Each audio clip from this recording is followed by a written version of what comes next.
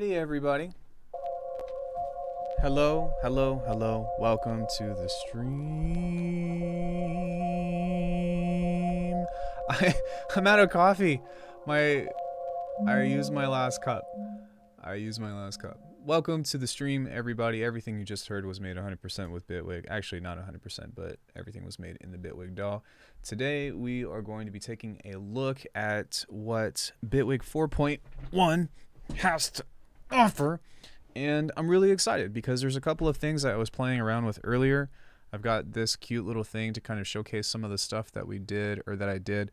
It was only maybe like 10 or 15 minutes, but we're going to go through all of the features that we have that 4.1 beta offers, and then we'll kind of see what else we can do and do some sound design stuff and just kind of have some fun with the sequencing aspect of that. So this is what I made earlier. It's nothing insane or even that great, but these are just some presets from Bitwig. Did I make any of these? I don't think I did.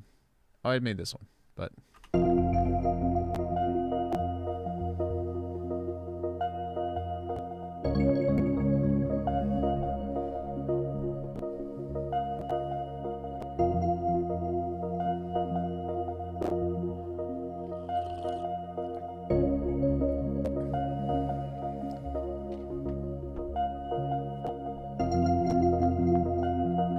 so there's a couple of things that are happening behind here. We're going to open up with, I think, the first thing, which is really cool. This is called the Dribble. So this is one way that you can get MIDI to almost do, like, I almost want to say that it's not quite exponential rhythms because it doesn't go up, it only goes down. Or sorry, wait, it only goes up. So it only goes from like something to make it seem like it's being bound by gravity. But if we take a listen to this one, you can kind of watch here. And one thing that I will say about all of these, well, most of these new effect plugins is that they look really cool. So just take a listen to this one.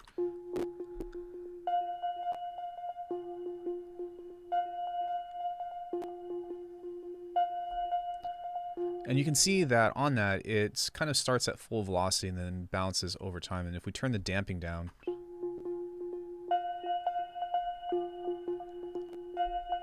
then it never hits the bottom. But if we just play a note on this, which is, to me, like, this reminds me, I almost would have called this like a coin thing, because that's kind of what that reminds me of, when something is kind of flasking around and then, like, you know, you drop a coin and it goes.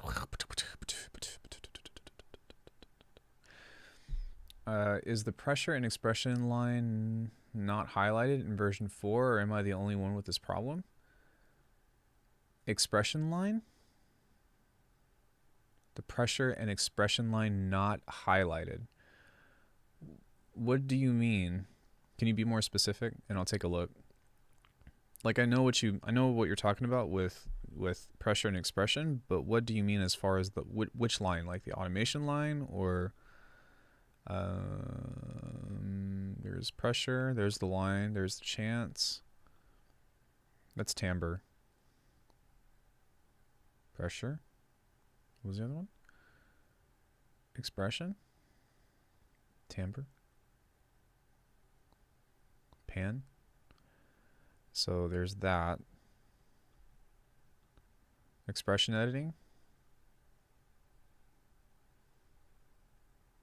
I mean, those are there, but that's the only thing I can think of that you might be talking about. You have to click on the name to activate it. Oh, are you talking about the note effect? Yes. So nothing is going to work until you... What was it? It was randomize, right? Yeah, you have to click on the name in order for it to come on. Click note.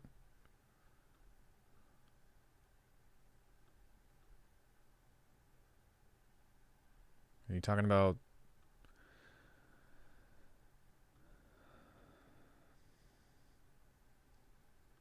What are you talking about?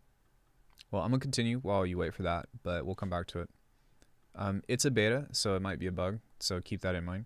But yeah, so if you turn the damping on more so, then it's going to kind of react like a coin. And then if you want to swing it, then you can offset it, which isn't true swing, but you can still kind of give it a cool, interesting offset. There's a lot of stuff within the I guess within these new like note effects that I'm kind of hoping that they add to it. Like I think that in concept they're great ideas, but if you have the ability to kind of change the time signatures of these, because right now you only have the difference between like straight and I guess dotted, and I'm not so sure, like I'm not really sure what went into that in particular, but it would be really cool if you can kind of switch between some of those grids or some of those patterns. But that being said, there's a lot of stuff that you can kind of like do to manipulate and work around that, especially with some of the other effects. Like when you start talking about adding like the Euclidean stuff or anything along that, or you can even kind of fix some of that with a delay, I think would probably be the easiest way to fix that. But yeah, so far I like the dribble thing. I think that's a really cool idea to try to be able to, how do you say, just create like different motion and different rhythms. And the thing that I like about this that I want to be really clear on is that while I don't think that anything that is, how do you say, I don't think that anything in here is necessarily like brand new or groundbreaking. The ideas are absolutely awesome. But what I appreciate the most about it is that they're trying to make you look at the way that you approach MIDI in a different way outside of LFOs and step sequencers. And that kind of really became super apparent as soon as we opened up something like Ricochet, which I'm not really sure like what the matrix is of this, whether or not this is panning and this is volume. But if you just hit a single note, which I've got some randomization going on right now, which looks absolutely awesome, by the way. I really like this thing. I might even just like have that on as that would even just look cool as a visualizer or something, right? Or if you sidechain that, just because you can create all different kinds of shapes and stuff with it, which is pretty neat. But yeah, because you have something like that, if you were to hit a note,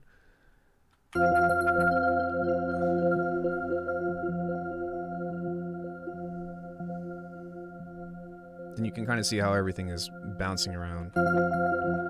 And from what I can tell, you can see here at this little pointer that this is kind of circulating and I guess, or rotating rather. So wherever you hit that, it's going to kind of match up, which is kind of interesting. But what you can also do is set this to random. So that way, whenever that's projected, it all fires off in a random direction. Or you can also set this to ball launch mode, where you can kind of tell it where you want it to launch, and it will launch in the same way every time. Which reminds me of some kind of shooter or something like Asteroids or...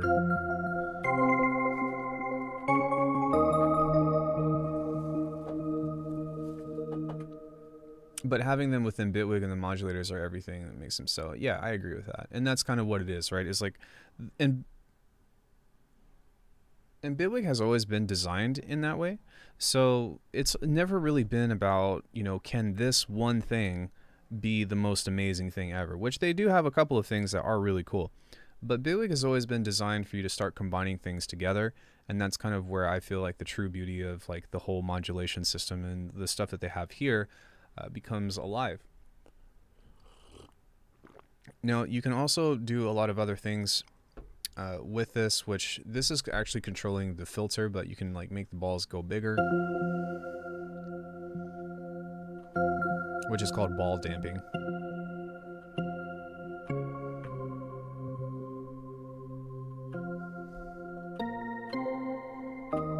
I tend to like the bar one better, and I like to use less damping because you can hear more reflection, so I think it's just more balls.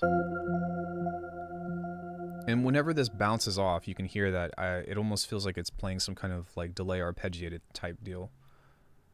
This update is kind of better than the last one. I think operators are pretty sick. I don't know if you've given them enough time, but you know, that's neither here nor there. So the other thing that we've got is Strum, which is pretty cool. Now again, unfortunately, you've only got up or down, so there's this. But what they did add that is also really cool is that they've added a step sequencer to it, so that way you don't just have to do one or the other. And to me, that's actually really important because that separates the difference between something like the probability stuff from creative tools, because in that particular like Max for Live device, it's really cool and I like it, but it's kind of difficult to set up because you have to switch or alternate between the strum patterns that you have, whereas this is not quite the answer, but it gives you a more natural sense of being like, well, we're not just going to strum it up every single time, right? You have both up and down. And so kind of something with that, you can kind of set whatever it is that you want to do, maybe up, down, and you can change between up and down this way, and then you've got your time. But that's kind of something that is interesting about it. And it's like a one-shot arpeggiator, I believe is the best way to describe it. That's how they said in the video, and I agree with that.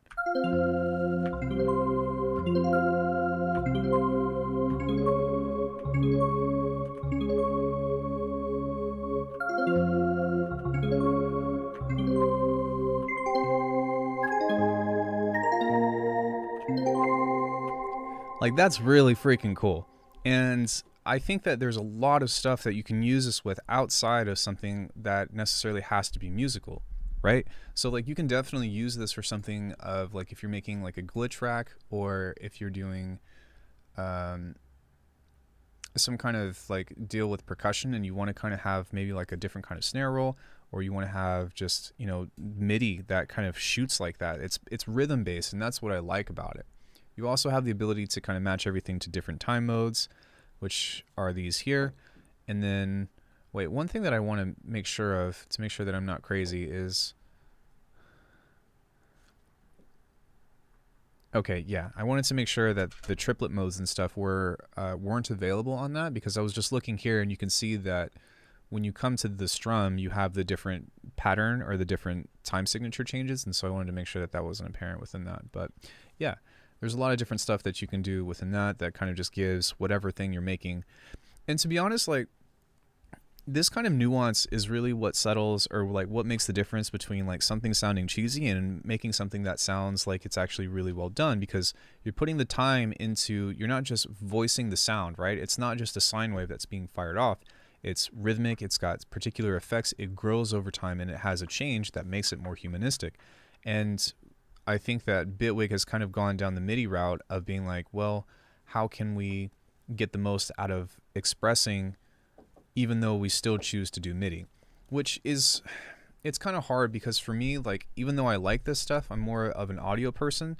So I try to get everything down into audio as quickly as possible because of CPU, of course, and just because I like to do things where I manipulate audio and destroy audio and all that. But for the sake of setting up an instrument, right, you can set all this stuff up and then always, of course, bounce to audio or whatever, but they are really trying to cater towards that. You know, first, I'm trying to think, like, first it was the really big thing of like a step sequencer, right? And then they started doing that and having different modes to launch with like the clip launchers and stuff, right? Where you had like follow actions and all that. And I'm not talking about Bitwig, I'm talking about the original developers of Ableton who are now with Bitwig. Then, like, and I'm not saying that they made that stuff up either, I'm just saying like where the train of thought is going. But, you know, coming from that, they're really trying to be like, well, how can I, you know, push one button and make it do all this stuff in the same way that I work, right? Whenever I do like my faceplant patches or whatever, or my generators and all that. And to me, this is all stuff that you can automate. This is stuff that you can move in between to create something interesting. So, you know, once you start thinking about using something like an LFO to automate things on and off, and I'm not quite ready to like go down this rabbit hole with you all just yet, because there's other stuff that we need to cover, but just for the sake of like understanding, you know, when you've got something like this, you can kind of, I'm pretty sure you can. Okay, maybe not. I think you might have to group it, but that's okay. You delete this modulator. Wait, undo. Strum. Come this way. Added a new LFO modulator.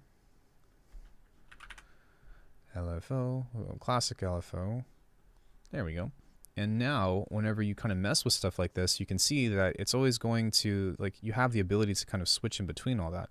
Now, for me personally, you can see here that it's only activating the first one, but that's when you can kind of come into this LFO, right, and automate this, so that way it's both up and down. You just have to make sure that this is set to a faster time. So let me deactivate this really quick. And let me go into step mode, and then let's go to 1/4.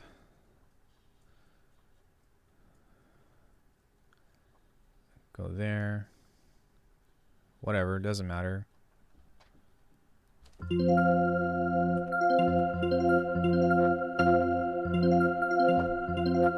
Well, that was working a second ago, but Now that we've got something like that, let's just see if we can reactivate that and see if that's going to do what I want it to do.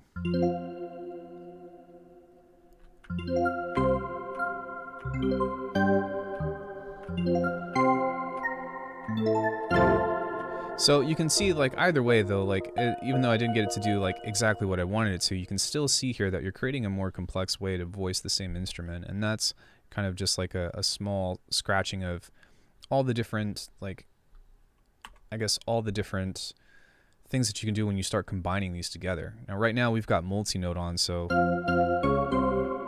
where it would just be with the randomize thing. This is hard because I do really like this. I like that this is pretty much just a preset rack, but the problem with it is that at least as far as I know, let me double check. Yeah, I don't know what these are synced to. I don't know how fast these are going or how slow they're going. So while you can definitely manipulate the pressure and stuff on this, let me make sure that this goes into the right place where it's supposed to go. So you throw this into the note effects, and it's going to help because that way this knows what this stuff, hold on, it knows what this stuff is assigned to. So now you can kind of, okay. Wow, my dog feels like being extra violent today. So yeah, you can change this, and this will be the most apparent, of course, but if you were to...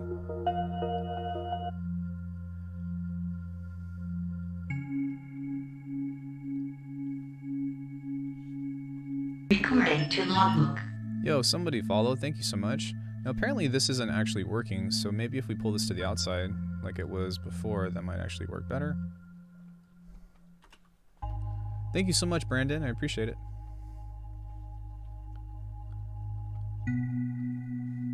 Okay, yeah, now that's being randomized, but it's only on a note-by-note basis.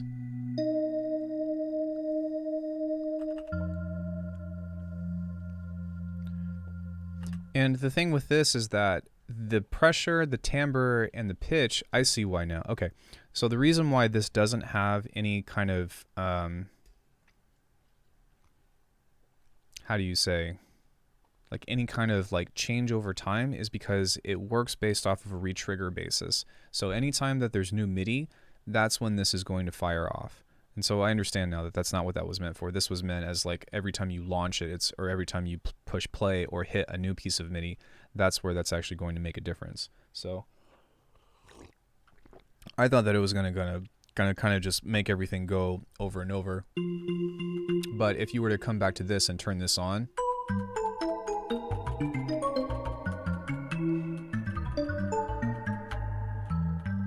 but I am curious, like I wonder if you can actually set this to a note. What is it called? The scale on this one is a, I don't remember because I never use this. It's not note transpose, it is multi-note. What am I looking for, guys? I swear I use Bitwig. It's not harmonize, it is bend, change, dribble, humanize, micro pitch. Transpose map, maybe?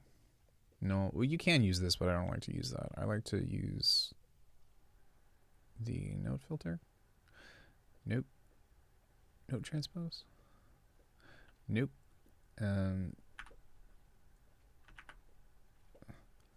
Diatonic Transposer. That's what I was looking for. I didn't see that. I was like, what? Where is it? Okay, I'm not crazy. It's not here. I was like, what the fuck? Alright, so there's no diatonic transposer in this right now.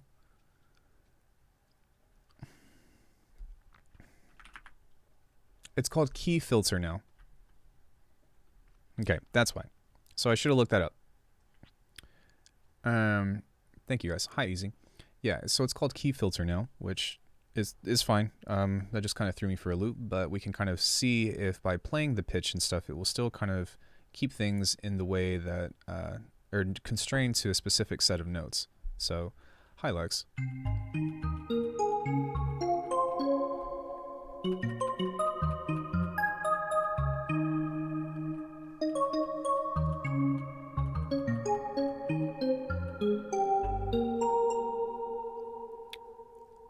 I think it was no filter on the top. Oh, note filter, I'm guessing. So this sounds like that's still hidden in major. Pitch randomized quantized was so okay.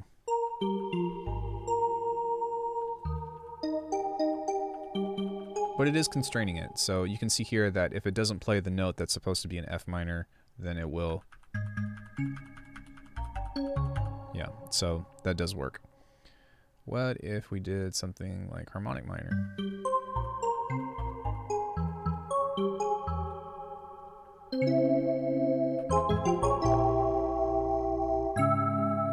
Yeah, so that works. So you can set that pitch to be something random, but still constrain it or filter it rather with that. And that can be kind of cool if you go back into the idea about having an arpeggiator, or you can even do a note repeat, which has a couple of cool things with it too. So if you come into here, this is pretty much just like a single arpeggiator, but the difference between this is that it actually has Euclidean rhythms, and that's something that I really like about this actually. So the difference between, hold on, let me actually pull up an arpeggiator. So there's a couple of key differences between this. For one, the voicing patterns are very different as opposed to how you would do it in something like this. But in the in this deal, you've got the control over the velocity of each step. So it's more of like a step mode. And you kind of also have the ability to change the pitch in a specific way. Whereas this is more so focused primarily on rhythm. And this does have some rhythmic options, but unless if you tell it to stop, then it's never going to do something like that. Whereas I would say that the note repeat, at least as far as having the Euclidean stuff, is more generative.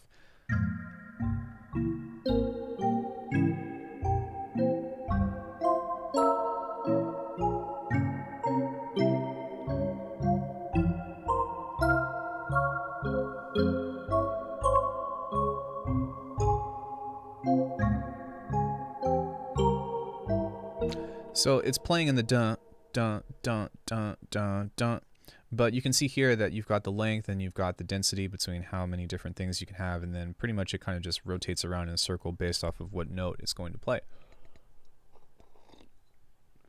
which is still pretty cool. You also have the burst. Bitwig is an arcade game in disguise. Yeah, I agree. Also, not gonna lie, I just realized not all the scales in key filter are diatonic, so the name actually was somewhat misleading, so this makes sense. I'm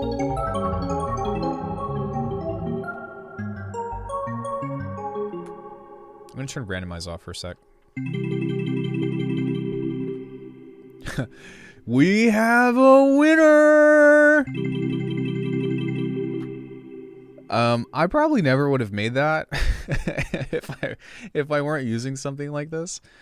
We are going to have fun tonight. We are going to do some fun stuff and hopefully find some more happy accidents, but that was pretty fun. So yeah, you can set the difference between how the count on the accents, and then you can kind of have the difference between stuff like this, where you've got these different quiet notes, or you can make it opposites, where it's more quiet and there's a couple of loud things. And I think that's primarily has to do with note repeat is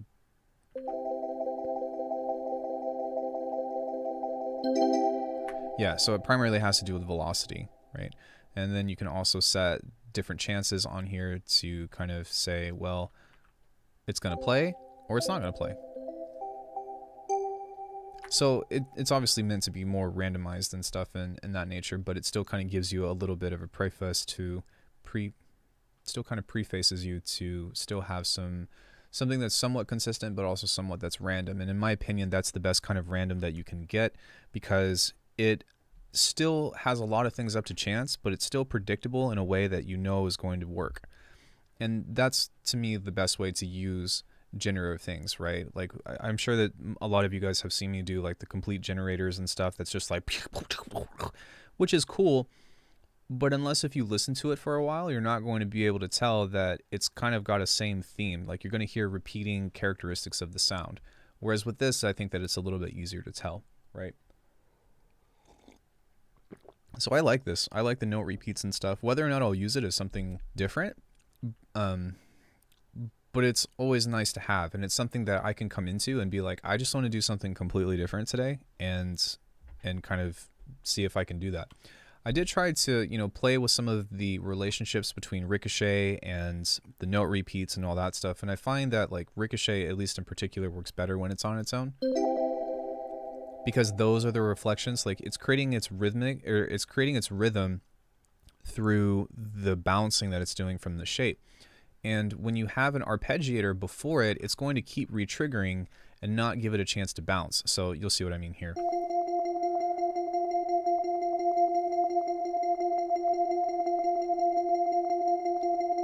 This looks like how I play Asteroids. Which, of course, you can always set to random as well, but... And it's firing off, of course, and all that, but I still feel like you're going to get the most out of turning that off and letting everything have a little bit of time to bounce off.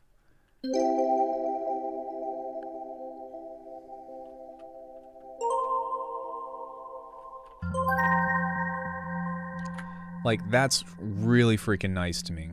And of course I'm using something that caters towards like a cool sound as well, right? Like that's the appropriate sound. But you can still get stuff like this. You know, it doesn't have to be necessarily a bell or something. Like we can try different things or different reflections with all different kinds of stuff. Like my mind goes to something like a sampler. I wonder if I've got any presets built on here. Sample generator, dungeon designer, metal monster. I don't know. Let's just give this a shot and see what this does.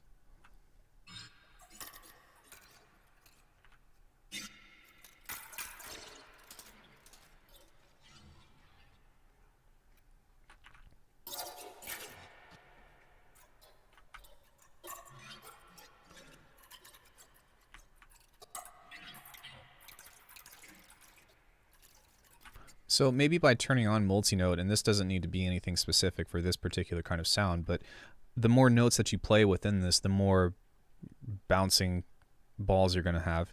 So by playing something like that, maybe, potentially,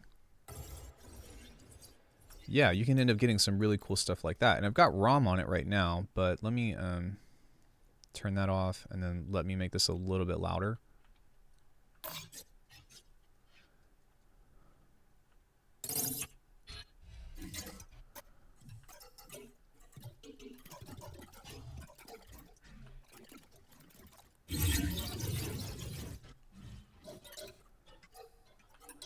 Like, that's really cool.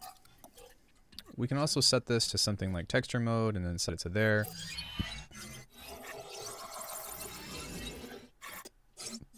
Do I even have on the site? No, I don't. Okay.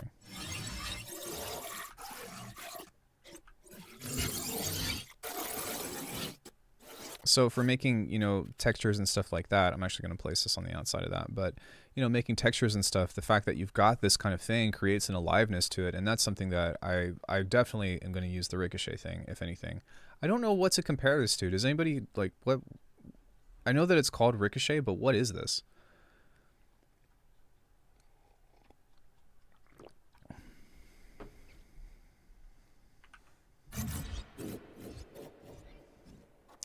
I mean, when selecting a note, the pressure line of that note should be highlighted, but the notes are not highlighted when selecting them. Is there anyone here who can help me with this? I mean, I just selected the note and it was fine, but like it might be a bug. As if it's something that deters you from something functional, then that's one thing, but if it doesn't pop up, then just trust, cuz this is a beta right now. It's not a full release.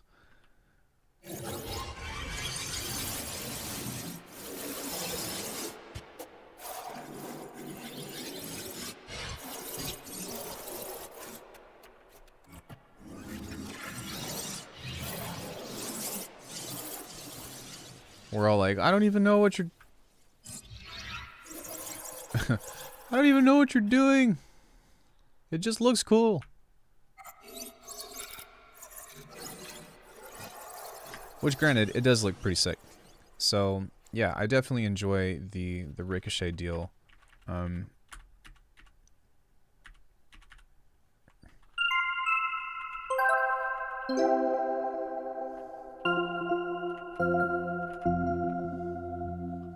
Of some Macs for live devices out there, this is nice that it's native. It changes the pan, the timbre, and the velocity. How do your joggers fit? I have long legs and joggers typically are short. To be honest, like 100%, I'd say don't order those yet and wait, because I don't know. I do know of one person that ordered them, and she's a shorter person. So if you have long legs, I don't know, but I would hate for you to buy something and be disappointed. You were getting a ton of audio engine crashes with this update today? Well, did you get it fixed? Hopefully it's a little bit more reliable. Oi.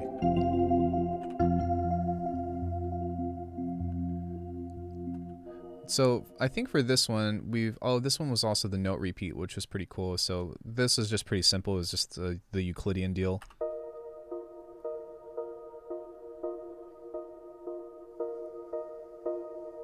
But, I mean, how much nicer does that make the chord as opposed to... Right?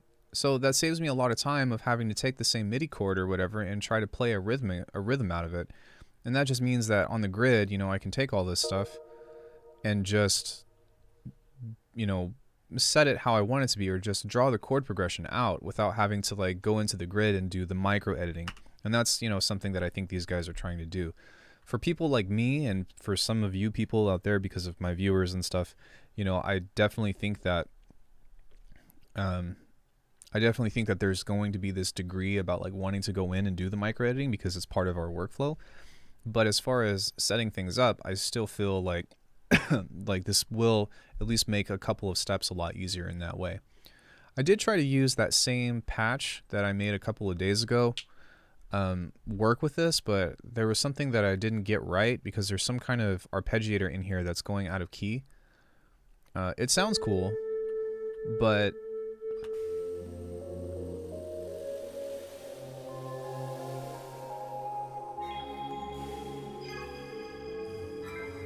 yeah, there's something going on up here between these two that aren't making that work out.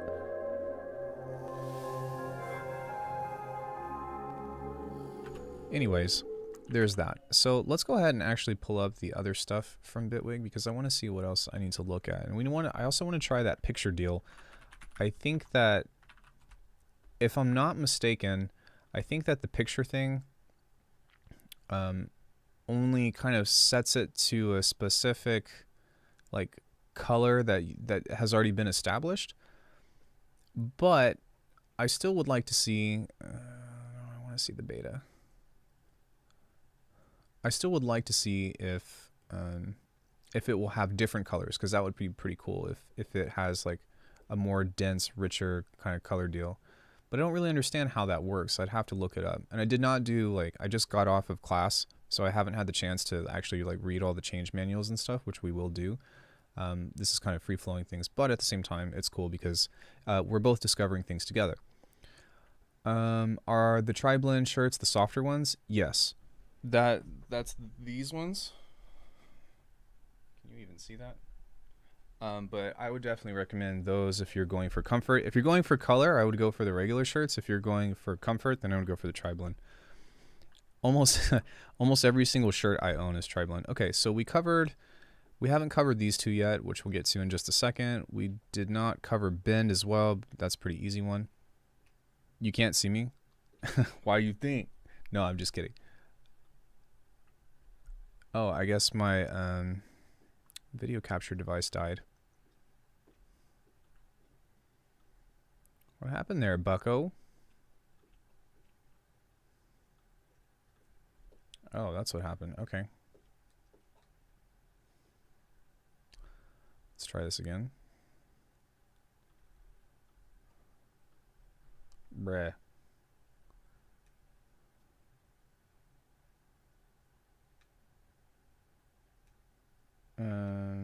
Is this going to turn on? Maybe?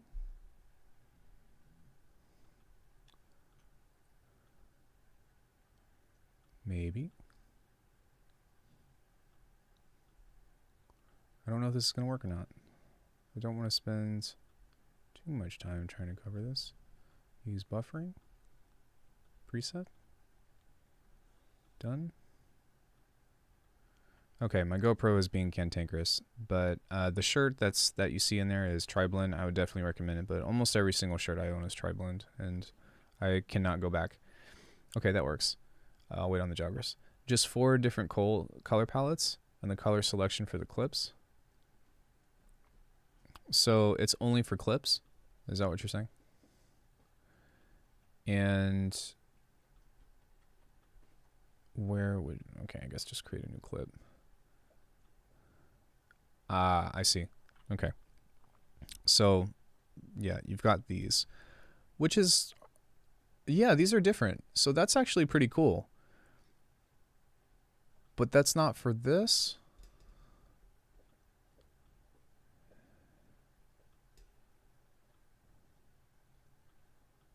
Oh, hey, look. Oh, look at that. Yo. Okay. That might be... This is going to sound really stupid, but that might be one of the most exciting things about this. Is that we've got new different color deals with that. Now, okay, like it's definitely a step in the right direction. So I'm very happy and pleased with that you've got these different things, these new colors to choose from. If we had like an RGB thing or something, like that would be even better. But I like that they have this. That's fucking cool. Now if they just did something about the brown and orange, and that's really the big thing that I hope that they fix. I don't know what you're talking about with brown, but the gray, I would like this to be, for me personally, like I would like this to be contrasting purple or green. That would be my preference, but it's okay. I still like this. This is still really cool. The color palette or the color palettes that you have, and I'm pretty sure that over time they're going to keep adding more. This would probably be my go-to, as I like really dark colors, and I like my stuff looking all grim. Although I would hope that they like, I think that there should be a certain threshold between this to where like once you get to something that's really dark, the MIDI starts to become white or contrasting to that, because you can't see any of the MIDI here. And I guess it doesn't really matter, but it's still a cool thing. I still appreciate it by all means. And I like that you can just kind of highlight all this and have like a bunch of different color rainbow clips and stuff. Bro, there we go. Yeah, like that's really nice. I used Honey on your perks, on your Perch site, and got a discount of 10%. Is that out of your pocket or the website? I don't know. But thank you. Thank you for buying a shirt. I don't know. I'll let you know after stream. I'm not really too concerned about it.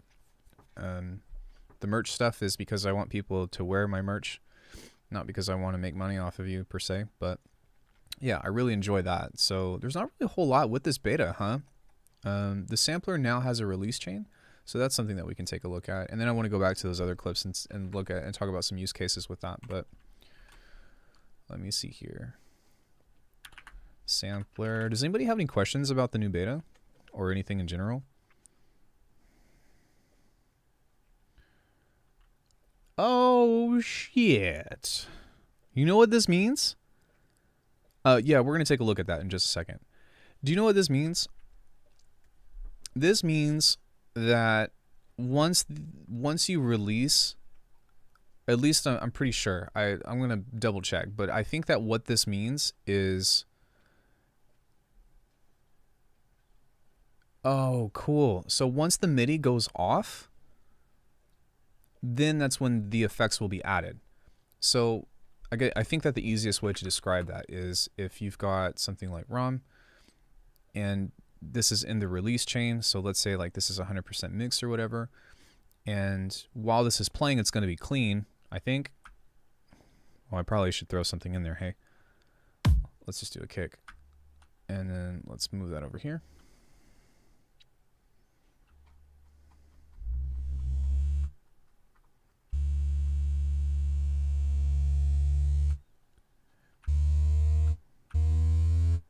So we need to give this some release.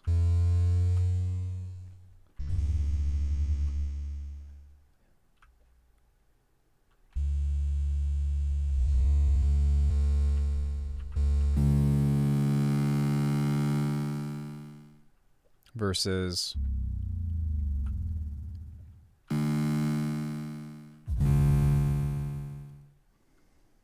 okay, I don't think that this is working as intended. I think it's just with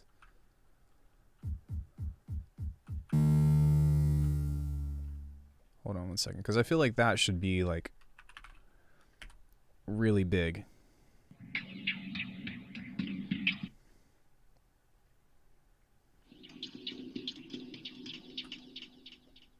I wonder if it's only with playing. So maybe kind of like how some things are there, you have to do it.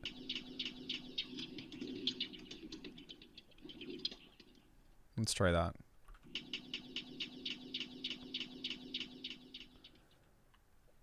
It triggers another MIDI instance. Oh, so that's for MIDI effects? Is that what you're saying? As opposed to audio effects?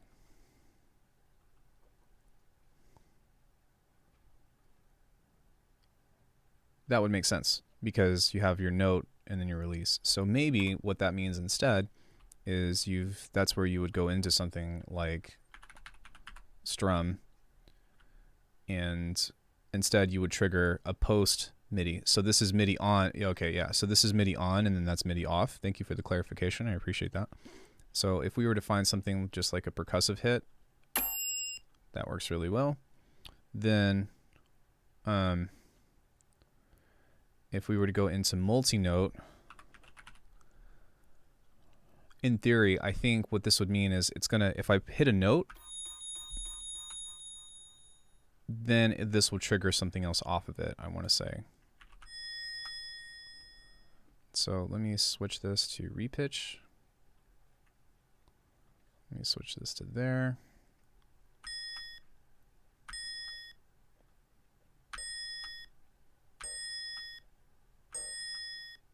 So it is there, but that's not really, you can see here that the MIDI data is happening after the post. So, but it's not changing anything to the actual, sound itself. So maybe if we did like an Arpeggiator or something and see if that does something interesting.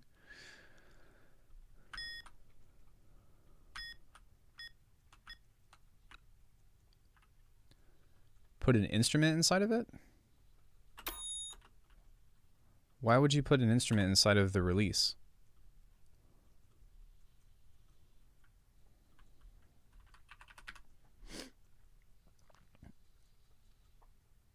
Hi, friends. It's meant to trigger a sample or instrument.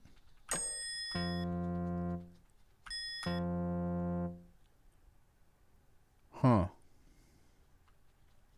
Okay. Well, if that's the case,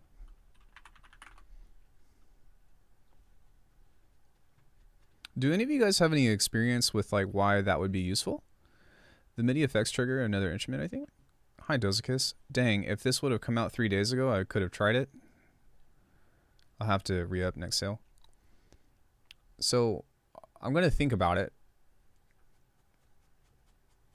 Why would that be useful? Just got here. That's what I actually just asked the same question. But it's not to say that it's not, but I'm kind of curious as to like a custom delay, pre-delay. Subscribe. No, just kidding. Yo, Braxton, thank you, man. I appreciate that. Dude, no, you shouldn't have. No, man, get your shirt. Get your shirt. Oh, why would what be useful? Oh, okay, so there's on sampler in particular, there's note and then there's release. So on release, it's designed to trigger another instrument after the note is there. Riser sample on note on, impact sample of note off. That's that's actually a great use case. Avon, plus points for that. Pound that. What are you, can you hear him? Like, thank you for the donation. Release triggers of a piano, release trigger of the noise of a note off.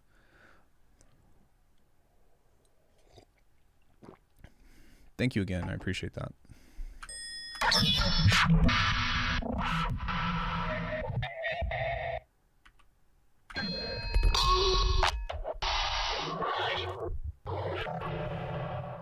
Now, is there a way, like I wonder, okay, So I could, you know what? This might actually be really sick, and I'll tell you why. If you can delay this, then essentially what you can do is build a simple call and response with the triggering of a single note. So like, I think that if that were the language that would have been communicated to me, not that that's their fault or anything, but now that you say that, I'm like, oh yeah, that's a call and you're basically creating a call and response with that, right? So you've got this little thing which is like ding.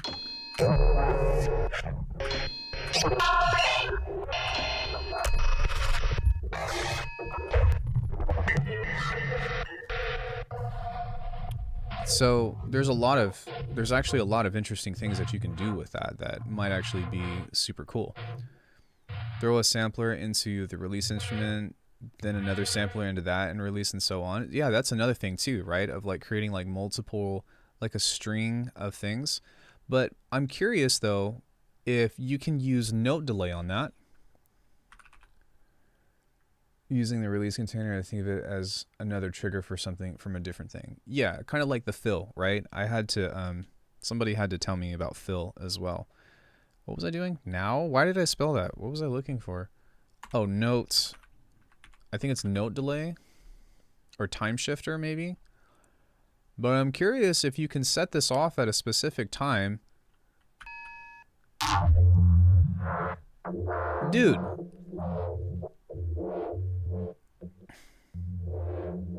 It works. So essentially what you can do is have, again, we were talking about that, but you can have one note. Sorry, but essentially what you can do is you can have one note trigger multiple instruments, right, with a single clip. And because you have the ability to kind of place all of those on a timeline, if you're trying to build a call and response in that way, you could essentially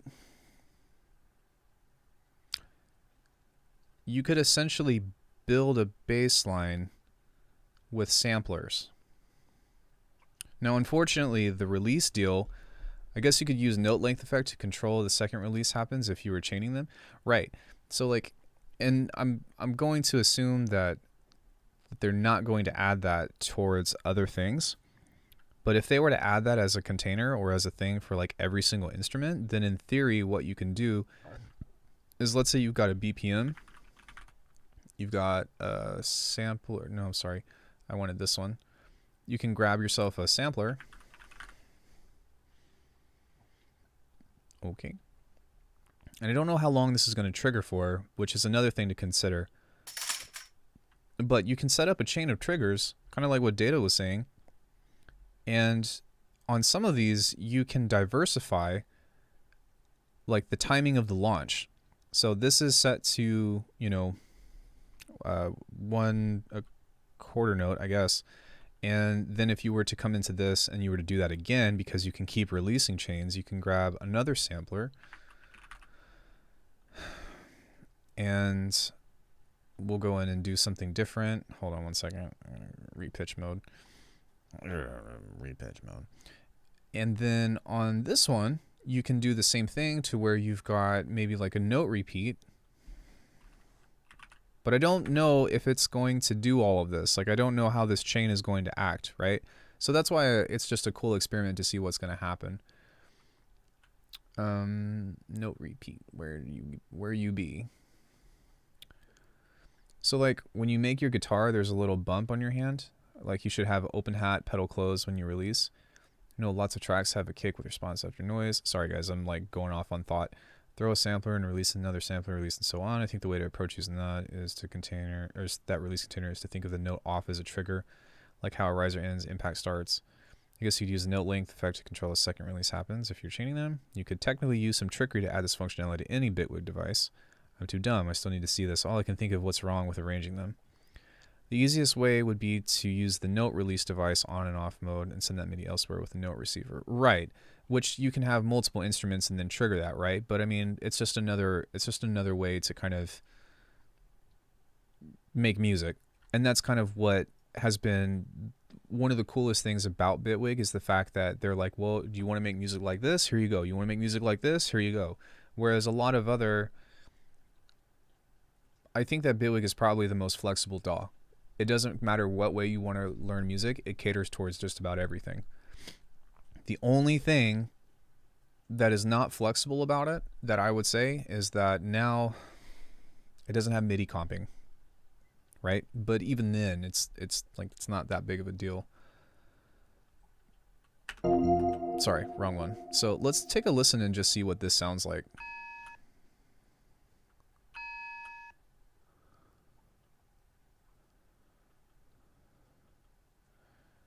Okay, so is this going to trigger the second one?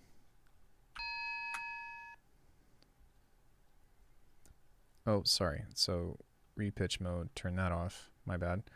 Let's move that back here.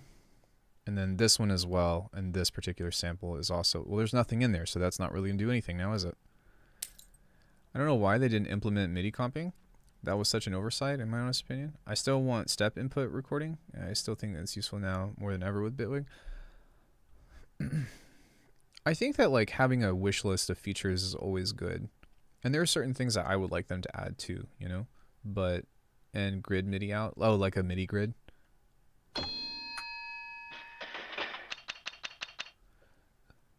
So we just created a chain of different stuff with that. I'm going to minimize this for a hot sec. My wish list is very small. There's not really a whole lot that I want from them either. But we can kind of see here, what's it called? Does anybody know what it's called when you make those like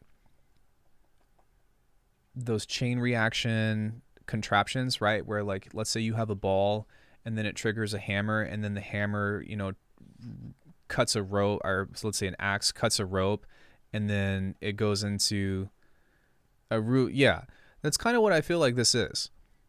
And I think that's actually pretty cool, right? You can pretty much create a Rube Goldberg machine with that and have just this crazy line of effects that's happening in between. But here's the thing that's also interesting is like you can actually use this in a means of sound design as well. I know I was talking about like bass lines and stuff, but if you have generative effects, so something like multipass, maybe a mousetrap, mousetrap, right? So this is probably going to break my CPU, but that's okay, because with this idea, assuming that your computer can handle it, and I probably don't even need to do like something as extensive as this, but if you were to, oh, it's supposed to be on the other side, something like that, make sure that's where that's supposed to be. Oi. Okay, that goes into the effects, so you have to make sure that you put it in the right place, of course, but okay, so that goes there. You've got the release, sampler. Then let's just place that within the container just in case, within the whole red thing. And then we can come into this and we can start changing wherever that disappeared to. There it is. We can change the preset on this into something different. It doesn't really matter what it is. How about blasted mech? Because it sounds cool. Why not? I don't know what this is going to sound like, so we probably want to add a limiter on the end. And this might, again, might break my CPU. Oh, it seems okay. This might break my CPU though, but we'll see. So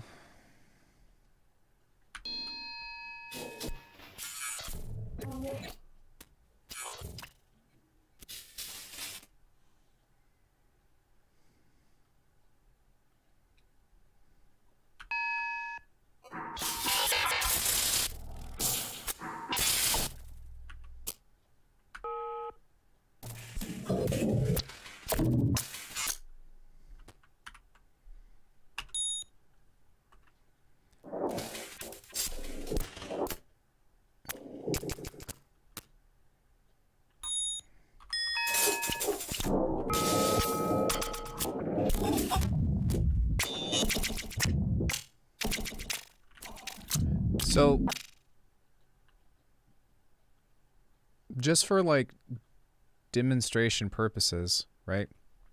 I'm going to hope or assume that, well, it's probably not going to work in that way, but one would hope, and I know that you can set this up So like this is going, the sounds are going to overlap, but just as a concept, hold on one sec. God, fucking. Not all your kicks have to be big, Ian. Come on. Okay. So if you were to, oh, that's fine. I think.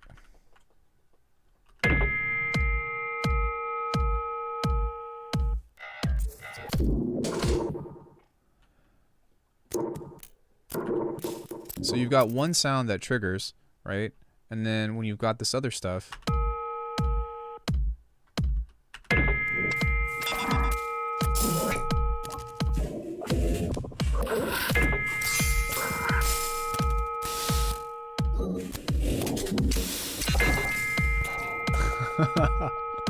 okay, like, is that not super cool? That worked a lot better than I thought it was going to. That was badass. So, you know, there's a lot of stuff. Okay, well, the kick was getting off rhythm, but that's okay, because it still shows the idea that I was trying to demonstrate. Is there a module which can receive note on information to mute audio? I think yes, there is a note receiver, but, and again, that's why I said like it was a half-baked idea, because it's not, you would still have to figure out how to adjust turning that off, right?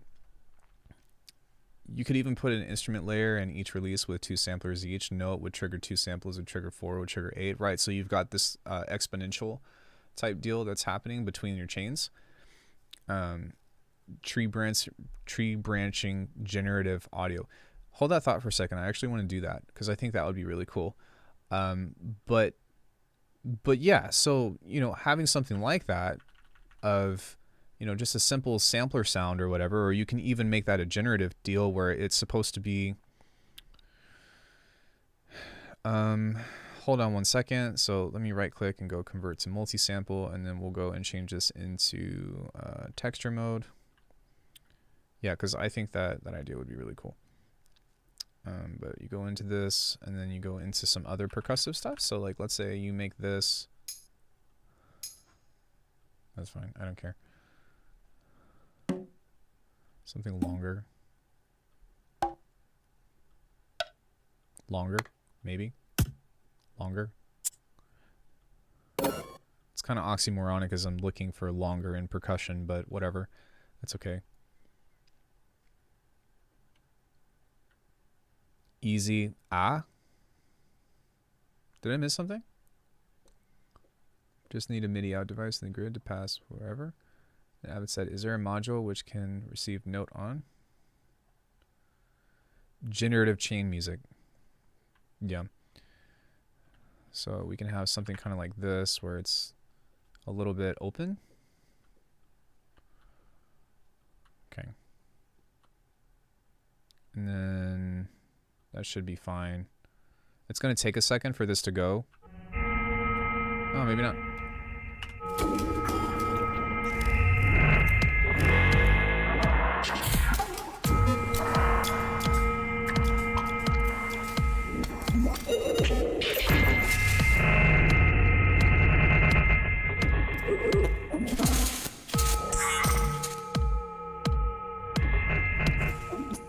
Yeah.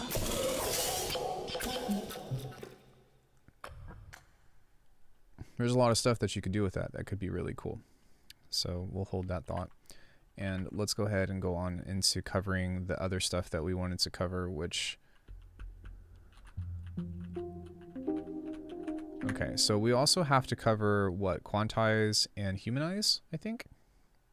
So let me pull this back up.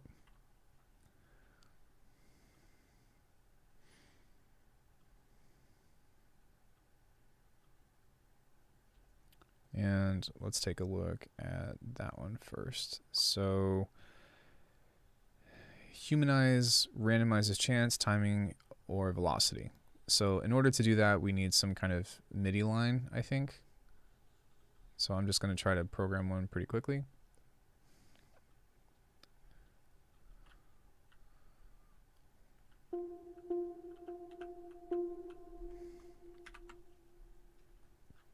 That's not what I meant to do. I like that color though.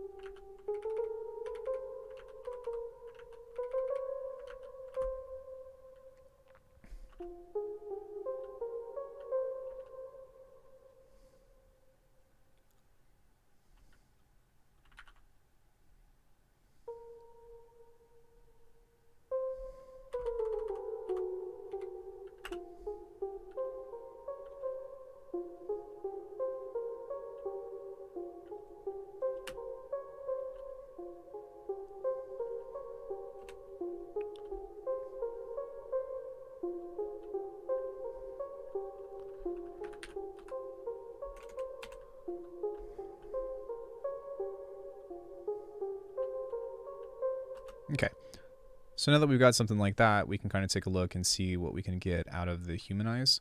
So we can shift the timing forward or backward with this, which I imagine that if it's like, oh, never mind. That's going to, if the timing is set, okay, so it's a value from 0 to 100%, but if it's bipolar, then that means that it can be early or it can be late. So let's shift the timing to the extreme and see if we can get something interesting in that way. This might not be fast enough, but we can always adjust it.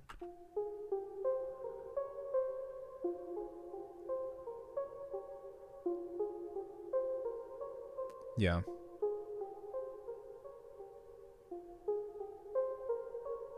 So let's go ahead and shift it to just forward.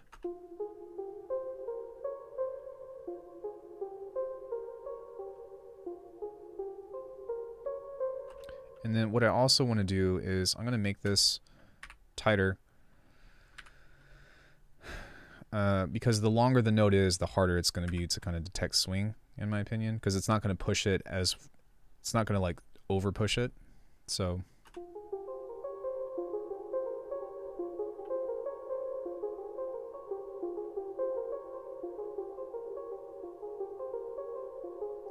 it does humanize it, and it's a little bit random, and that can be kind of cool, I think, like if you're playing drums or something, right, where you don't always want it to be on grid. I wish that there were a way that...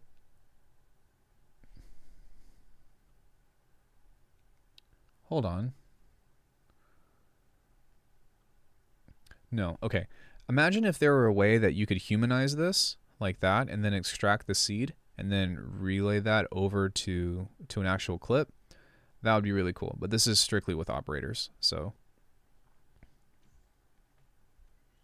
Actually, hold on one second.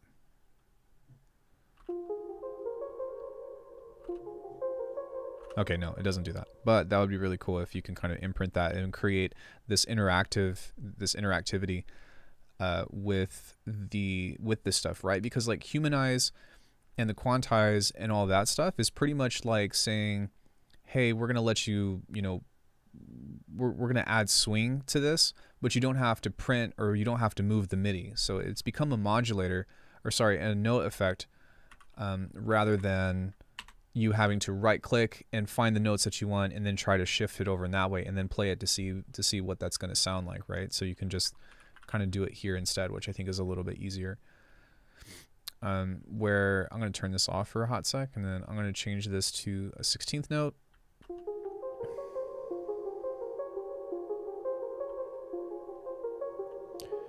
And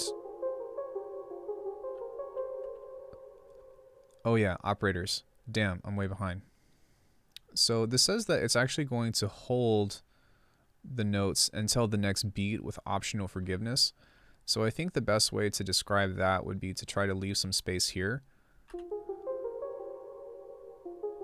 And I'm actually going to turn the ROM off because I can't tell if it's still going or not. And then we are actually going to use the sustain to pull this up because right now it's just a plug. So,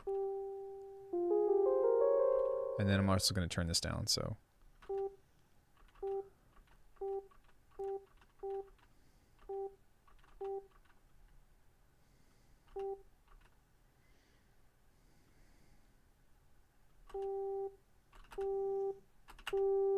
So you can see here that it is leaving a little bit of a tail.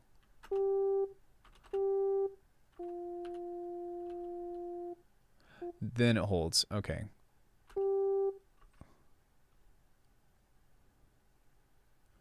Hold on one second. I think it's going to activate after it goes off.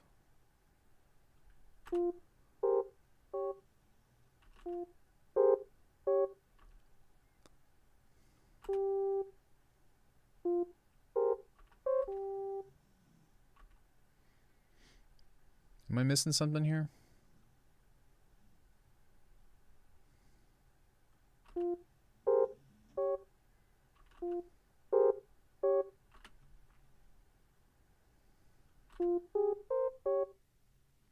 Yeah, okay, so while the MIDI is playing, it will skip notes, is what this is behaving like. So, as opposed to, like, let's say you've got an arpeggiator or something, right? It seems to be that it's going to skip over this note and then go to the next one, at least as far as the timing that we have. But then it plays the notes beforehand at the same time. So it's not just going one note. Yeah, that's what, right, it's quantizing together at the start of the, okay, so it's carrying the note over is what I think would be the best way to say that.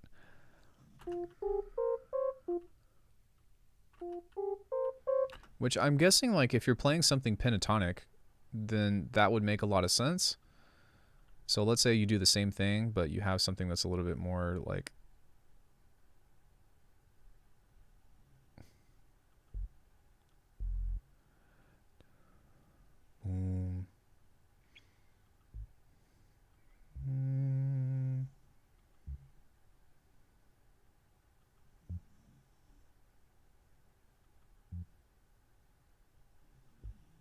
okay. Just take the top, push that one forward.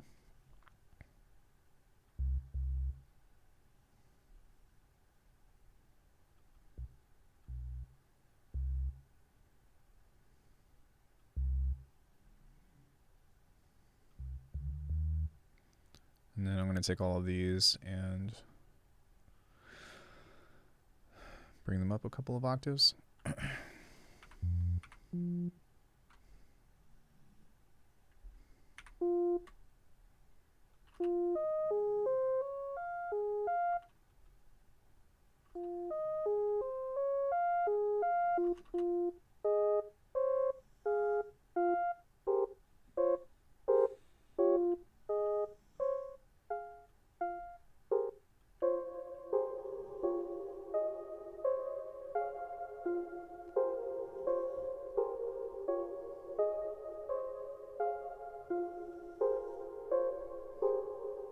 Dang, someone really came in here and was like, I don't like what you're doing.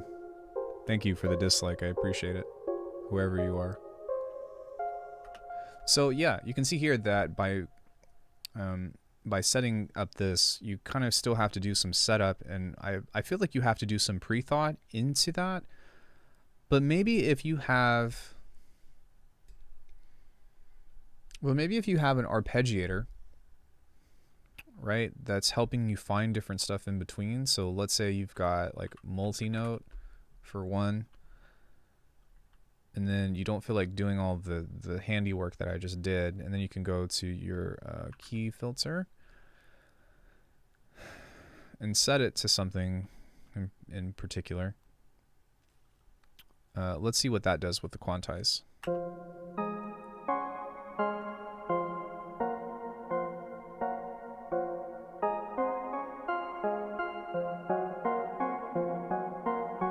Right, so it's not going to do it every single time, but you can see that while this is playing, it's actually helping create chords for you, which Easy already said, but at the same time, if you've got something kind of like that, or you're kind of stuck with creating musical ideas, well, the quantize deal will help carry some of the notes over to where they all stack at once. So in a queue, and then pick it puts all the notes in a queue and then fires them off. What's pick it? So yeah, there's that, and I do think that can be used for a lot of really cool musical things. Or if you're trying to stack instruments on top of each other that are like in a sampler or something,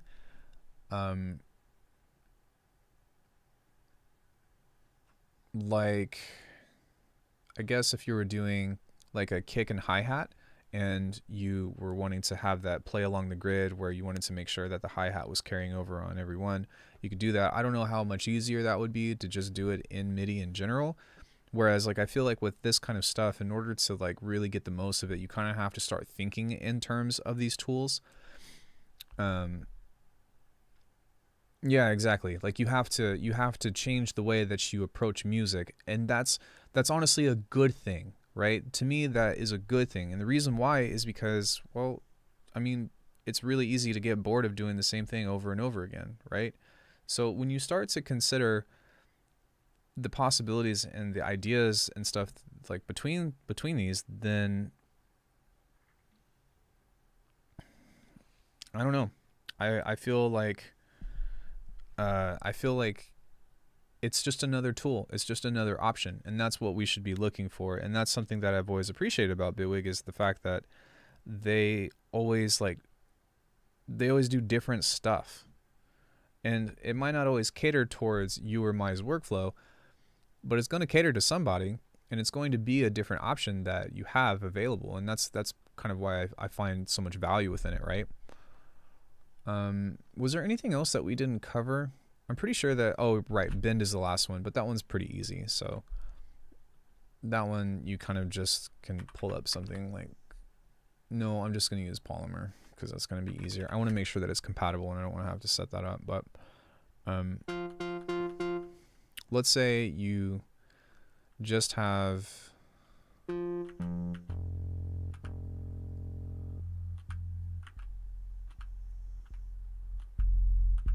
there we go. And then we use bend.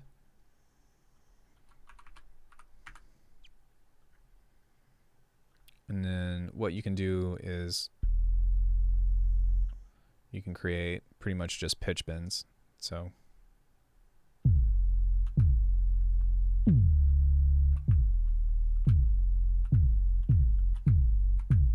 whereas on this, which is pretty, like, it's not, again, like the tool isn't the most groundbreaking, but it is a convenience factor. So they definitely create devices. Please tell me I didn't just unplug my internet. Am I still online? Okay, I'm still online. Which is only good for creators in general. Fix your bass patches. Give Bitwig and Ableton skin and watch the world burn. I still think that Ableton has some stuff that makes it extremely valuable. I do prefer Bitwig, but you know, it's never going to be something like, I don't want to. Can you have bend target different parameters? I don't think so. I think it's purely pitch. Yeah. Because the only option that you have right here are semitones. Bend device equals fix your bass patches. I mean, you don't always have to have, you know, a pitch bend on that. Like you might want to have like a slow evolving bass or something.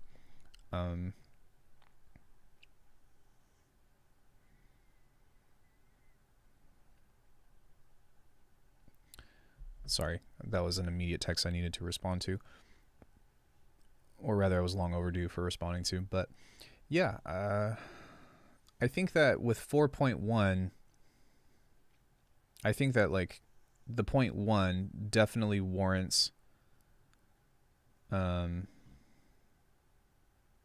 know, the number in itself. And I like this stuff. And even though I'm not really used to working in MIDI, I still think that like some of this stuff is definitely cool. And some of it, like these two in particular, actually these three. So these three new things are things that I could definitely use. And I'm still going to try different stuff whenever I'm doing sound design. And I'm still going to try, you know, to see what different things I can set up. But to me, probably my favorite feature is actually the sampler trigger and the colors. The color palette, or the new colors that they've introduced, is something that we've been asking for years. And even though we don't have skins with it, we can still change our clips. And that's still a big thing to me. Hopefully at some point, you know, they either introduce like a crap ton of like different colors instead or something. But the fact that they've given us anything is definitely a big up from me. because I like this stuff. Like, I'm very color oriented, and I love the idea that I can have just like insane, you know, color things to choose from. I still think that with these colors, they should probably like create, and I don't know how difficult this is, but they should probably figure out how to create some contrast between the notes so that way you can actually see what's going on. For example, like you can barely read the MIDI on this. Or if you look right here, that's even more so. And it does have just a little bit of a glow, but yeah.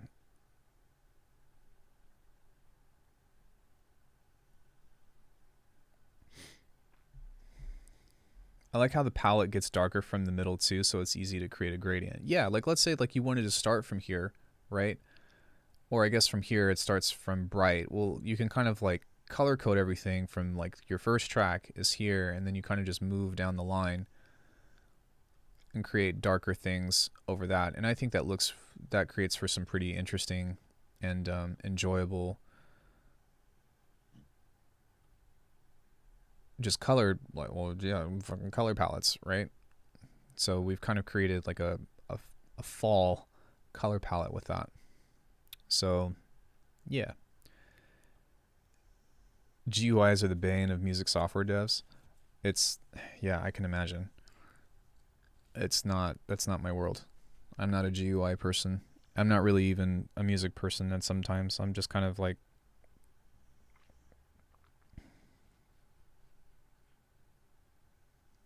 but yeah, does anybody else have any questions regarding the update or anything that you want to see?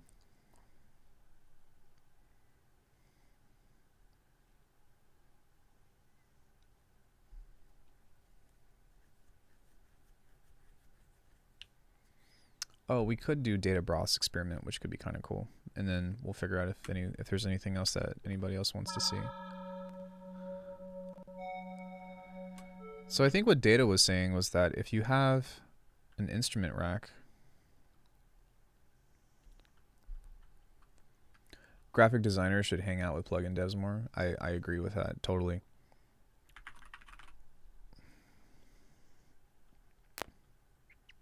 Okay, it doesn't really matter. But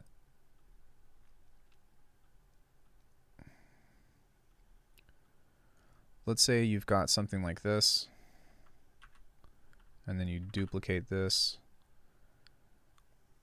and this is going to be like amplitude stacking, of course, right? But then I think that the theory is that you take this one and you place it here.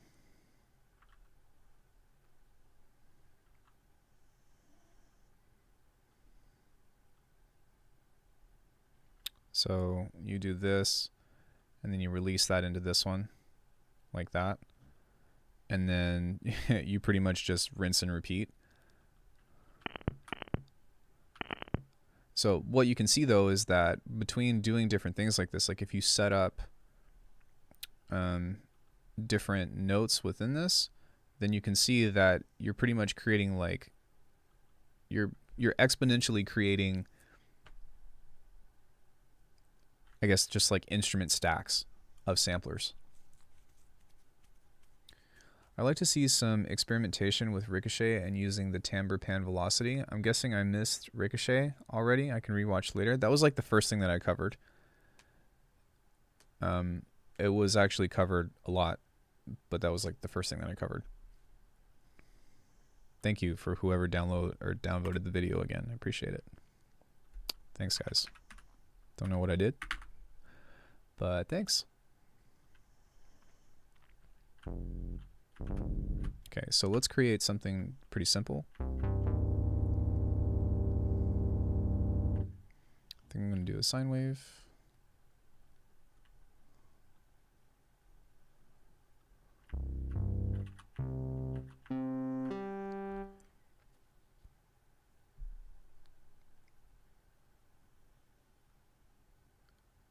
I must have missed the part where you went deeply and I only touched on it again. Yeah, it was at the beginning of the stream.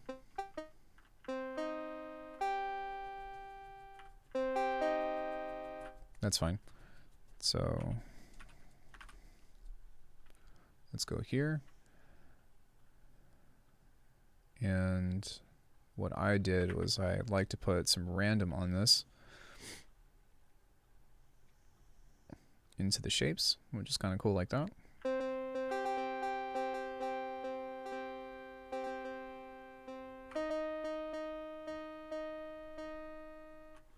That's okay. So then we can also slightly adjust this here.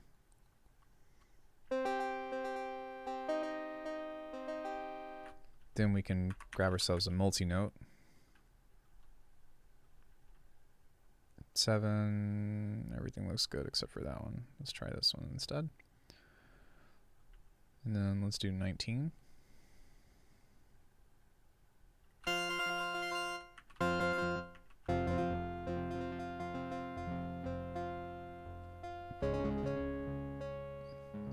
And then let's do some reverb and delay, or maybe just some reverb, I think will be fine.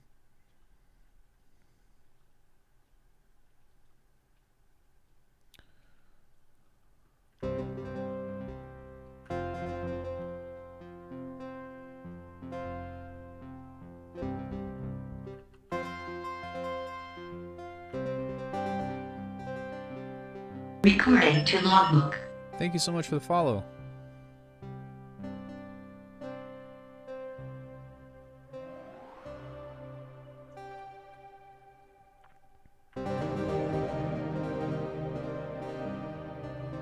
Appreciate it, Stereo Spread.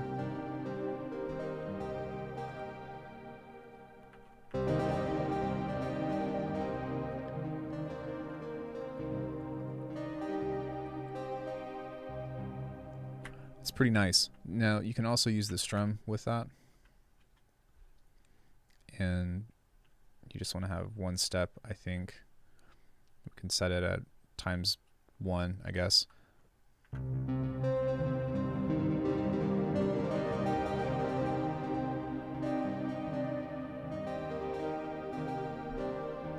Did you try using poly random modulator or some stuff too? Yeah, I've gone through the entire thing already through the stream.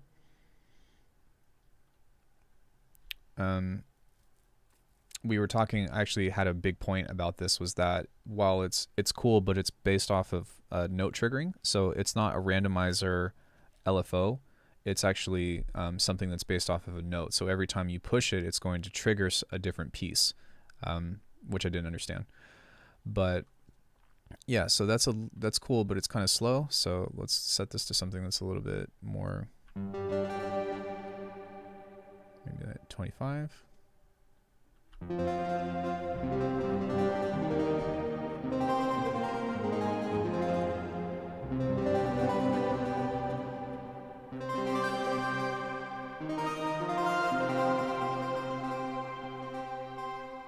Which is super cool. Let's go ahead and use this and create some pluckies. I'm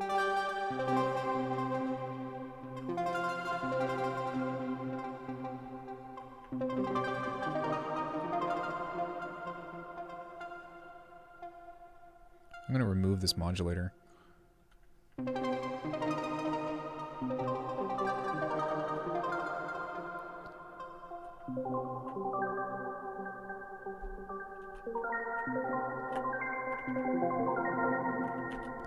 This is fucking badass.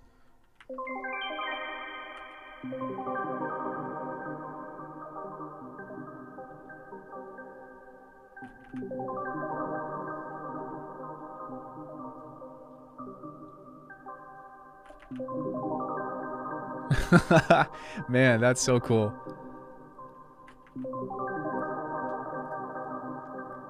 And then you can also set this to go downward as well.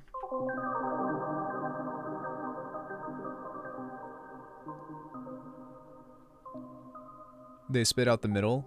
I thought they'd bounce around more. Still cool. Well, I was hoping that, I mean, you can set this to kind of do whichever, but you can also set this to random, but it does always come from the middle and bounce out. And I'm not really sure. Oh, I think room spatialization. So I think if you have a smaller room, then it's going to bounce more.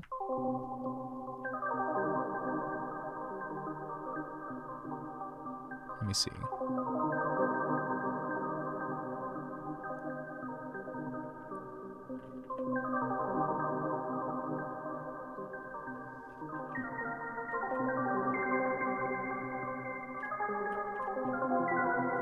Yeah, that's super cool, man.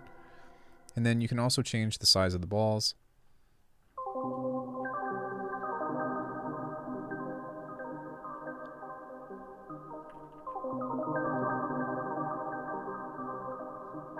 Okay, so if the room is smaller, then it's going to initially bounce more, but it would be cool if, like, they all have velocity, and then they slow down. Like, it would be cool if, like, they continued going, right? It's like if they continued bouncing, or if there was a parameter for that that you could change where they kept moving. And I guess, like, you can make your balls really big. Lol. But you can see here as well that, like, these actually have some kind of collision detection with each other, so they don't phase through. Velocity makes them faster.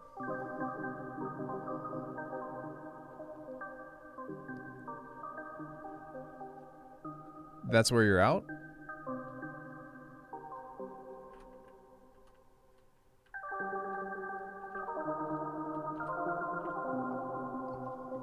But even still, I think that they bounce more initially, but then they slow down almost, like, pretty substantially. If you can slow down the gravity with that, then I think that would be the coolest.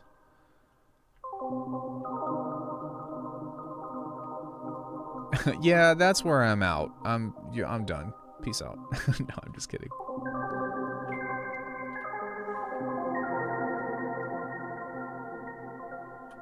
Well, I wonder if we can also kind of change the geometry to be a little bit different in that way.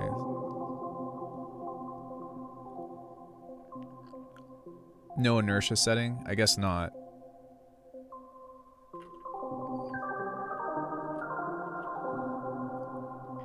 But again, like, this is meant to be like MIDI MIDI triggered, right? So I'm assuming that it's not meant to become a pad. I'm thinking that it's meant to be something that kind of bounces back and forth and then have something quickly trigger it back in.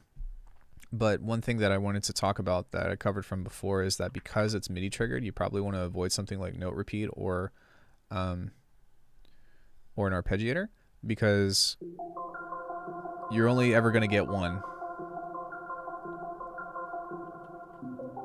And then when you stop the MIDI, the balls don't stay, which is still cool, but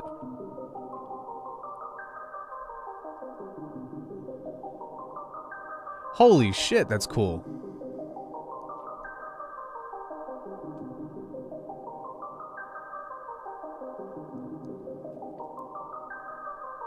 In a world full of tacos, one man has the courage to stream the new beta from Bitwig. He took a gamble, and it didn't pay off. Now, this summer, he will turn the Arpeggiator off, and when he re-triggers, he will say, subscribe to the channel, buy something.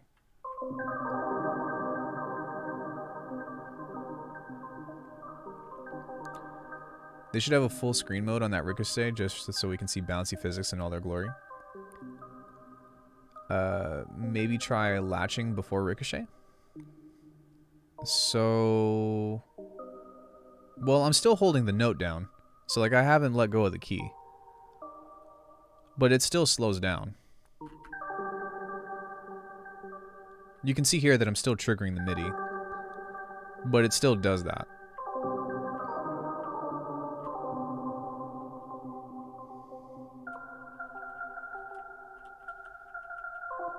Or maybe you're talking about with your arpeggiator. We can try that. Sorry, if I don't always understand what you guys are saying, I apologize. Sometimes it takes me a second to... let's try toggle. Oh yeah, that works. What's the 0 with the slash? That's phase. Well, I mean, generally that means phase, but this is ball launching mode, so where you can set the direction that you want to fire, even though it still comes from the middle.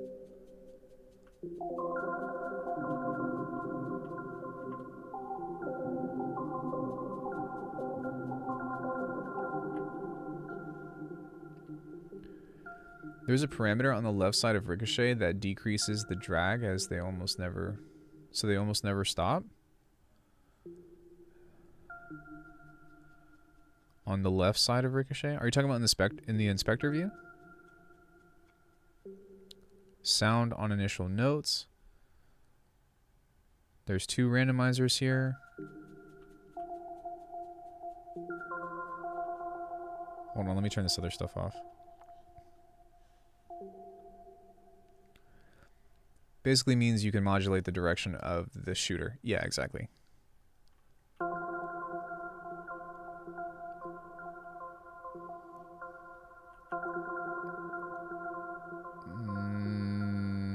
What are we talking about here? On the left side, time base. And for more bouncy, you could add the dribble module after ricochet, correct? Yeah, absolutely. Although the dribble is going to be like more, it's going to be different, but we can absolutely do that. Now it's on the bottom in the plugin. See there on the total left side or left in the middle. Okay, hold on one second. Let me throw this on here.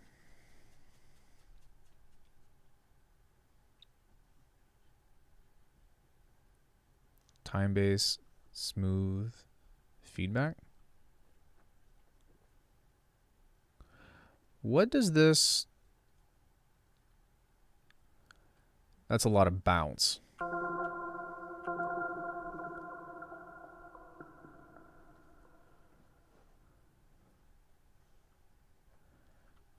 Free.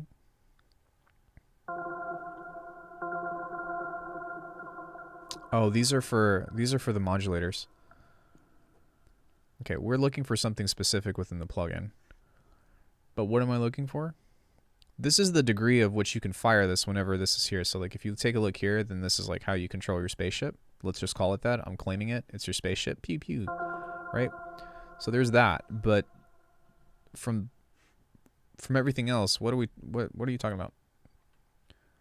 Then add stereo delay after, and we're in a cloud of bounciness. We want to add some more damping though. More bounce. Okay, hold on one second.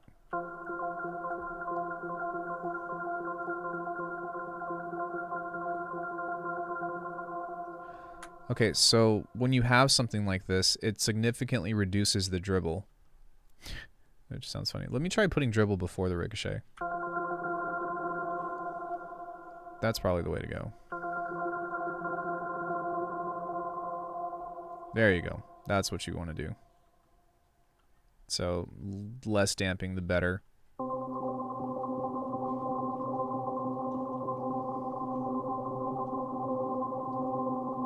Good. Good. Good. Well, that's one way to solve the issue.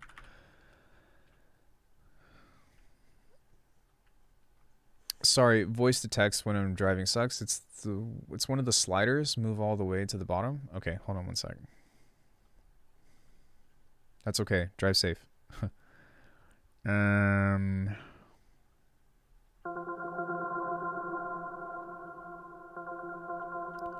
me turn these off.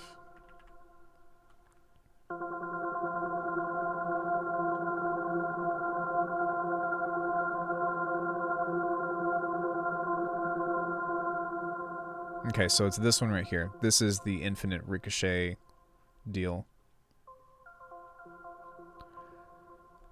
I see that it makes no sense to modulate this because it will not adjust in real time.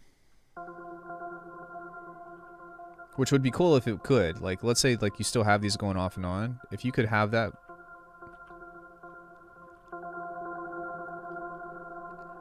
Help menu may help. Back in my day, when I used to play video games, we didn't read the instruction manual.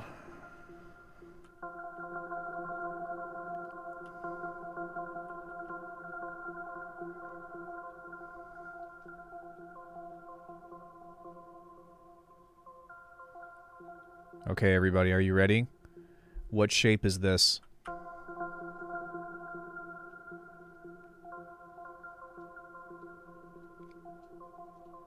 It was just the dampening I was talking about. Yeah, I got you. You would think that more damp would mean, you know, it does the thing, but less dampening means that it spreads it out more. I'm going to go back and turn that strum back on because I like it.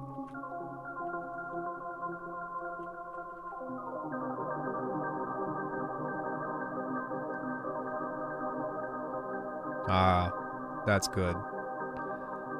Yes. That is good.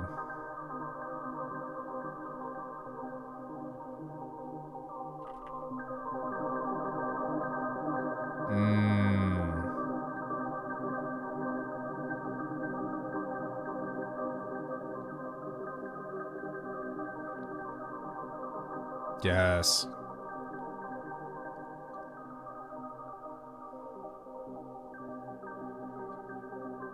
Perfect.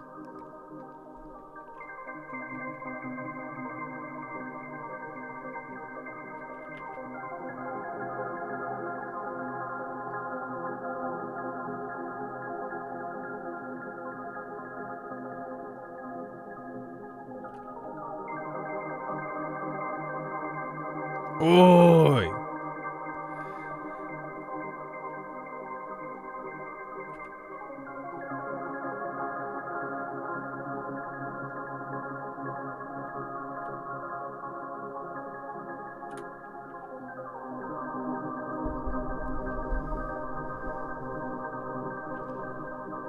Welcome to the Underwater Sublab. Did you put timbre on anything yet? Well, timbre's already on something. I'm not sure what it's on. Oh, I disconnected something.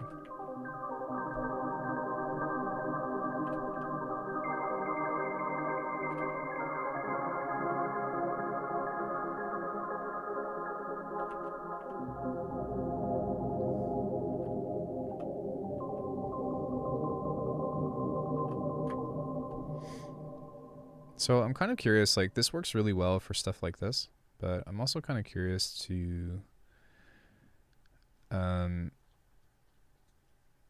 hold on one second. I actually am going to show help for this. Okay, so the ball visualization, up to 8 notes as a ball. Position the room with note expression with horizontal position applied to panning and the vertical position mapped to timbre. So this is interesting because this is technically an MPE device, right? Well, not exactly. Can you ricochet a chopped up drum and bass? That's what I'm getting ready to do. I'm getting ready to fire some other stuff into this. I feel like this is almost like the complex diffusion and feedback connections that make a dense reverb, but on a different form scale, which is pretty interesting to think about. Hold on one sec, guys.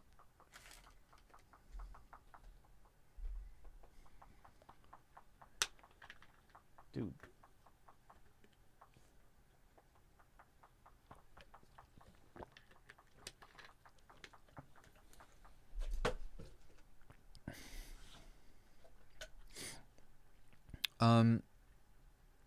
What was I doing? Yeah, it's room emulation randomizer, but only using MIDI. So I'm going to deactivate that because I don't want to let that go, but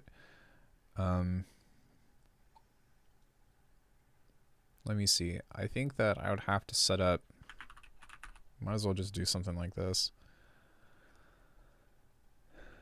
and take all of these off. And then I would need to grab a drum break.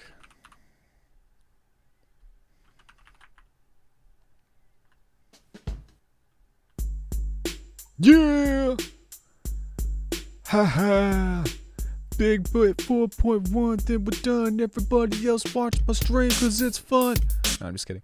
Alright, so what we can do is we can set or we can set expressions to something. So we can set that to that. And then we can set pressure to maybe the grain size. Well, that doesn't even do anything.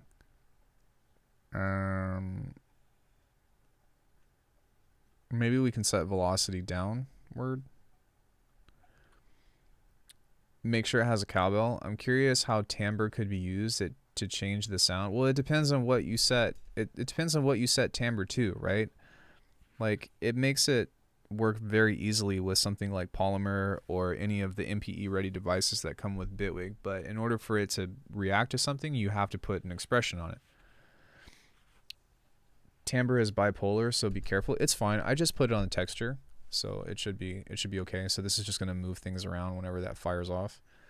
But I think what I am going to do is I'm actually going to turn multi-note off, because we don't want that. I don't think that we want multi-pitch drum breaks happening. I think that we just want one like that. So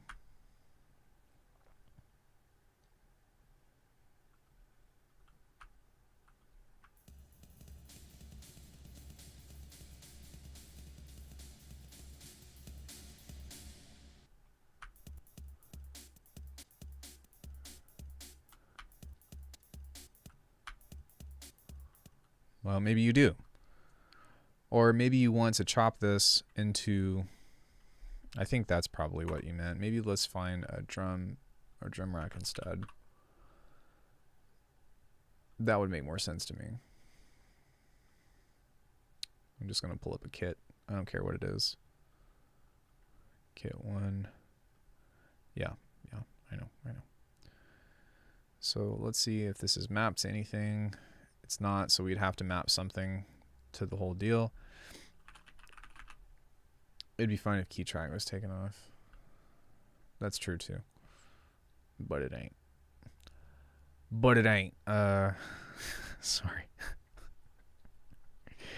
Let's do distortion, because that sounds like that's more up my alley. So whenever the timbre hits, it's going to mess with the distortion. So by triggering all of the samples, rather, maybe we can use the note latch, and then we can just use all of the samples that are in this, so that way they're all triggering together. And before your quantized rhythms.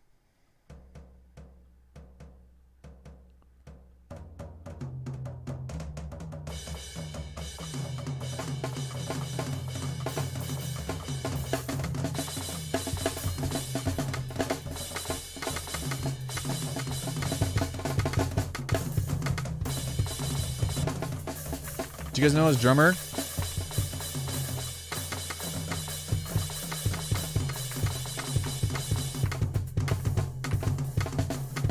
Yeah, but it's all in time.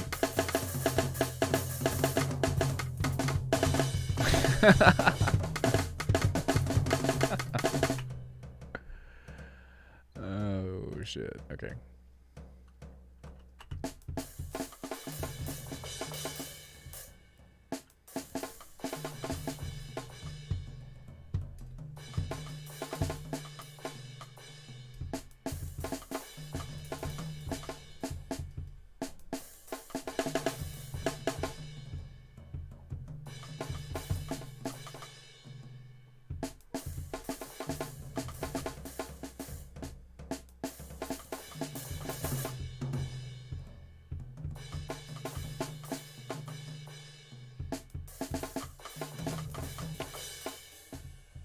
Well, the only thing is that it's not triggering the distortion. I don't think this is doing anything. Oh, I guess it is.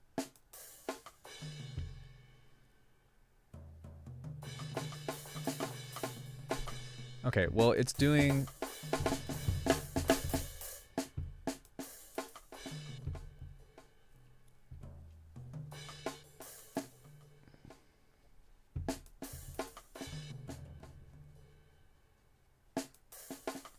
You have to turn the room spatialization up.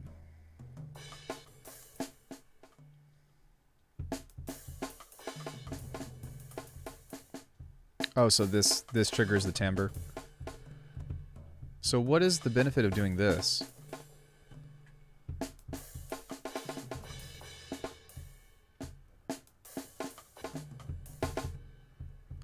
You guys like my square? It's perfect.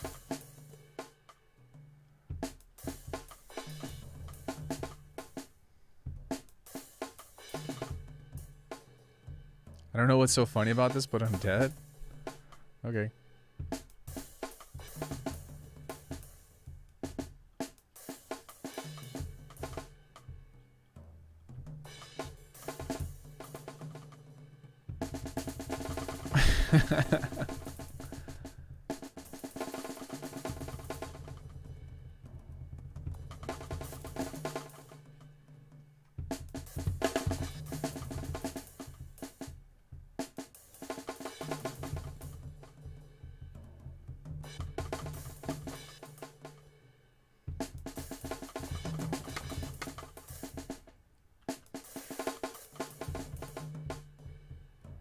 Yeah, you can.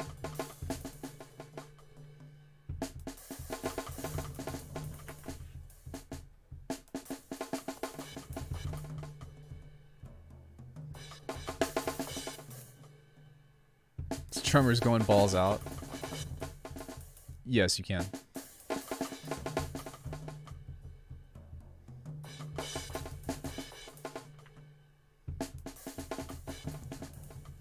Might not be able to wait on this. Well, what? Hold on. What is the advantage to doing this? Like, what does this do for us? Nice update, but where's video support, MSEG module, MIDI comping, and more simple DAW functions?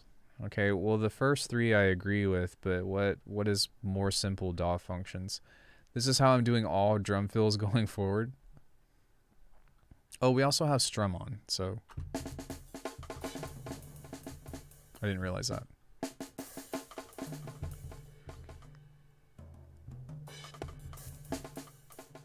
What is the benefit of changing the shape and the rotation? Like, what does that do for us?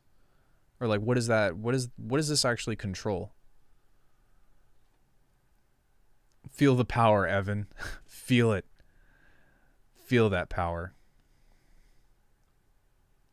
Okay, you guys ready for the real drum fill? I don't think there's a huge advantage. It's still going to be semi-random. Different patterns. It randomizes the space more.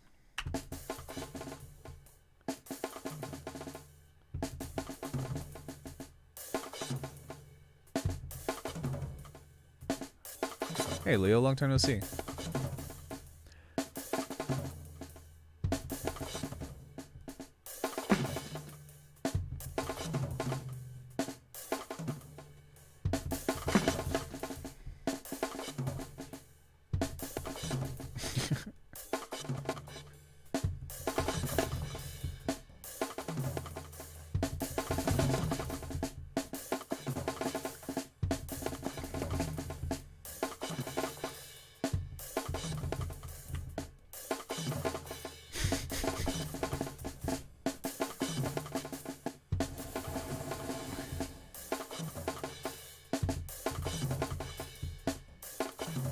Expired like 2 weeks ago and I don't think I have access.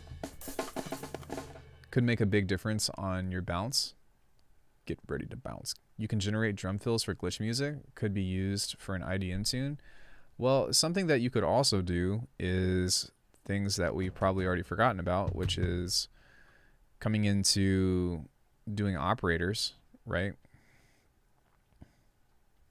And again, like that's one of the features that I hope for, is to have stuff be able to be modulated in the operator deal.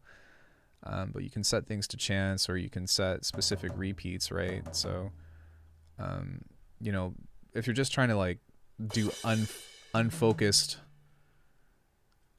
deals, then you can definitely kind of start to mix and match in between these things. And I don't know how intended that was for them, but I am kind of curious to see what this is going to turn out to be.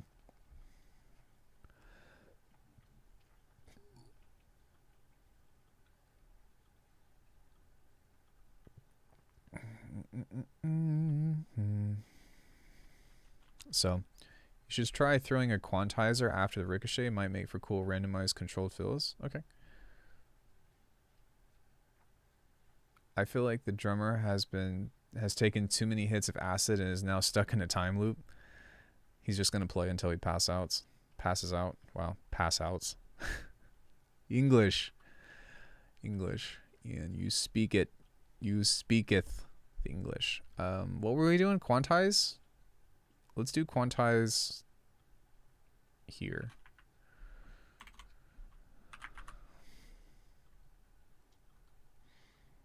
And let's set that to be like really quick. So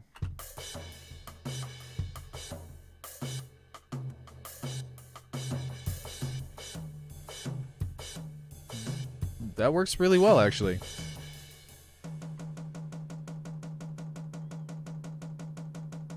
Oh, yeah.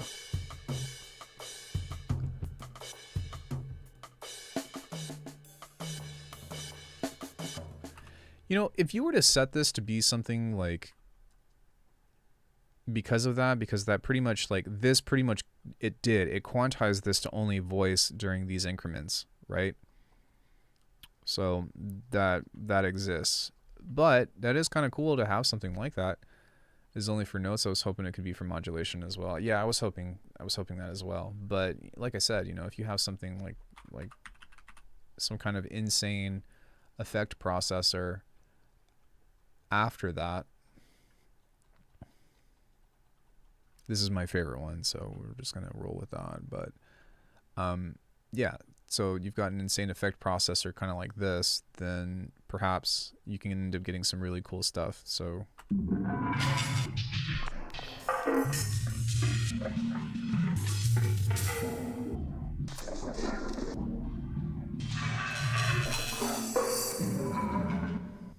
available at alckemy.com.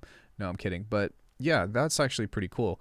And the quantize might actually help with that. But I'm curious as to just see, like, sending different things in as opposed to just holding a note and seeing what that does, I think is a really interesting idea to try. My updated plan expired on the 1st of November. I'm sorry.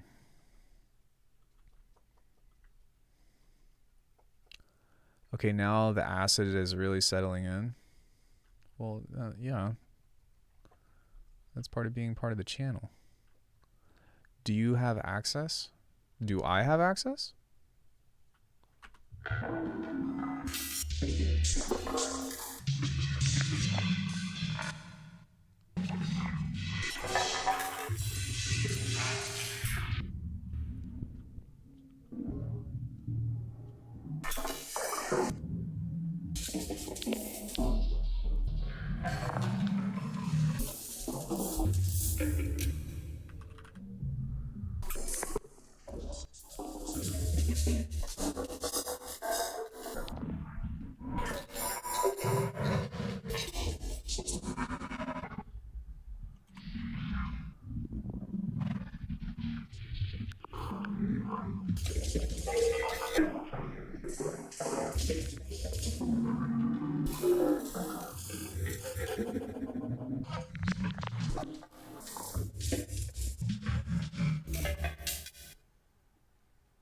So that's pretty cool. So you can definitely use that for drum machines and the tings. But I feel like this would be most useful for things that are musical.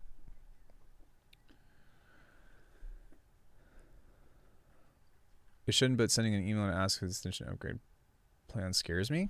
Why? What are they going to do? Say no?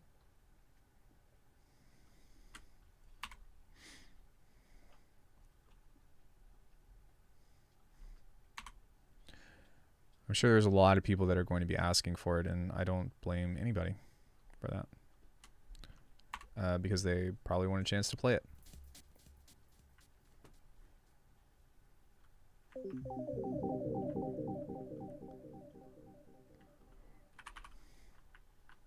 Like,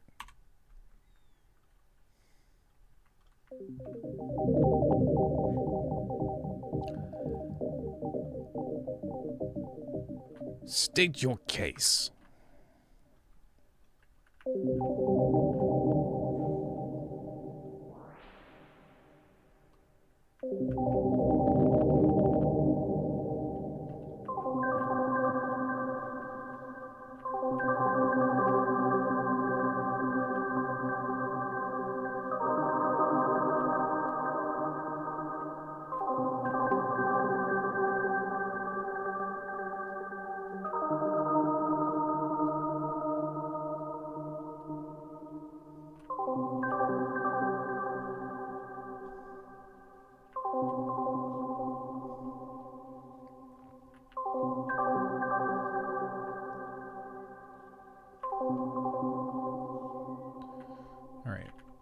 those things on anymore.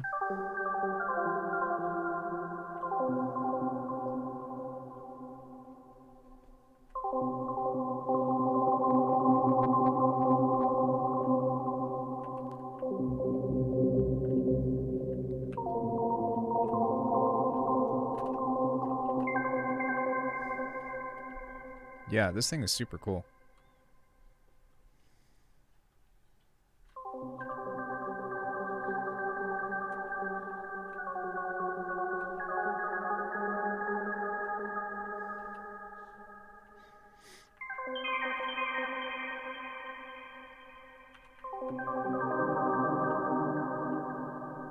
And if you had something else with this, like, I'm kind of curious as to... Okay, let's pull something up really quick. Because I'm kind of curious to see if this is going to make any differences. But what about when you have sequencer stuff that's already with the grid? I'm just going to pull up the one that I made the other day.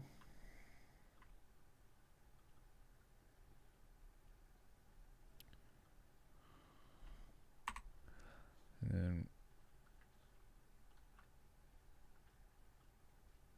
we are going to use... Sure.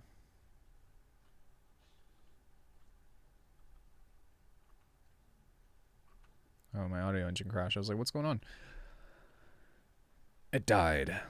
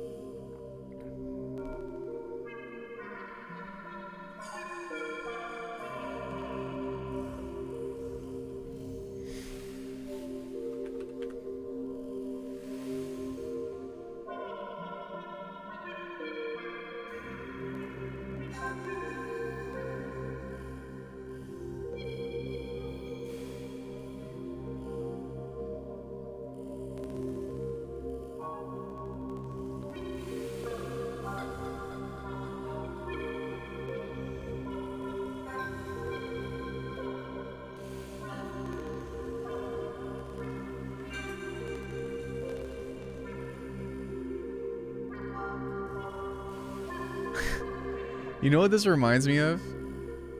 You guys know, like, when the DVD, like, bounces across the edge of the screen and then you're trying to, like, align it to make it go perfect? Wait. Oh, almost. That would actually be a fun game, is how long, or, like, you've got 10 seconds. See if you can get it to hit the corner exactly. No, not quite breakout. It's more of, like, the DVD. Right? Because it almost never hits the corner, but when it does, it happens like every 20 minutes or something. Just see if I can get it in the corner. Only us aliens did that. I know, right?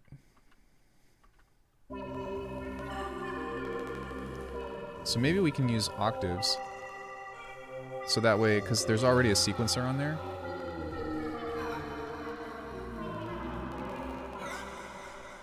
And then we can see what that does.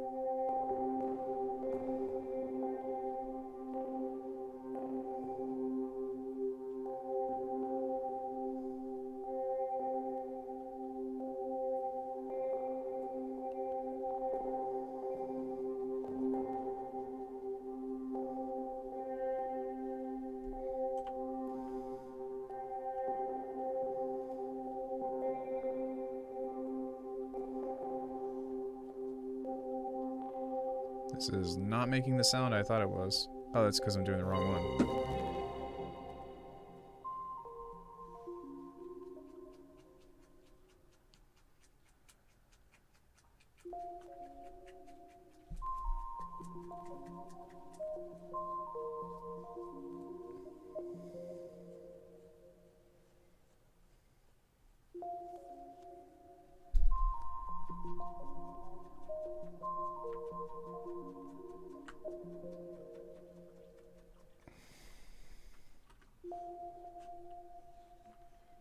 How stable is the beta so far? Well, it's been open the entire stream and it hasn't crashed yet, so there's that. Thanks to the tip, Data Broth. Breakout. State your case and again. If you do some testing, it'll help them out anyways. 1111, make a wish.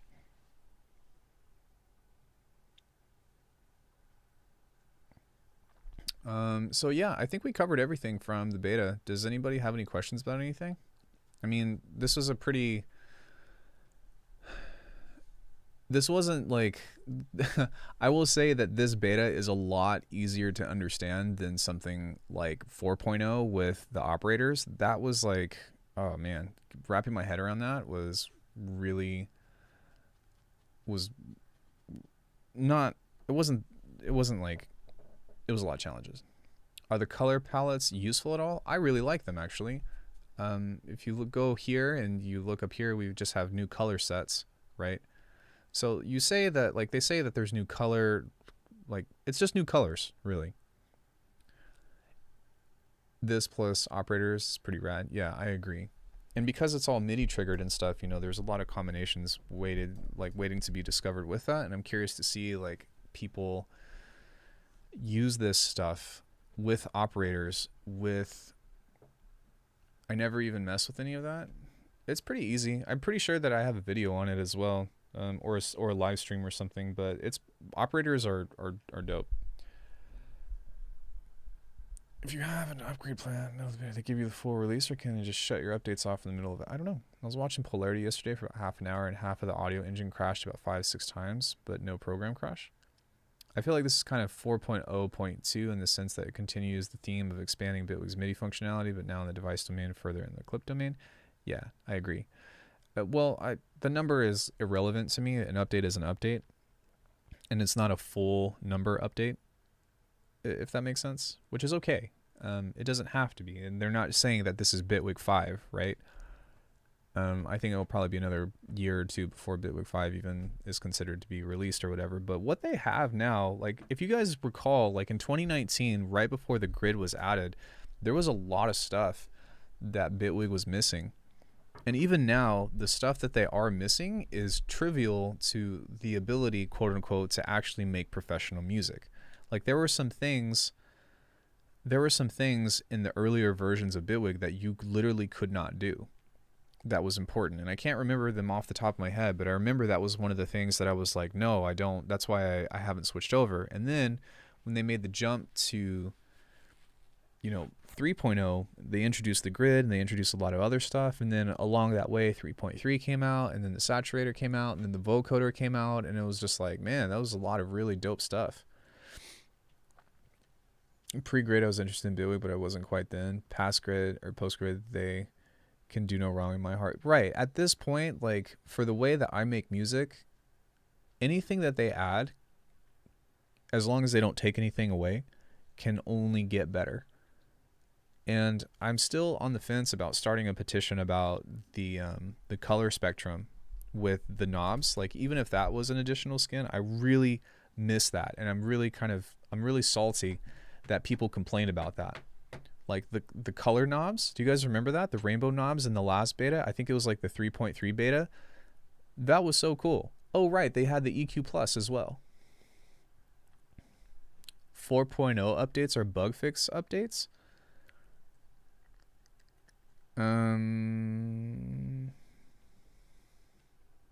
Oh, 4.0.xyz. Okay, sorry. I thought you were saying that 4.0 update. I was like, what? 4.0 did some cool stuff. I honestly wish I could use Bitwig as a plugin in Logic, though. I mean, it's pretty easy to bounce stuff out, right?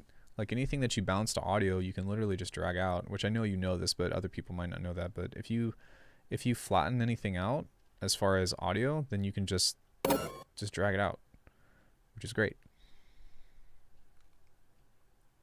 It even does the wavetables for you? I didn't know that. That's really cool. So you know, I guess like as long as you have two computers or something, there's that. But I got Bitwig 1.0. Bitwig 1 4 years ago. I'm trying to think, when did Bitwig come out? 2014? It would be incredibly cool, but probably beyond the scope of what Bitwig's trying to do.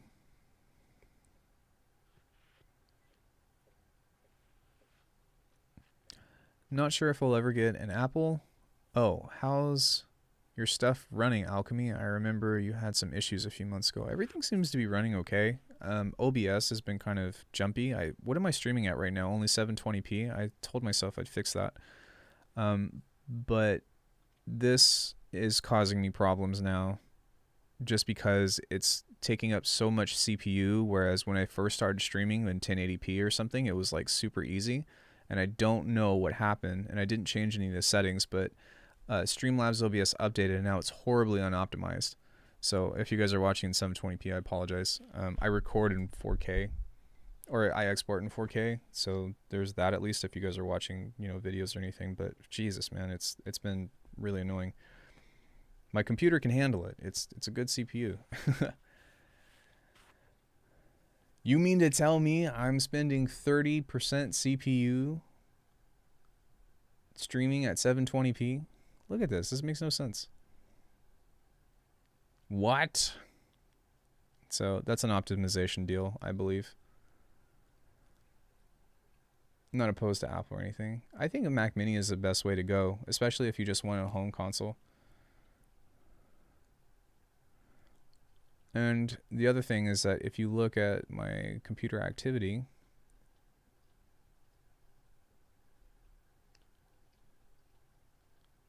why is motion running? Oh, I was like, what? It says that, yeah, this doesn't, the numbers and stuff don't add up. But yeah, I'm using 30% GPU. My GPU is being taxed at 25% right now. That does not make any sense whatsoever. Yeah, I'm going to fix that as soon as I get off stream, which will be soon. So yeah, that's pretty much an overview of Bitwig 4.1. I had a lot of fun doing this, and I think that these devices are definitely useful to some people out there, and I'm going to be experimenting more with it. Does anybody have any last questions or anything, or is there anything that you guys want to see? I need to finish Metroid as well at some point. Favorite new module? I think the Ricochet is probably the coolest one.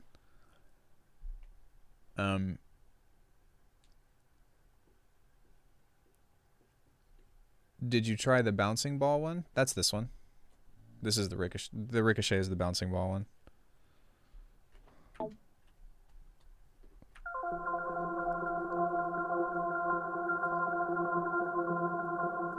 It didn't used to be, though. It used to be optimized. Oh, are you talking about Dribble? Yeah, we tried Dribble. That was the first thing I think we opened up with.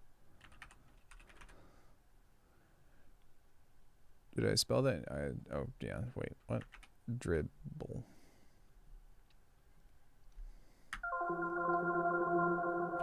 Okay, you need to take off the other stuff because otherwise you're not going to be able to tell what the heck is happening. And then I'm also going to take that off as well. But how about the other color palettes? I really like them. More balls. Did you know that you can drag an image file onto Bitwig's palette to create a palette from that image's colors? So that's what that was. Okay, do you guys want to try before I head out? So do you just drag it here? Let me see. I downloaded some Metroid stuff. How about that? Let's try that one. What? What?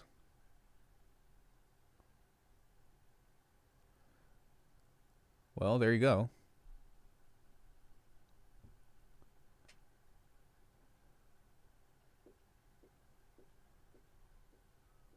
So there's your color palette.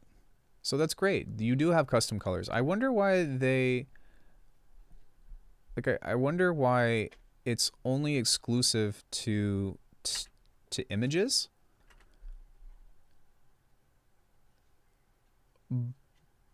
But I'm not upset about it.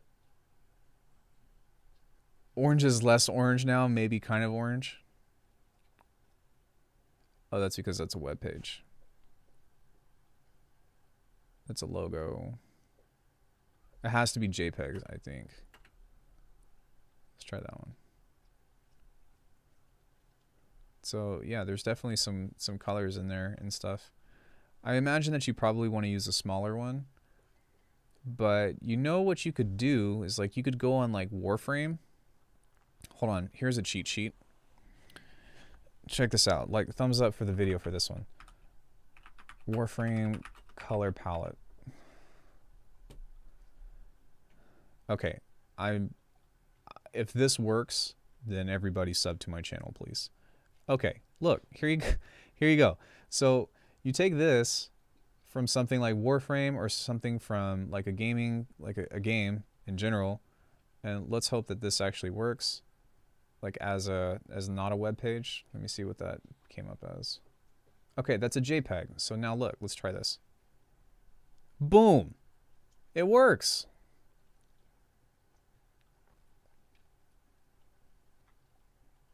But where'd it go?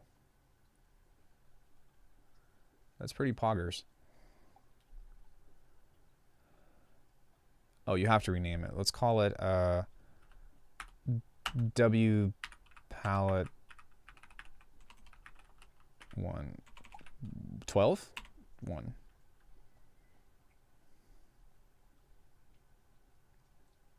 That didn't save though.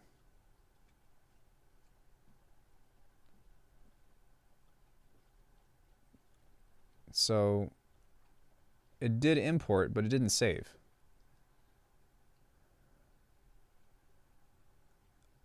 Oh, LOL, that did not send.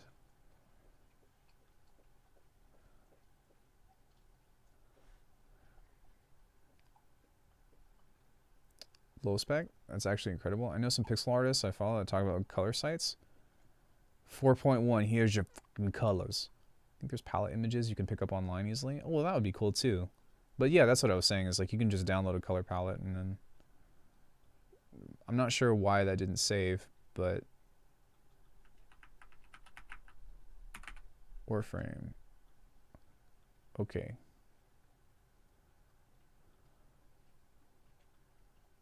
Oh, there they are. Oh. Okay. Yeah, so look, that's super cool. That worked. So there you have it. And then you can just look up all of these and stuff. And I don't even think that they need to be like high res or anything. But you can just find different stuff like this and then drop that in. So I'm dying. Do you have to save it to your drive first? I don't know. That's the next thing that I was going to take a look at to see like if I wanted to delete one or something. Eyes pops. Can I? Okay, so you can't right click. So I'm guessing it's going to be some kind of settings in here. User interface, mouse, transport. Okay, so there's no way, I don't think, to new projects, early access releases, device, bounce, locations, maybe color palettes, plugin locations, my controller scripts. No. Okay, so as of now, I don't know if there's a way to get rid of this or not, or if you could just delete that, or I don't know, where does it save? I'm not gonna lie, that's absolutely awesome. It's a great treat from the Bitwig team, definitely a step further than what anybody expected. Yeah, I agree. Gray, yellow, orange palette, here I come. It's probably in the user files where presets are saved. Oh, that's a good point. Let me see. Pretty sure it's here. Oh yeah, you are absolutely right.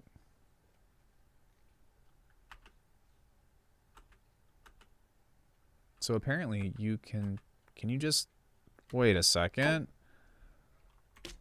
Could you just, hold up. Let's see if we can just do this if it's a PNG or something. Let me first find one.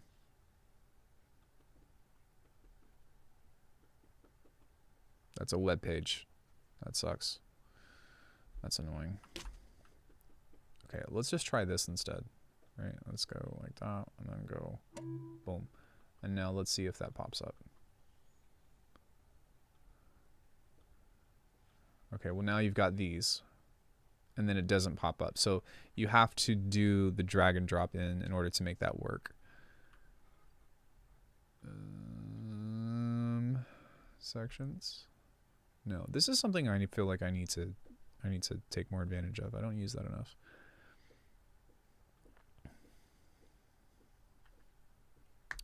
Beat me to it. Is there a way to make the 4-stage modulator move faster so it's more useful for envelopes, especially for drums? There should be. I'm pretty sure that you just grab your envelope, cancel, and you go to 4-stage, and it should be at the bottom, I believe. Yeah, so it's right here. So you can change the time of each individual one, of how fast or how quickly that travels, I believe. And if you set it here, then I'm pretty sure that's going to do the thing. Drag and drop probably converts it to the right size. Afterwards, we can likely share palettes and load in multiples at once.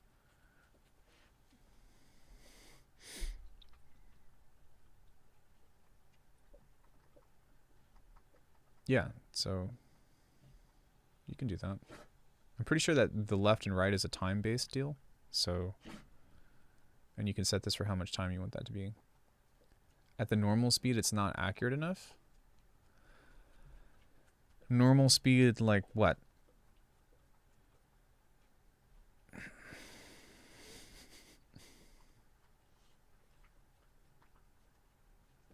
What'd I miss? We have colors now. 4 stages kind of unoptimized, but yeah, you missed. Look, we have colors. Look at these beautiful colors that have been added. Look at this. Look at the colors. Look at the luminosity of file instrument. Wait, what was the name of this? A new one. No, look at that. That looks awesome. Okay, can we all just take a moment to appreciate this color palette? Thank you, thank you, thank you. Okay, GG. Need to listen to Ice-T colors. Stage 4 is the biggest joke of all modulators. Yeah, it can be silly for sure. Pain. What? Bruh, what the fuck? What happened here?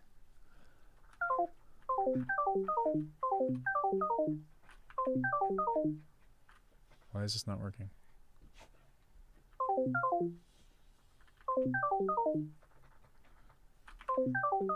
None of these are working. Why?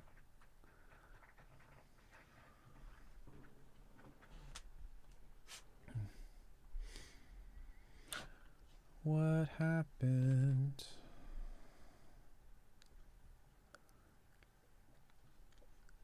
It's like my audio engine died or something. There we go. Okay. So in a nutshell, we've got new toys, and they do cool things, and they make stuff like this.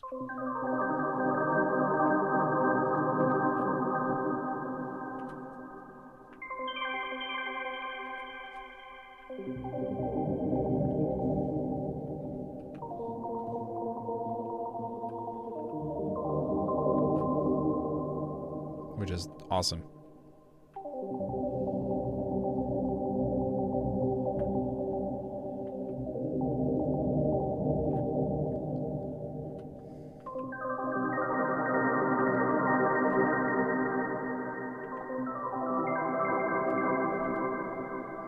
I'm trying to flex all my QWERTY keyboard chords I know.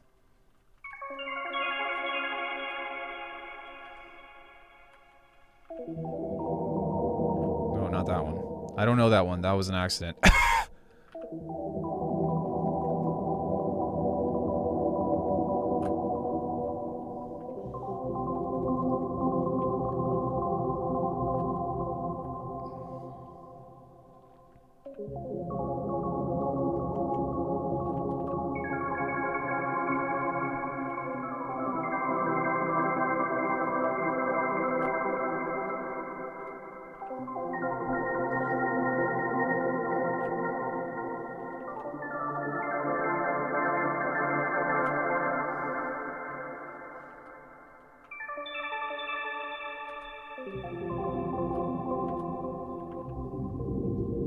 Yeah, so cool stuff.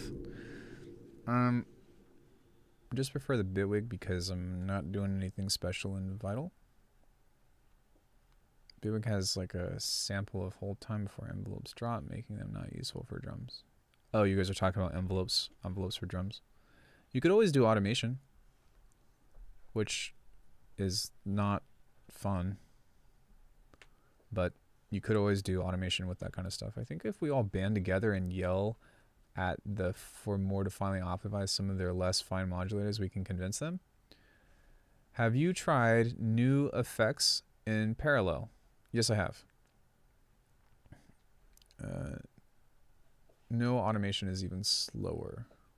Yeah, but it works is what I'm saying, and you can get, because I think he was saying that it's not fast enough, right? It has smoothing applied to it. Well, if it's not sample accurate, then it depends. I don't get why they have the ADSR in the grid. Like literally the motion of automation is too slow for making drums. I've made drums okay in the grid, but that's still not ideal.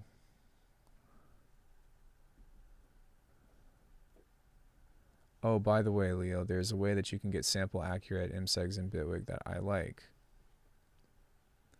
What do you need MSEG for if you have the 4-stage? I'm going to let you guys carry this one, because honestly, it's fine. Grid envelopes have the same issue. What about ramp? Have you tried that one? Does that one work for you?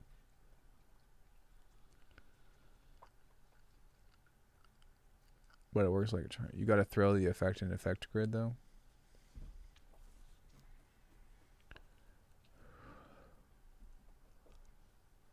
What is the envelope for, first of all? Like, what are you doing? Are you doing pitch? Are you doing volume? Or what? You just can't currently do what you're trying to do, so Vital is your best bet. Stage is really bad. He's just focusing on what he doesn't have. No, I don't think that's the case. Okay, yeah, but I'm asking, like, what is your source if you're trying to make drums? Very little definition to the values,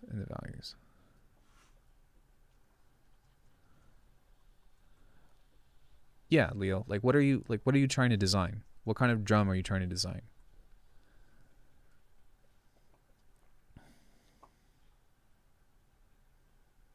Leo is on my Discord as Leo. Bitwig's modulation envelopes aren't snappy enough and with the resolution fast in, which is why I suggest Vital or Kick 2. I get that part, but I'm asking, like, what is the core thing that you're trying to do? Like, what kind of drums? I'm trying to make kicks or drums mostly with pitch envelope and amp envelope. Okay, that's fine. My question is, have you used the basic drum synths in this stuff?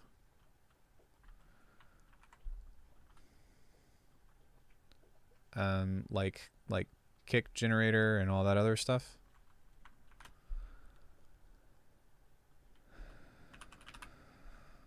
Like e-kick, I guess.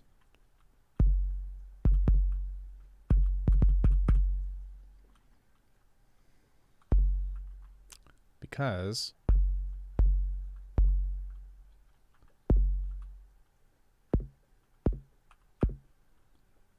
why didn't you ever claim your Abyss prize? You never responded to me.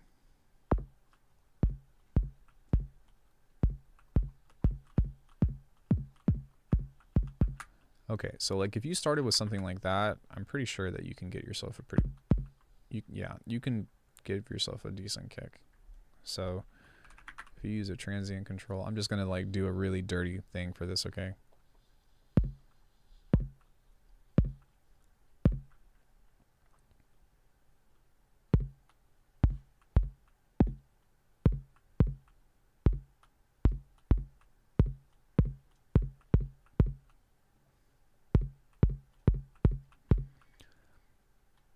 They work sometimes, but I get better results in Vital. Well, I understand that, but you said that you wanted to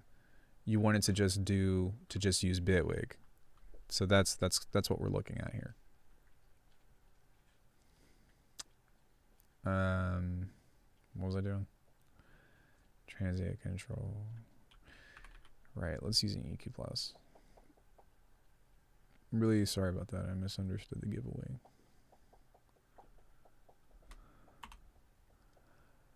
How could you misunderstand the giveaway? It was a giveaway. Bitwig Transient Shaper or Kilohearts Transient Shaper? There's one on there.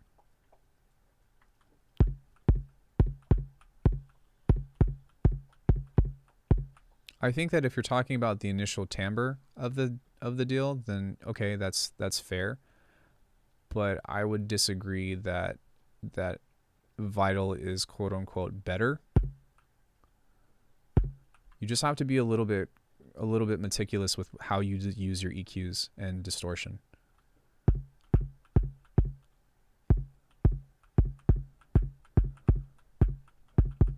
Okay, so let's say you do that twice. There we go. And then I'm actually going to pull the transient shaper over here instead.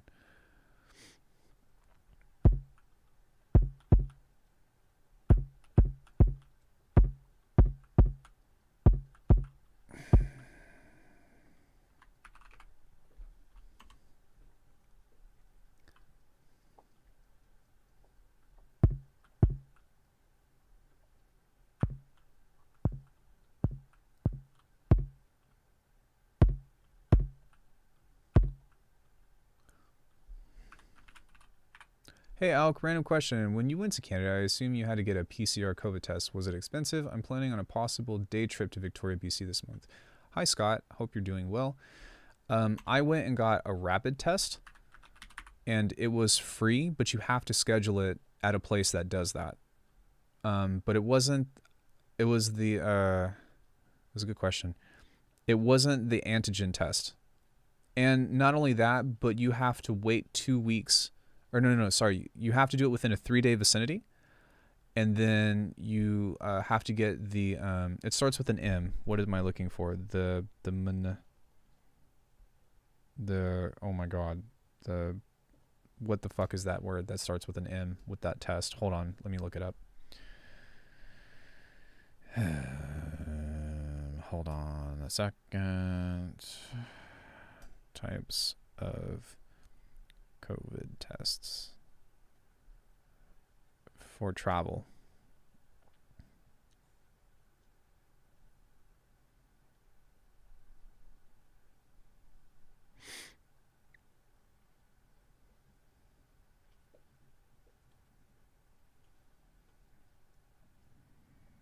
Okay, the one that I did was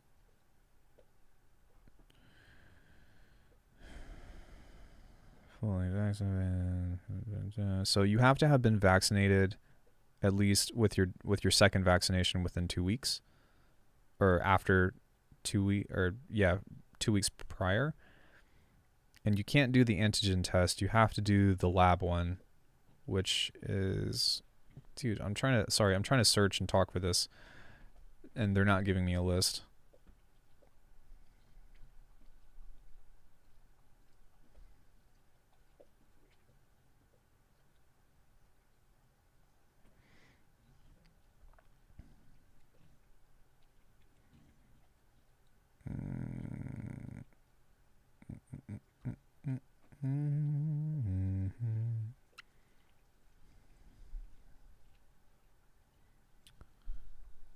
Okay.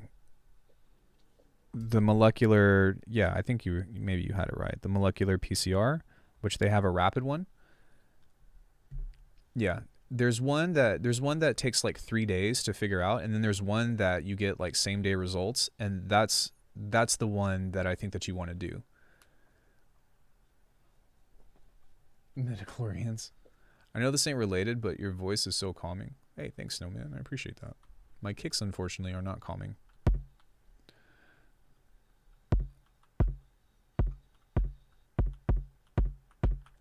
So, in essence, though, like, you can make a kick, you can make a drum out of anything. Recording to logbook. Somebody just followed. Thank you so much.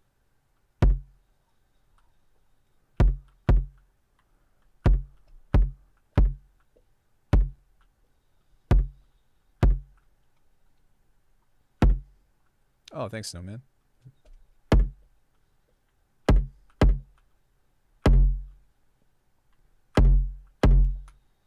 Okay, so what were we talking about? That, like, Bitwig's not good for... What's the problem?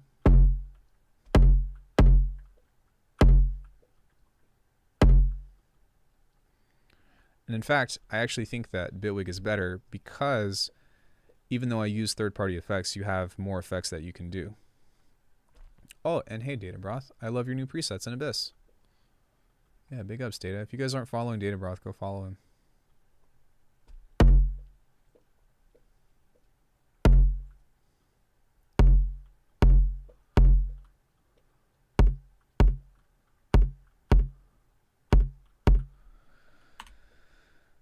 Okay, that is true. It is different, but what I was saying is that is the cheat. Databroth is the cheat. Let's do polysynth.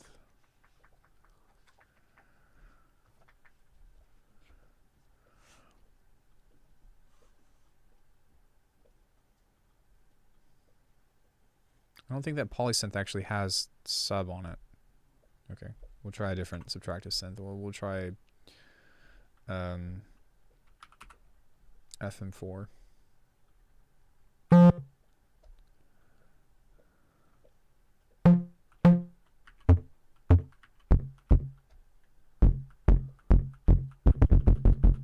Okay, so you can grab this and grab that to the pitch. Plus 12.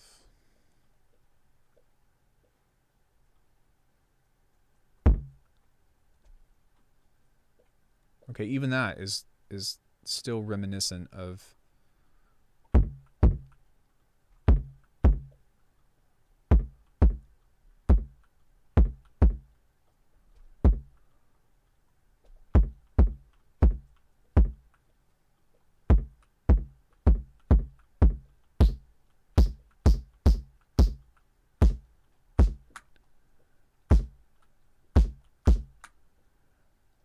I helped out Leo a bit in Discord. Thanks, Kenzo.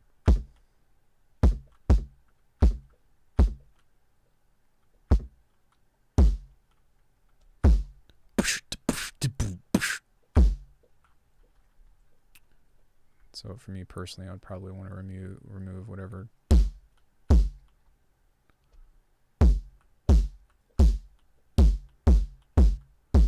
And figure out whatever knock frequency is there.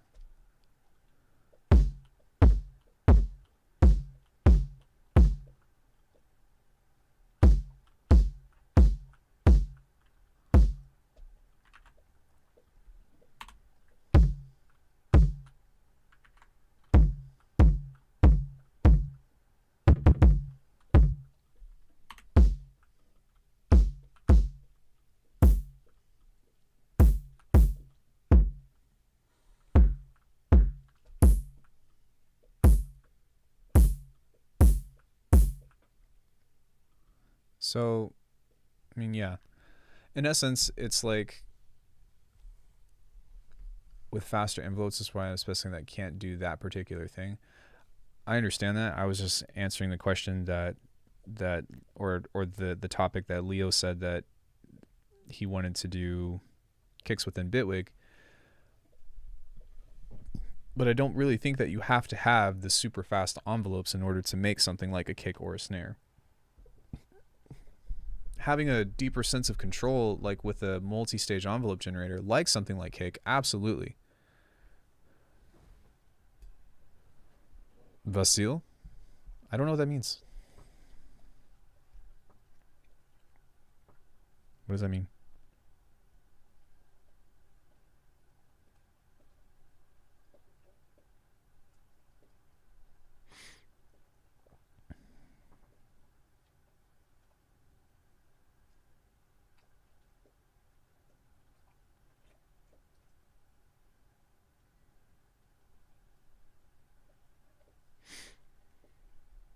That's pretty solid. To make some specific kicks you do. I was gone for a minute. I'm going to catch up. A Slavic name? Oh. Right on. Well, it's fine. Like I said, and keep in mind too, like whenever I'm answering a question and I go through all the trouble for doing this stuff, it's also like for the entire stream, right?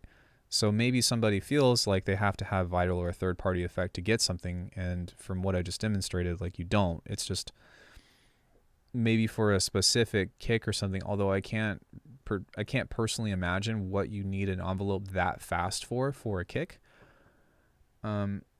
But obviously, like having more control with an envelope, like I can't argue that that's not better, but it's just a matter of can this particular thing complete this specific task, right? And that's kind of what I was aiming to do. So you might already know that, Leo might already know that, but the viewers, everybody else that's in here might not. And that's why we do the thing. That's why we do the demonstrations. What I was saying to Data Broth was that there is a specific sound of drums that are usually made in Vital or Serum, specifically DMB drums. Are you saying that you think that it's because of the envelope? But it's not necessarily better for all drums, just those kinds of drums? I appreciate it. Of course.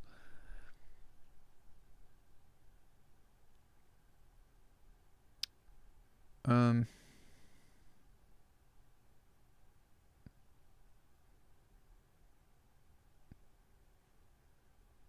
so what is it about that though, right? Well, yeah, it is. You can get the envelope really fast, and okay, really fast as in the decay.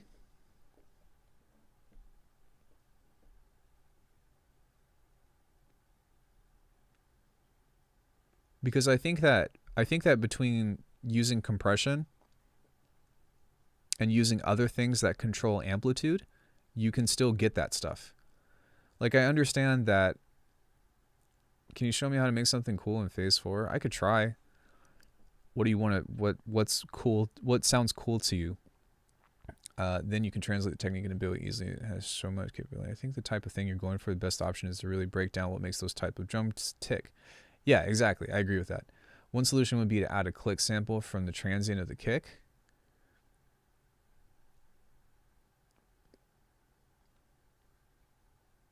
Bass. I usually use samples or chop breaks from drums, and drum design is interesting, but I don't think I have the patience. Well, I do understand that like there might be this reluctance because the whole point is to use one synth for one thing, right? Or like to achieve the task, and sometimes doing the layering aspect isn't the most fun. Like for example, I don't like layering. That's actually what I used to do more. But at the same time, like I said, you can, like, if your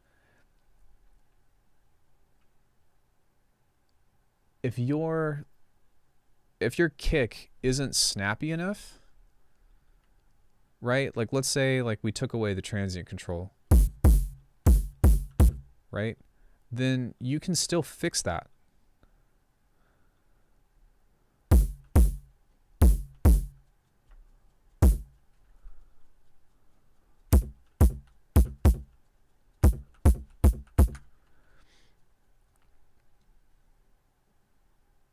You can't translate into Bitwig because it has smoothing applied to it. It literally is not capable of being as snappy as it needs to be. It's not about, I'm not talking about automation. I'm talking about using effects to control the dynamics. Because in essence, if you can't control the speed of amplitude with an envelope, you can still do it with something else.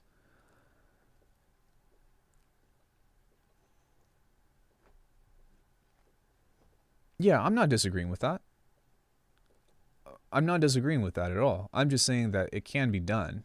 It's just a matter of understanding what it actually is. But you can certainly get snappy ass clicks and certainly get, you know, the amplitude aspect that you want. Just because it's smoothed doesn't mean that you can't get the same type of sound.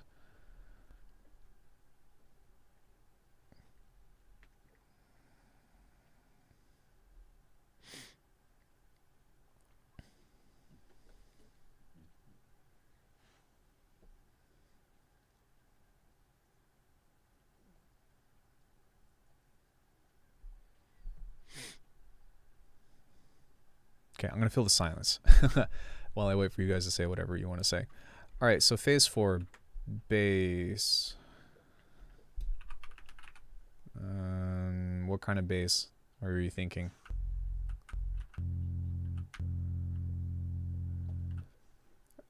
I think they are wanting to do it without having to go into actual audio or applying a chain of effects to get the sound. I couldn't imagine you can get the kick that you want without having some kind of external thing. Yeah, I usually do my drums and audio in Bitwig. There's also a sample accurate MSET alternative, which I sent Leo. Helps kind of solve the problem. Right, I do remember you saying that. Okay, so the first thing that I'm actually going to do is I'm going to grab this. I'm going to go to pitch and do like some slight detuning. And then I'm going to set the voices to, or the voice stacking to 2. Set that to 1. Okay, there's your cool sound. No, I'm just kidding.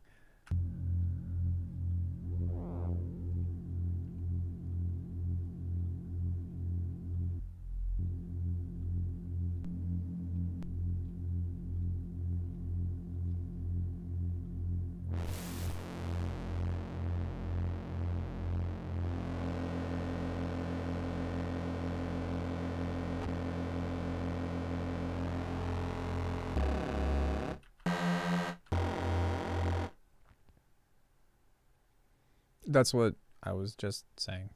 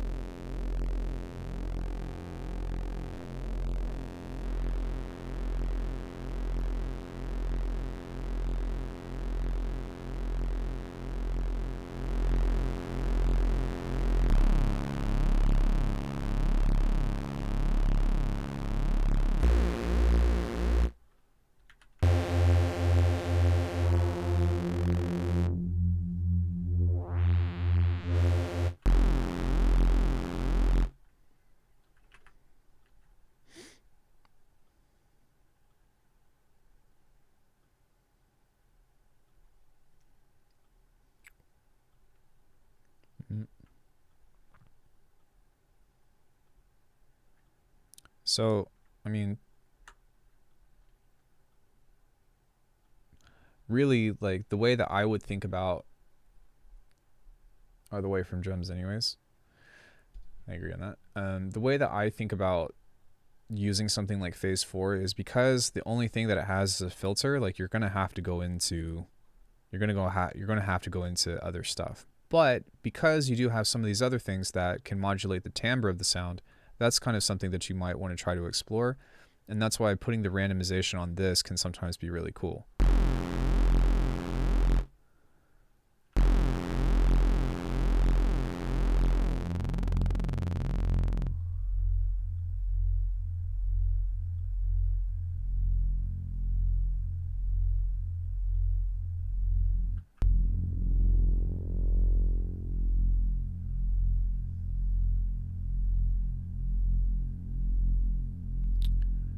Hello, Osmond on his Crozo.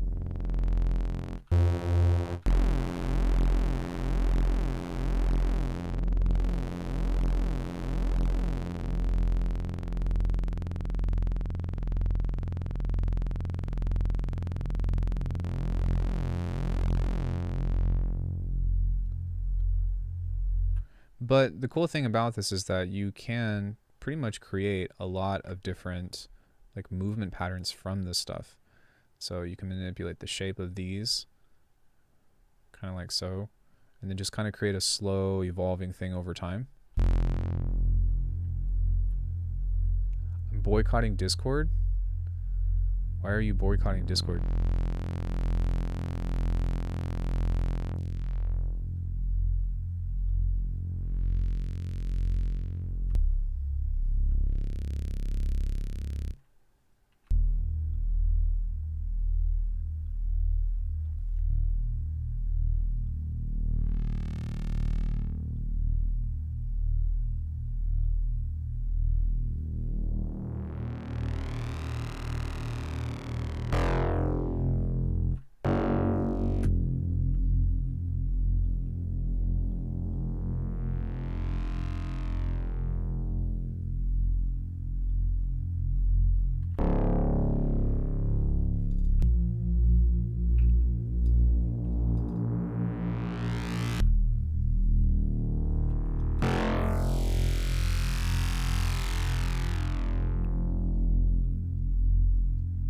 Because what they did to Wall Street bets in the last straw is forcing me to two-factor authentication by banning my account until you comply. Okay, that's fair. That's totally fair, actually. So yeah, then you can get into your, this is just a rack that I have, but you get into doing frequency splitting, where you've got a low band, a middle band, and a high band. Then you can compress it, the glue.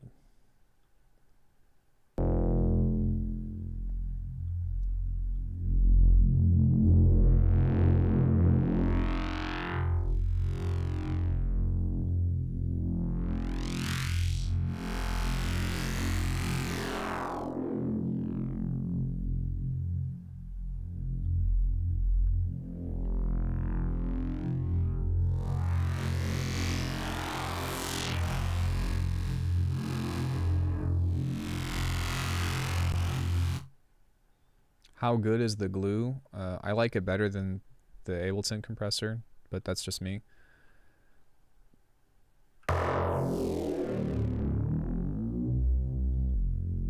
So the problem that I would like to solve within this is that while all of these are great, they only go at the same speed, and the way that I like to do things like within Faceplant now is to set a note or a key tracker, which I could do, but it's a lot longer to set up because these effects are not within a specific group, which I could group everything. It's just more setup, but just pretend like that exists. Pretend like it's already done. But I do think that by making that a little bit faster, making this one a little bit faster,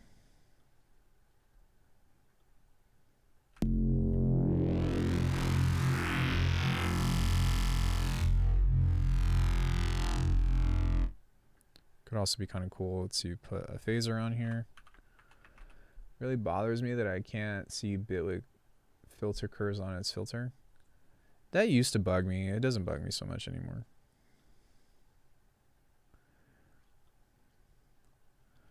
We're going to make this a random instead.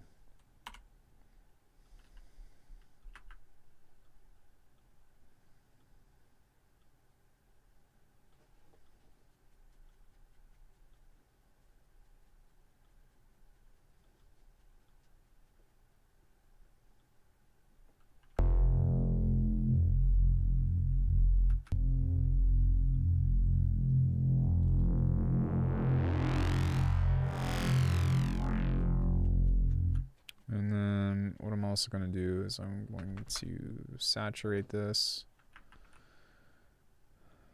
And then the next thing that I'm going to do is add an EQ plus, because boost, notch, do the things. Where's the link though? I don't see the link.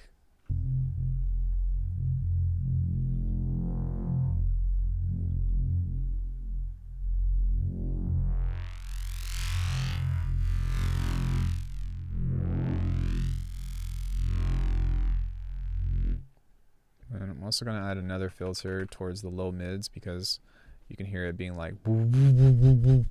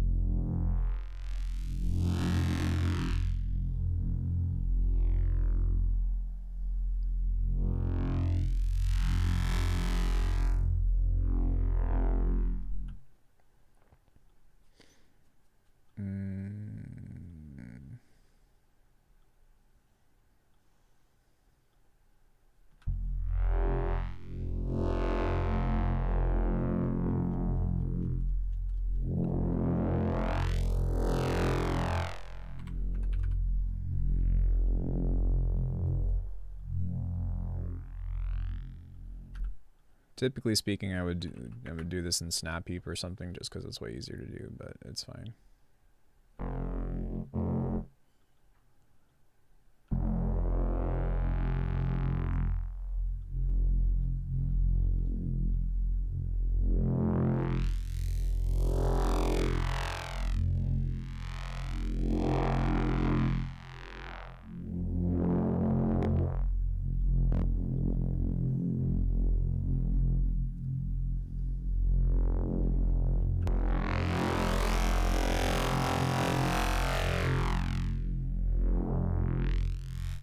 Alright, so for some reason this is only like staying in this lower region, but you can hear that when the harmonics come in that there's a lot of cool stuff that's coming on, so I think that I'm just going to keep this off.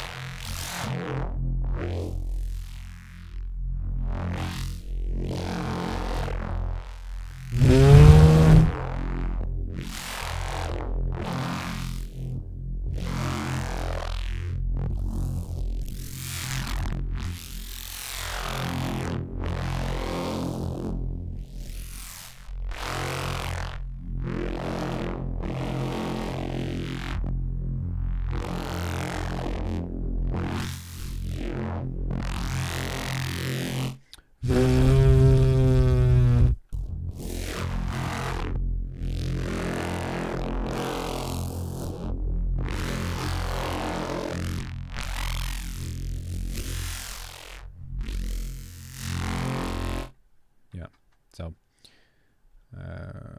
let's do quarter note.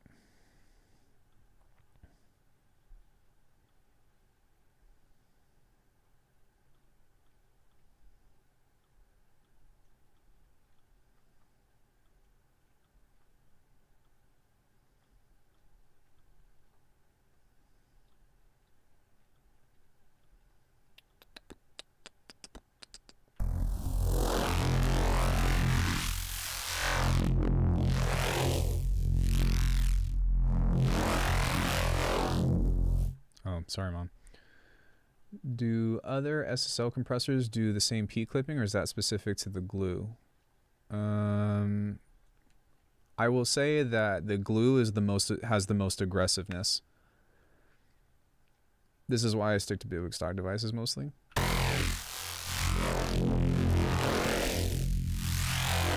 Hey, who was it? Who was it that asked if I could do something cool in Phase 4? Did I satisfy the request?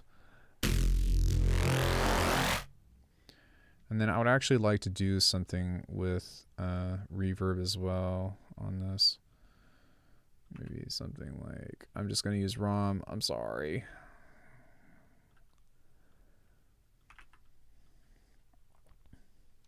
Sounds good, man. Thanks. Yeah, Michelle.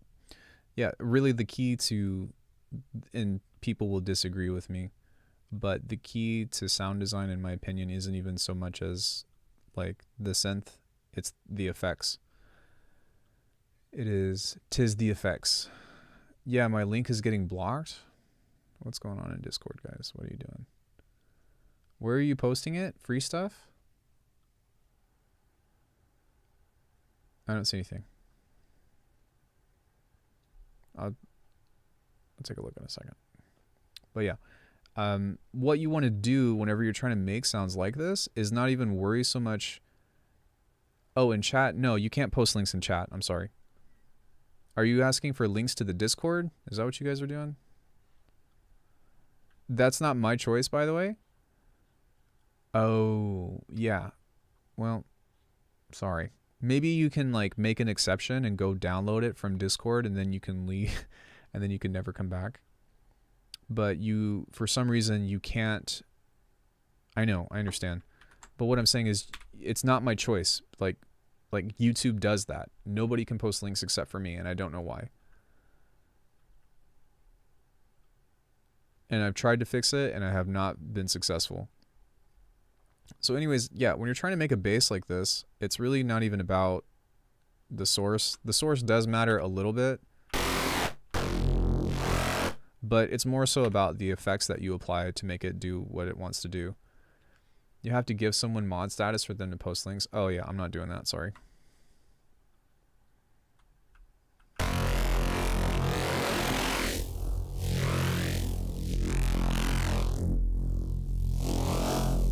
You can't post links.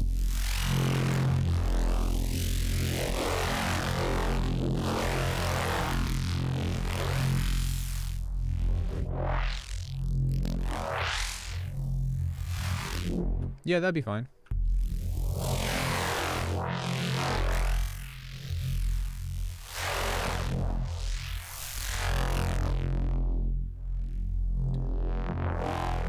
And then the more important thing perhaps is also like figuring out a fine tuning of taste of like how much do you put of this, right? It's like, to me, like making sound design is a lot like cooking. It's not just the ingredients, but like how much of the ingredients, and that's something that you kind of have to learn over time. You know, this porridge is too hot, this is too cold, this one's just right, or this is too sweet, it's too bitter, this is just right. You're doing the same thing with every single effect that you apply. Like this is probably the peak of it here.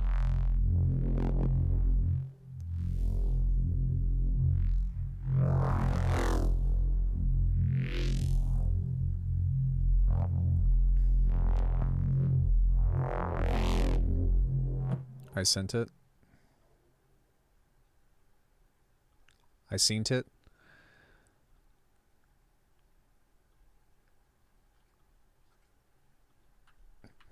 Everybody say thanks, Kenzo.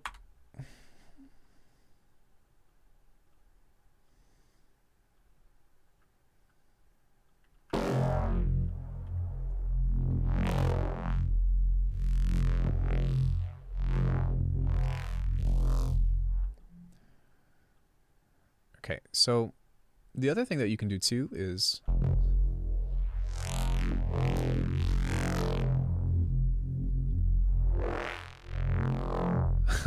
sorry, I exposed Kenzo's Discord identity. Sorry about that, dude. You can do this. Save yourself some CPU.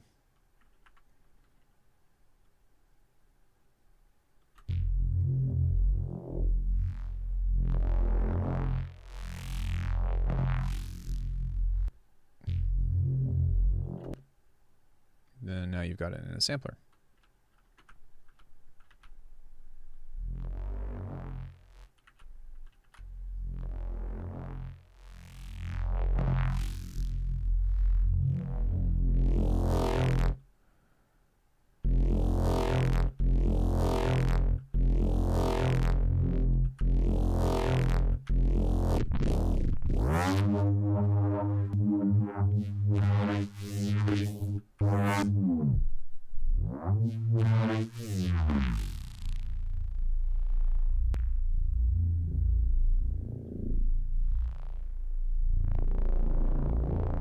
This confuses me all the time.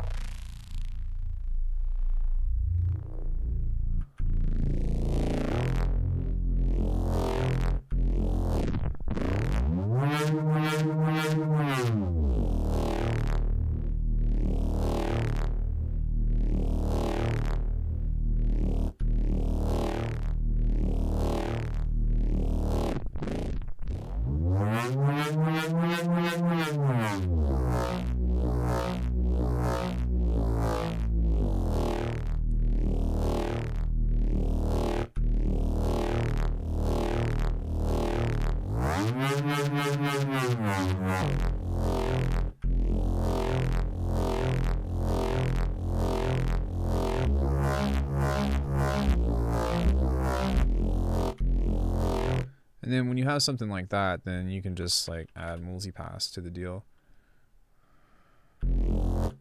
Or you just pretty much pretend like this is Bitwig because it's pretty much the same thing.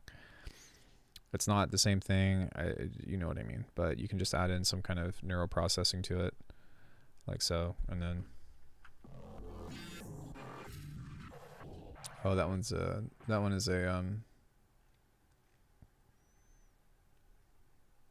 That one's a pitch generator.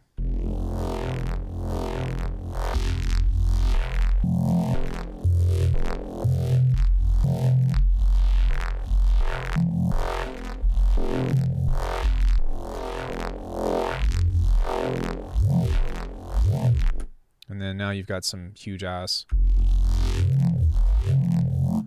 Oh, you probably should compress that, but available at alckemy.com.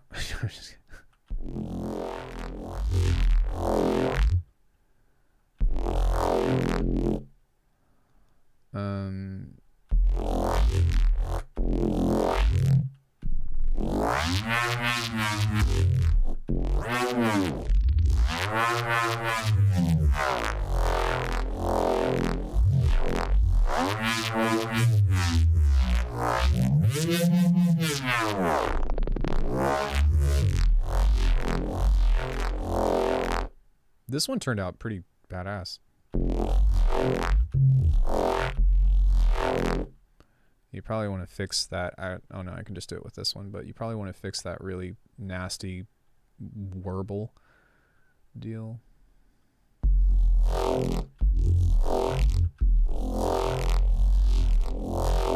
Yo, what up, Jack? I would low-key use Bitwig if I try Linux. Right. I don't know. Why not just try Bitwig?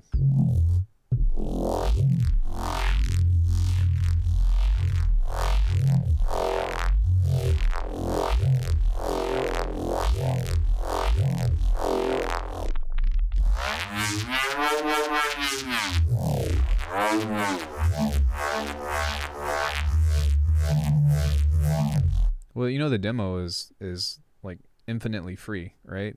Or like you get the whole, you can demo the whole thing and then see if it's for you.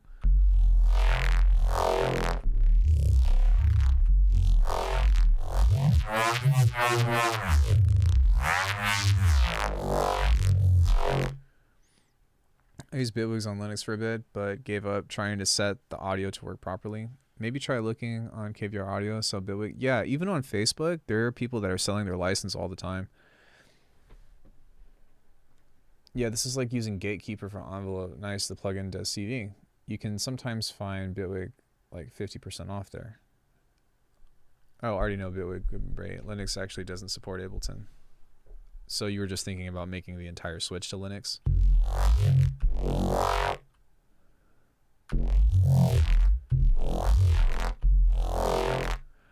I'll probably do a video on this one. I really like this sound. It's pretty cool.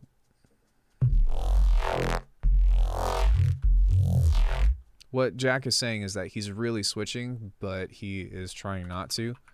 But all of the sounds that I've been making, he has been enticed into doing the switch.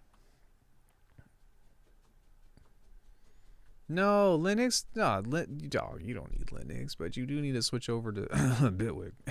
Bit.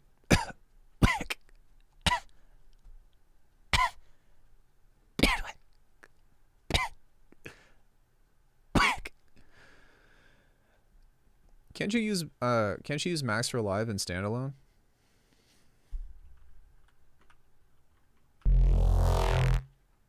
But Linux looks so cool.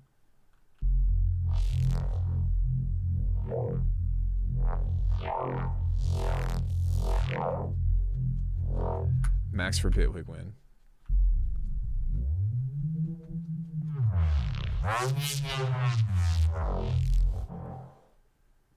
Only if the developer makes a standalone. I thought they had a standalone version. They don't have a standalone version? Now my question is, what did I put on this that made it so cool? Oh, this one's basic. Wow.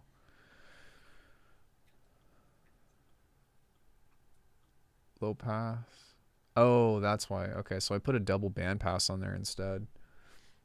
And then on the slice EQ, this is just a normal thing. This is crazy. This is one of the more simple patches, but it's actually pretty cool. It's complicated. I thought, so I bought your preset packs. Maybe I can get a brief demo on one of the generators and how you would use it in your workflow. Yeah, I could do that. I would be delighted to do that. I'll just pull up a project for you, I think. Pipewire can pipe. What? Okay.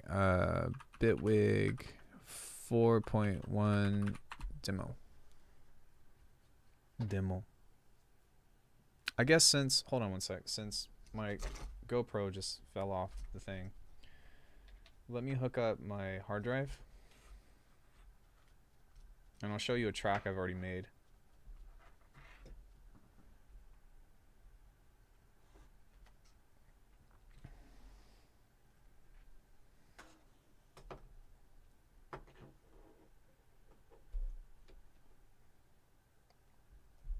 I would show you the release that Jack and I just put out, but that has gone through so many like version alterations. Oh shoot, I see that 10% off.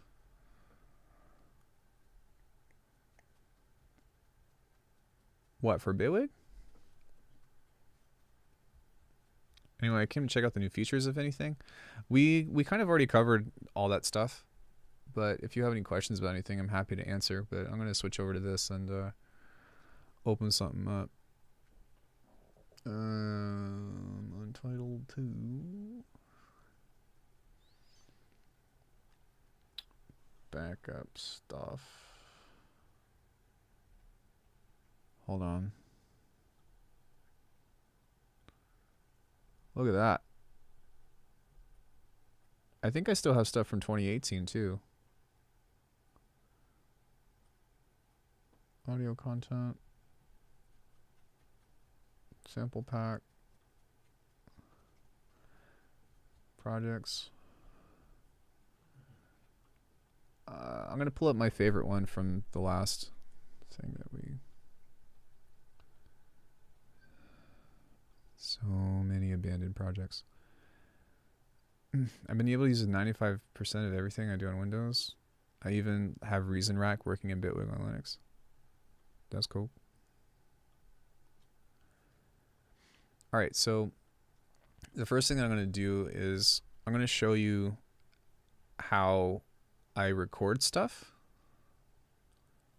Actually, I'm not going to do that. I'm going to show you all this shit. So what I typically do is I use these racks on everything. Everything. So I just recorded some stuff from whatever this is. We'll see in just a second. Type commands for a full list. So this is... Wait, let me take this stuff off.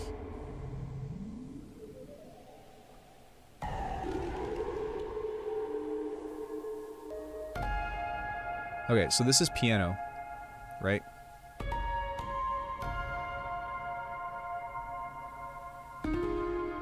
And then I added the snap heap and all this other stuff to it, which creates these kind of monstrous sounds.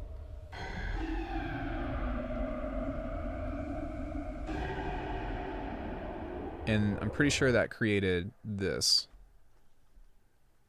Is this activated? Nope, that was something. Oh yeah, okay, here we go.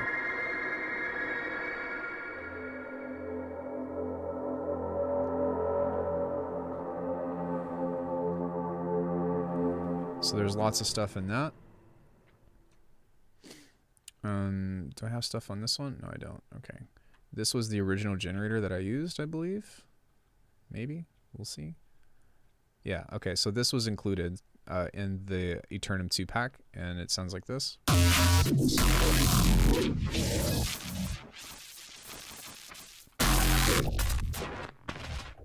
There's something else being played at this time, I believe. Yep, there is.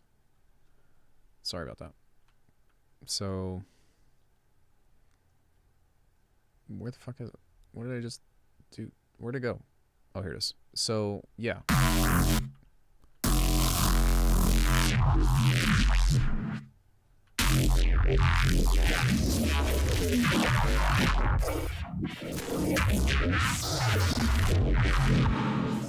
So, for most of the patches, there's some kind of bass setup like that. And then what I did was I recorded that out, which is right here.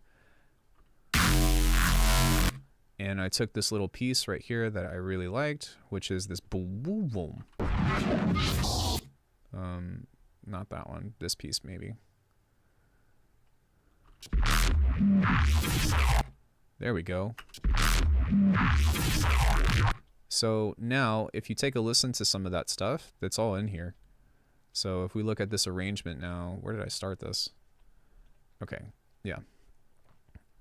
It's literally just taking that piece and let me turn this other shit off really quick. And I literally, did I do anything to this? Delay? Nope, I just used that vanilla, so.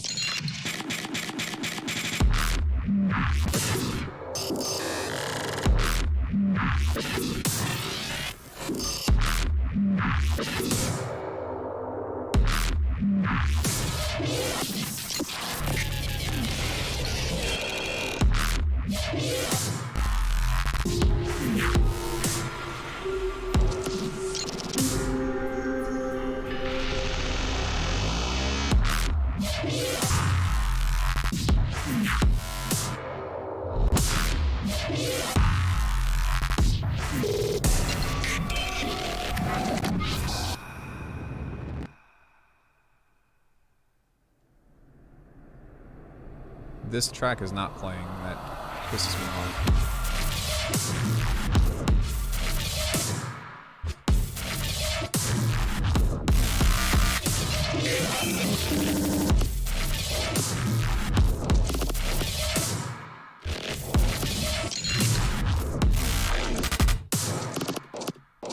Well, there's a lot of that. There's a lot of pieces to that music missing, and it's not that it's missing. It's just that this won't play for some reason. And that's like a really big ass part of this tune. So you can go listen to the Tales of the Coffin, but you can see that like really what I do is like I just make a bunch of sound design jams, as you'll see here. And that's why everybody asks me like, why do you start your project so late? And I'm like, well, if you start your project at 1, then you have to move everything over to the side and then push into that. So you have to like start pushing everything ahead. Whereas if you work in the middle, you can have stuff both on the left side and the right side and then just start to put stuff in between. It's like how you would normally do like a jigsaw puzzle, right? Because you don't just have like one pile. You usually have stuff spread around to see if you can notice anything. But for me in particular, whenever I do this stuff, like I apply these bass presets and stuff on you know, bouncing out bass and all that, of course. But then what I do is I use the multipass and the snap heap stuff to bounce out like other cool stuff. So again, kind of coming back to that MIDI, right? There was a lot of these racks and all that, because what happens is when you do stuff like that, you can end up getting some really cool shit. So here, let me show you. So I'm just going to find a piano on here, and I'm not going to do anything specific. I'm literally just going to probably play F minor or so and have fun with that. But hold on one sec. Yeah, we'll use this one. It doesn't matter. We can use any one.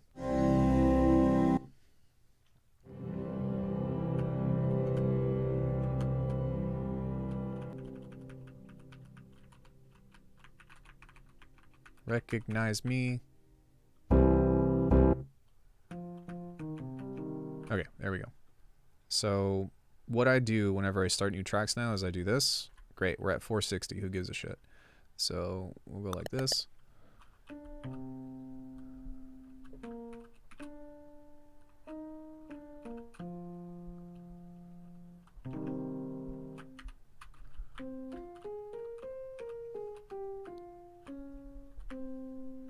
All right, that's all we need. I'm going to match this to a different color palette, maybe to the overcast, change it that way. That way I've got some contrast. Then what you go into is a little bit of this. And then what I would do is go into that Eternum pack and just find something interesting. So my favorite is the Death Bell, as you can see, but this really just kind of brings stuff out. But what I'm doing is I'm looking for texture. So when I have something like that, I just turn this up 100% and let it play out and see what it does.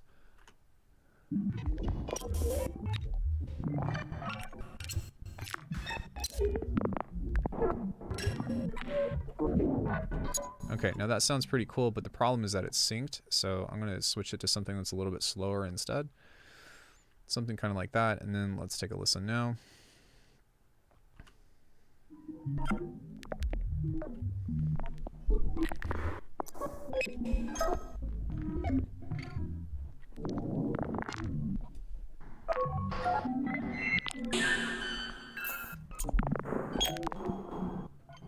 Right, okay, well let's say you don't want glitches and stuff like that. Well, you can just pull up something from, I would typically use multipass for like multi-band filtering, and then I use snap heap for anything that's like generative glitch related.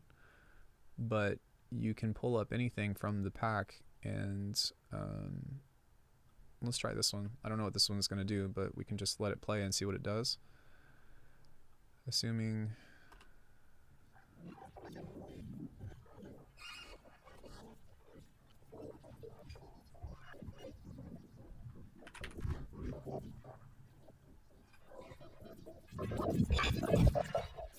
Okay, I think this one is probably... Yeah, so that one's synced up as well. It needs to be slower. Let's see this one.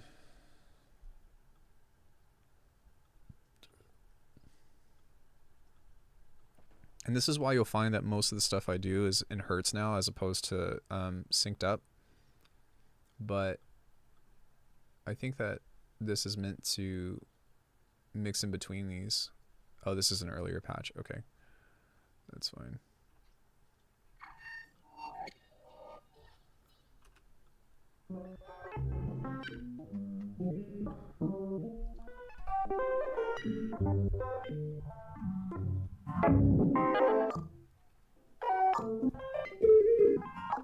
Right, so it doesn't really matter. There's a lot of different stuff that you can try to kind of fuck with in between all this.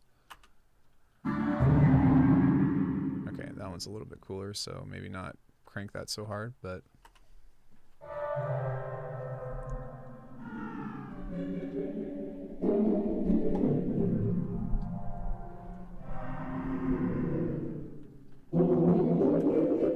And then from that point, like, you're already starting to make cool timbres and stuff that sound like really creepy, which is kind of like my signature type of thing that I like to do. And so when you start thinking about things in terms of pitch and deals like that, and just making weird stuff in general, pitch shifter, I've got a preset on here that's just going to do the work for me. There we go. Okay, I think these are synced, so we're just going to set these to same thing, where they're kind of slow.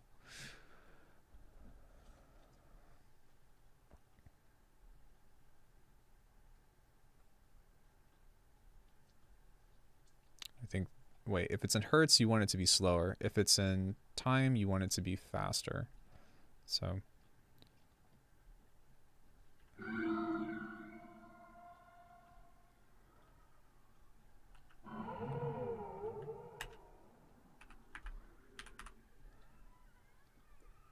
Pretty sure I pushed play. It's not playing.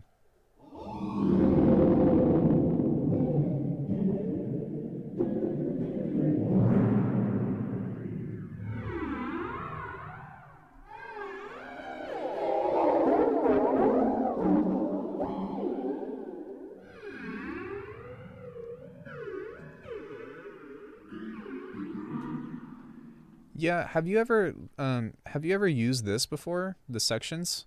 I don't know if that's what you're asking about, but if you set things in sections to where you right now it's at main section 1A, and if I were to drag this over here and then maybe create a different section. So if I were to go right here and then put an insert cue marker, right? Well, I can just jump between there like that. I think that's what you're asking. I'm not sure. I should probably take my own advice because I never used that. I was saying that earlier in the stream that I should do that. But yeah, you can see that, you know, by using these different presets and stuff, like there's a ton of stuff that you can make without having to click and without having to set up something in advance. You want me to set up a waffle maker for you? No, I'm joking, but I don't know. I just use the space bar and then I double click wherever it is that I want to be. That's how I manage that. If I'm trying to, if you're working on a short section, then to be honest, I just loop it and I just go hit Command L on whatever series of time that I have. So if I'm trying to do it from there, then I feel like, okay, that is off. That was driving me crazy. Then I would just do something like this and hit Command L. And I know that you know this, but this is for everybody else. But, you know, just trying to keep in like that or splitting the section wherever it needs to be or something, you know. But yeah, I definitely agree. Like the transport functions and stuff can definitely use some love. I was wondering if you had a better method. No, that's how I usually do things, to be honest. So what we can also do is scoot that over.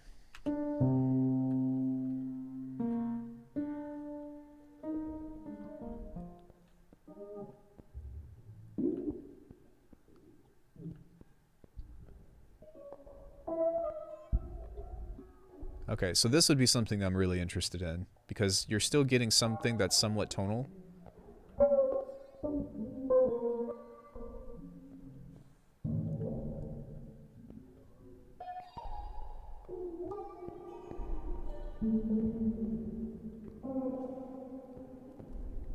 Yo, Kenzo, thank you so much for coming in, man, and thank you for helping everybody in the stream out. I appreciate it.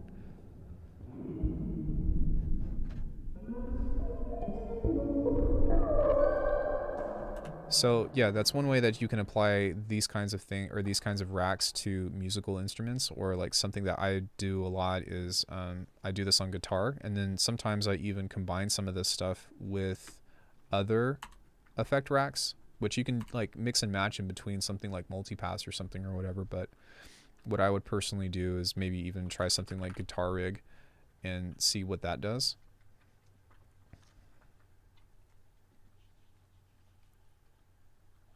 I'm giving you all my secrets. It's fine.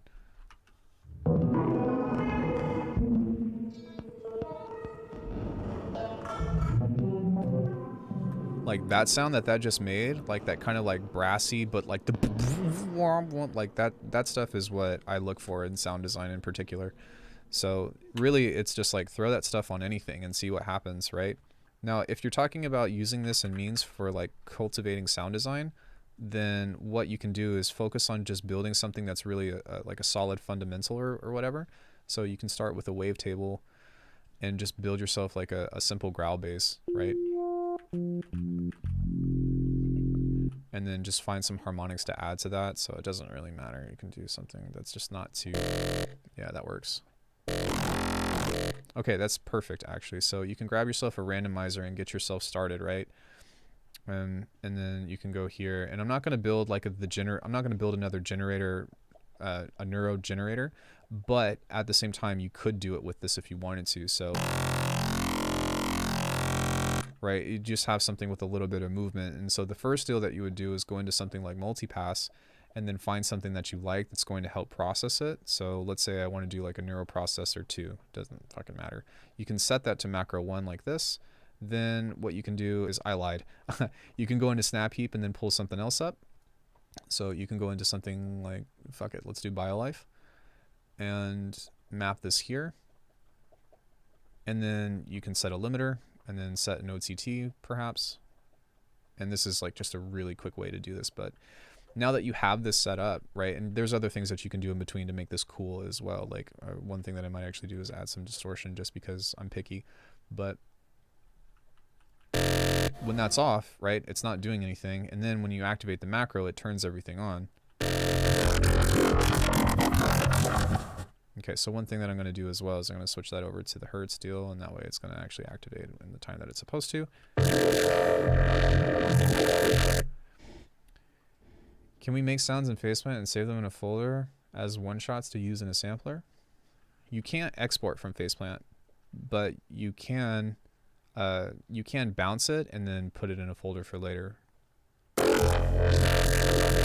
Right? So then once you have something like that, then you can go into this and turn this on. Now you're actually activating between the generator and the neural processor.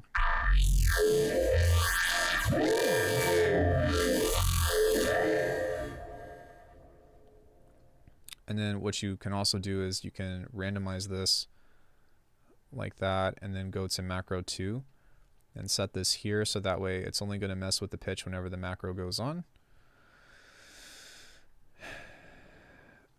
So we can bounce it, that'll work, yeah.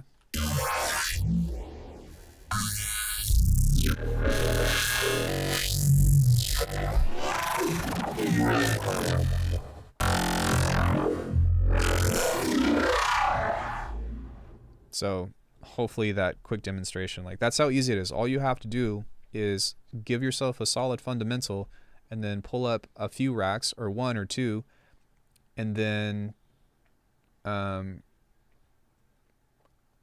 Invasion, I think he's talking about, oh, faceplant skins, and where do you get them? Oh, sorry, that was a question. Sorry. I think that got blocked out. No, I'll tell you, I'll give you that answer in just a second, but yeah, to make your own stuff, like I've done all the work for you, right? I've built all these racks meticulously to where like you can apply them and make changes to them or whatever, and like everything has modulation built into it, and that's really the most time consuming thing about it, is listening to the sound as I build like one by one. But the essence is the same, right? You're literally just stacking like tons and tons of effects and putting it into a rack that you can use as building blocks for your sound design. And it doesn't matter if it's, it doesn't matter if you're using it on something that is more musical. It doesn't matter if you're using it on something that's more catered towards like bass in general. It's just a matter of trying to mix and match and see what you can get out of it. And the fact that you can do this within Snap Heap, so like you can literally like, and I've done that. Look, I've got several more Snap Heaps in this. And then you can take that a step further, provided that you've got that. So whenever you pull up a preset like this, you know, typically I would just label it as MPE or something, right? Chamber MPE. You can see here that, you know, I've got a little bit of extra stuff on here, but whenever this goes on, this starts to turn everything. Right? And then whenever this goes on, this starts to mess with the pitch.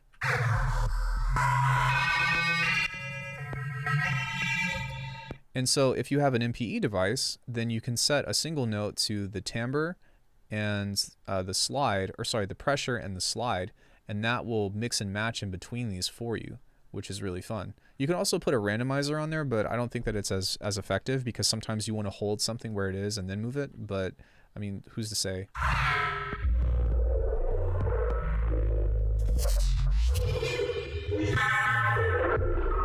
But like I said, you know, like I just, yeah. Okay, so to answer, did that answer all of your other questions though? Like about how to actually use this stuff and how you can apply it within your own sound design? The last thing that you want to do is go into your Kilohearts file and then just go into, oh no, you want to go into library, application support. Maybe it's audio. Apple loops, sounds, presets, plugins. It's here somewhere. I think Bitwig's on-screen keyboard mimics MPE when you click and drag.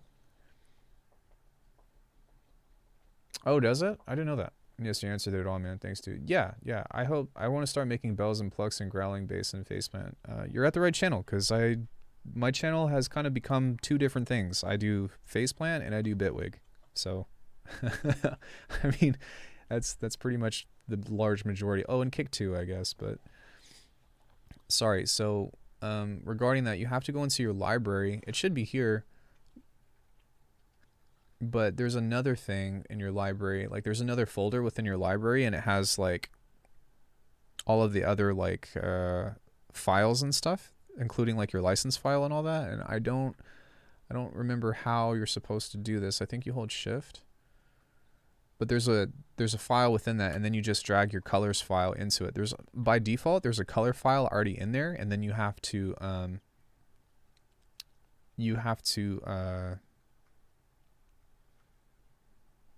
make sure that that other file is out. But there's literally a faceplant or a Kilohearts preset or skin maker, I think, if you have Windows. Kilohearts skin maker. Faceplant user, I created a color theme skin editor that, yeah, so it's on Reddit. It's right here. So you can do that, or you can go into the Kilohearts Discord, wherever that is. And then there is a skin gallery, and you just download the file like that. Make sure that it appears exactly like this. So like if you download multiple ones and it's labeled as like colors 2 or colors 3, you have to delete that extension and you have to make it just colors. Otherwise, it's, like I said, it's not going to work. See, all of these are colors.conf. So when you download, if you download multiple things of them, you have to make sure that you get the right one. This one's actually kind of cool.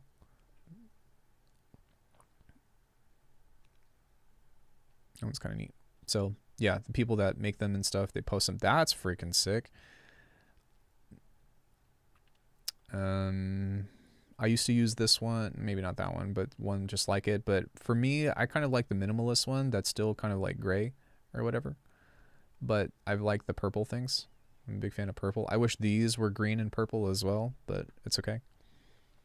Do you have something heavily inspired by Noisia and Mefuse?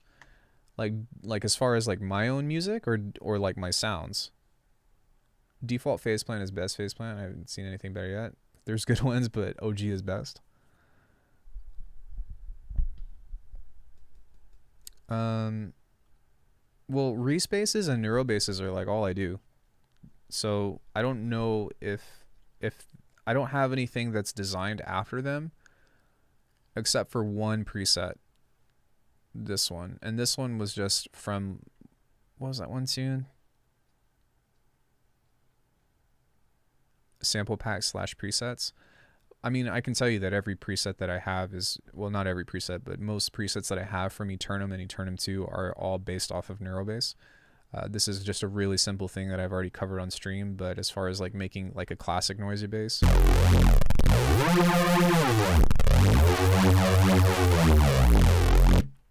that's really easy to do. But I mean, I can just kind of demo some of these for you if you like. Let's see.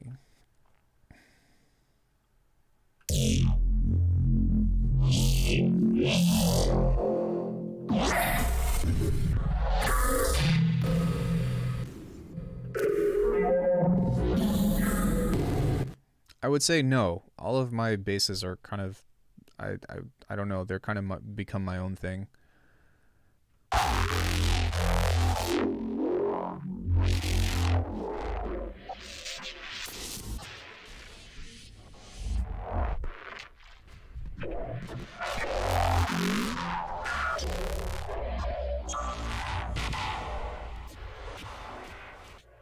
There's a Dead Space one that I made not too long ago. That was pretty cool.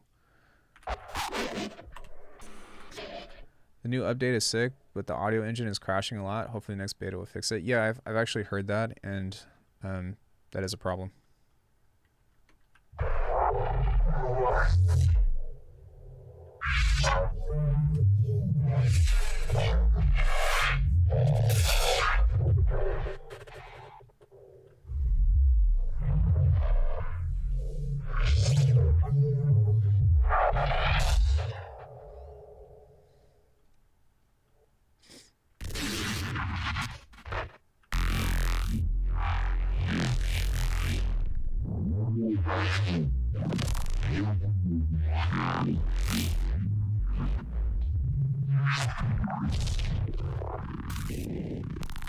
I can see why I named it this.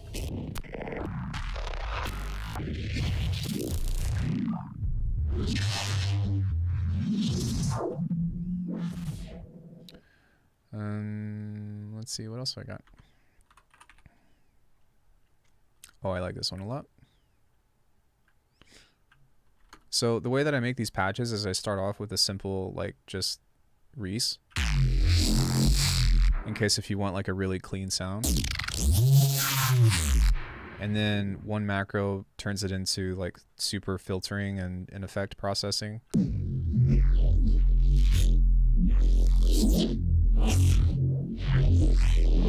And then the other macro turns it into kind of like an effect generator. And the goal behind these is to mix and match these in between to try to find like your own unique sound. So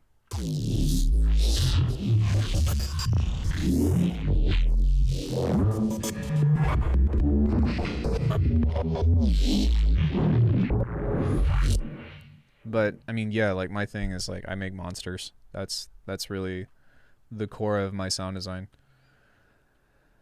This one is actually on Faceplant as if you downloaded the Gratis 2-year anniversary pack. I'm on there. Yay! Got a couple presets featured on here, this one is actually one of my favorite ones, anyways. So not a single skin compares. Not saying this one is bad and we all have our own taste, but I've yet to see one personally I like as much as OG skin. Well, that's what matters, right? I like purple. That's my thing.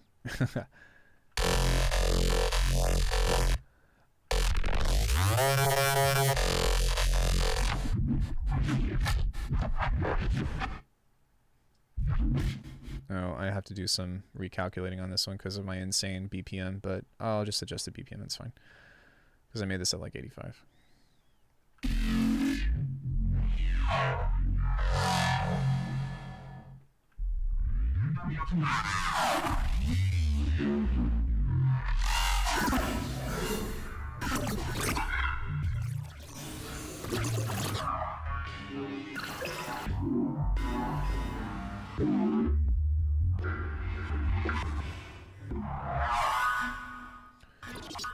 And then there's another one that I did. This one's called Ruby Weapon. This one is also on the Gratis if you like these kinds of presets. So it starts like this. Just something really simple, and then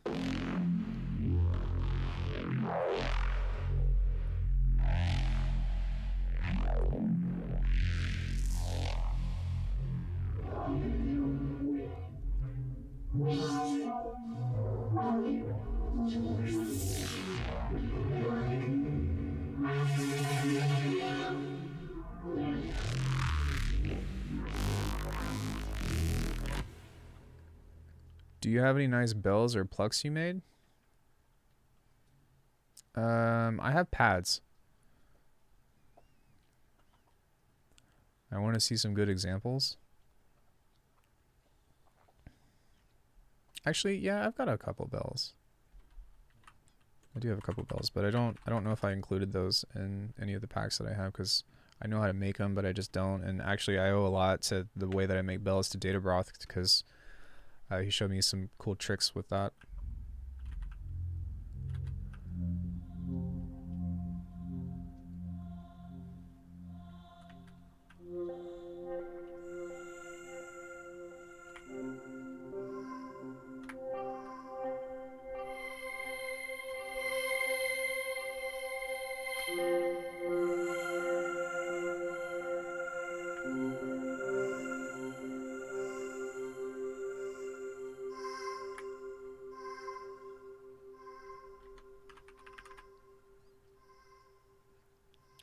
Databroth and I make very different things, and that's why I like learning. It's what makes it really easy to learn from each other, because a lot of stuff that, like, the way that he approaches sound design is very different.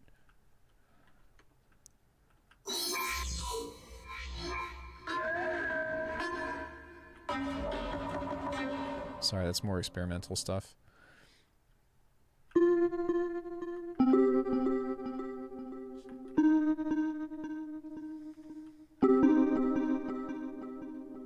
I think the reason why I don't make a lot of bells anymore, or like why I don't save a lot of bell presets, is because it's a lot easier for me to just make one. So like if you go like this, and then you go into something like, not that. I'm trying to think if I have any other presets, but I'll just make one quickly while I do that. But use a pitch shifter like this. And there you go. And then you want a delay. Ping pong, sync, limiter.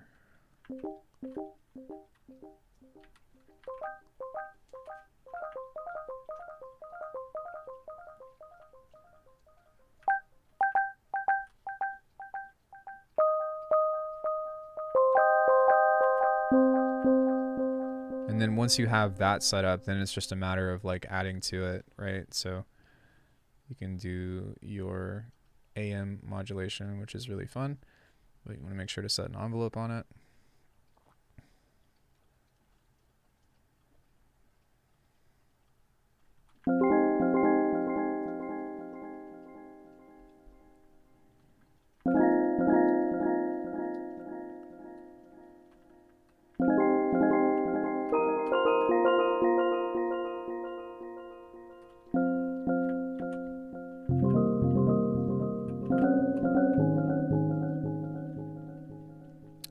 And then you can give it some space.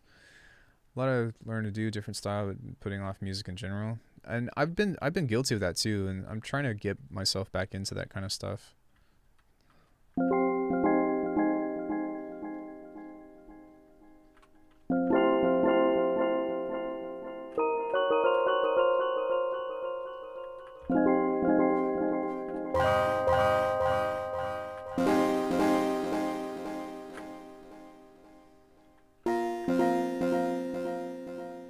Yeah, so you can also continue adding to the AM modulation. This is one of the things I was talking about that I learned from Data Broth about doing different AM sources like this, but applying the same envelope, which actually something that's kind of fun that you can do every once in a while is change and is have different timing of envelopes.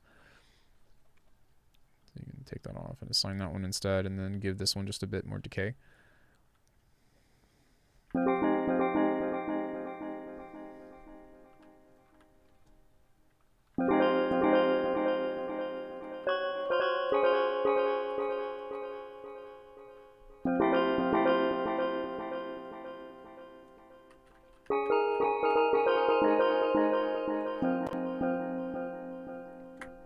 And then if you wanted to make it more realistic, then I'll show you the next trick that Data showed me, which is just take a small chunk of noise, take a small reverb,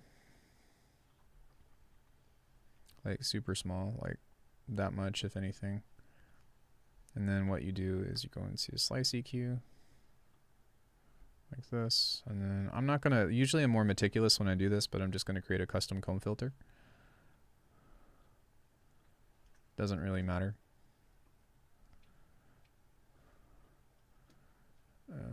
That's going to be really sharp. I'm going to also use a convolve reverb. Yeah, I was going to get there, but just give me a sec. I'm a big fan of the convolver as well. Cool. That should be fine. I think what I'm going to do is I'm going to push the gain in. No, not the gain, but I'm going to grab all of these. Make those bigger. Grab all of these. Make those longer. I actually didn't know that I could do that. That was an intuitive thing, and I'm pretty happy with that. Okay, so now what you want to do is grab yourself a note and then find your root note that you want to play. I play F on everything, so there's that. F1. Change your range to 24. Then key track it. Just a bit. Too far. And because it's not really doing anything, you want to do this maybe 2 or 3 times. But you can hear now that that's creating, I'm going to put a dynamics on that because that might sound really crazy. But now you've kind of created something that sounds a little bit more metallic.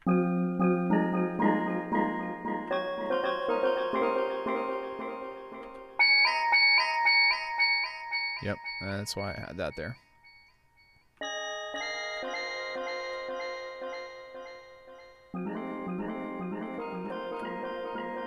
Which, this isn't absolutely necessary, but it is kind of fun to do sometimes. And if you have everything lined up harmonically to where it key tracks the way it's supposed to, then it can sound more... Like, that sounds like it was just a bell that was out of tune, but you can make it sound pretty good in that way. But just doing the AM thing will give you a pretty big sound, and then you probably want to do some kind of easy EQing where like you just reduce the mids.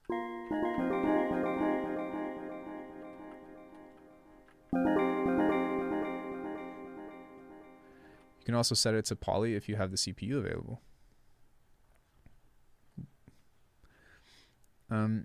And then regarding the convolver, like this might be something that you would actually want to send in to the slice EQ, but you can kind of just find anything that's got a little bit of space to it, like Modern Church, that's fine.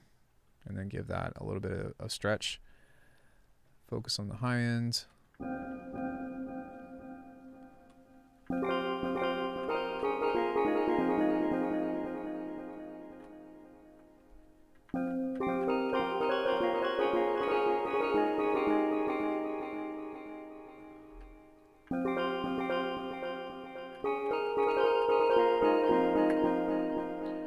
You can also try something weird, like, this is on my website, but I like to do a lot of shit like this. Okay, that's perfect.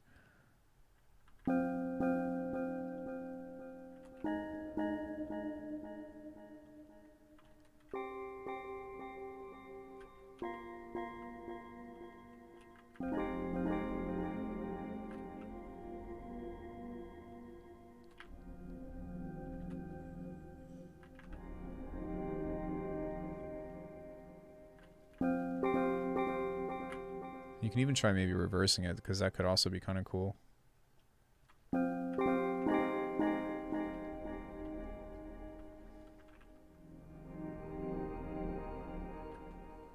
Yeah. So that'll create a little bit of fades and stuff, or a little bit of like swelling. And if you give that just a touch of saturation, then that might be able to boost that up a bit. And at this point, like I've already shown you like the basis of like how you create something like this. And then when it comes into sound designing, it's just saying, all right, well, is it cool enough? If if yes, then save it. If not, then, you know, keep working on it until you figure out, or try something new, because sometimes it doesn't always work out.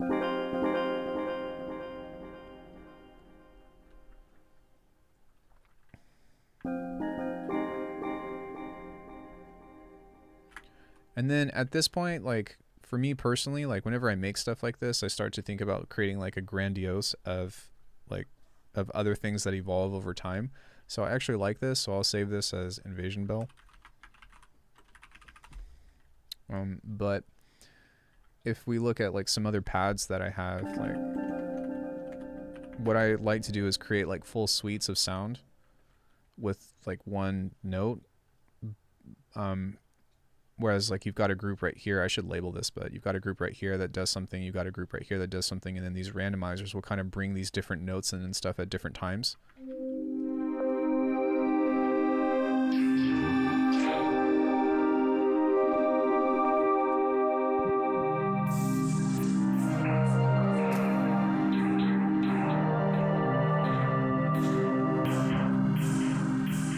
So obviously, like, there's a lot of stuff going on there, but if you look at it individually and you turn everything else off, you've got that sound, then you've got this one.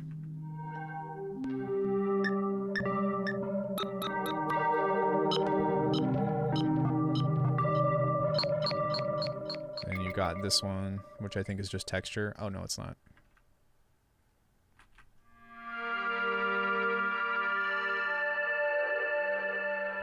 So they can also be pads. Yeah, that makes sense.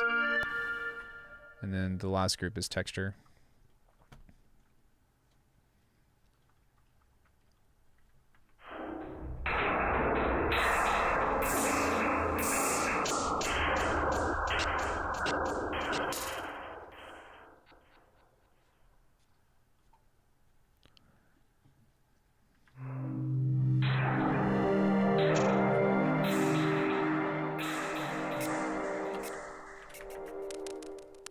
other stuff I have.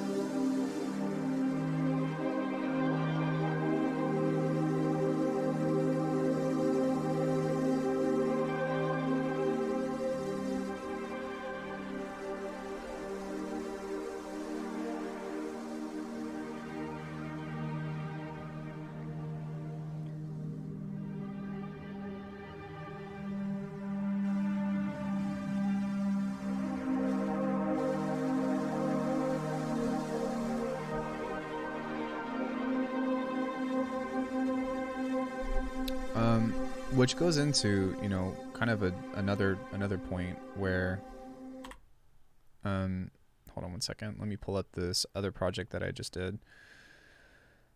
Galactic Federation. I don't know if you guys have played Metroid Dread or not. It's probably one of my favorite games of all time. But I made this out of that, and you can see here that there's a bunch of phase plant stuff. Oh, maybe if this reloads. Maybe, please, please, please, please.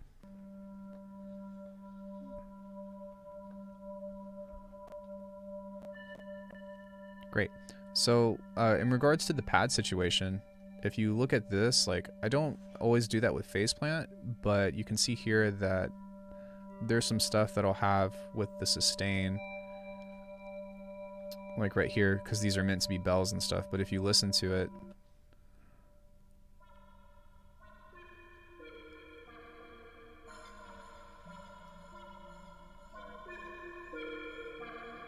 I haven't played a Metroid in like 25 years. Oh, you're missing out.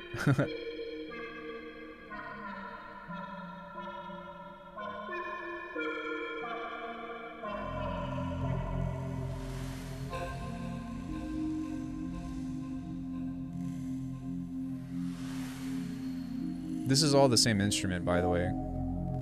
It's just this.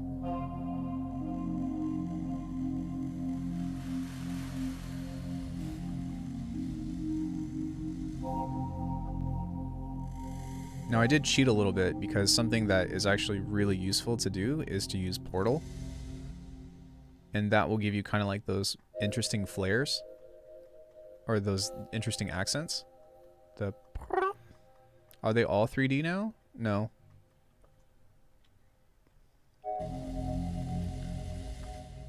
But kind of using all that stuff in combination with all this stuff, I created kind of like a reimagining or like a fan-made type like soundtrack that's just ambient. Oh, there's another bell that I made. But like I said, I just always do it from scratch. I just lied. I thought I made it. I didn't make that one. I think this one I made though? Yeah.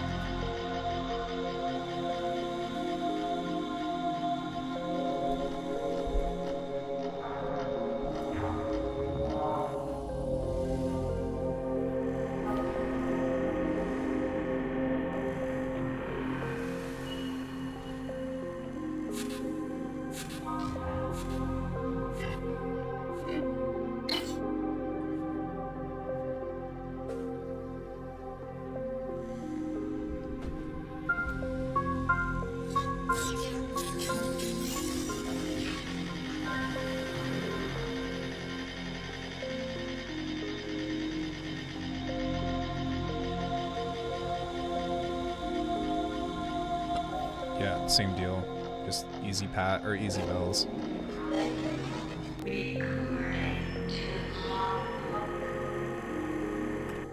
So yeah, anyways, because that's pretty much just a single loop. I am going to put this on YouTube soon. I just need to do like some Apple Motion. I think I was here when you made this. You was about to put guitar on it. I think I was playing with guitar, but I didn't do anything with it. Are those glitches chopped up sound design or synths? Both. This stuff here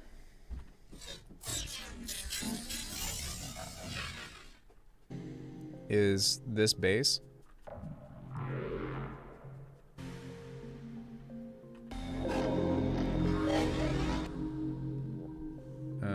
I think I made most of it here. Yeah, some of the glitches I made from a synth. So if you listen to this,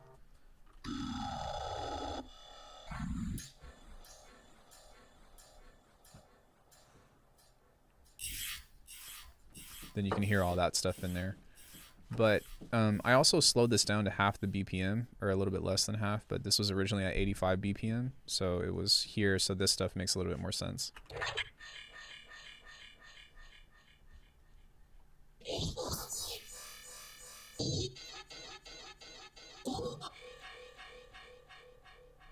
So yeah, I pretty much just took all that stuff and then kind of laid it out across the track. And then I think that this is muted because there is a drum over this, or a drum under this, where it was actually kind of starting out as like an IDM tune. Which we can speed that back up and see what that sounds like. Put some of this stuff on there. Got it. Cool. Yeah. Yeah, yeah.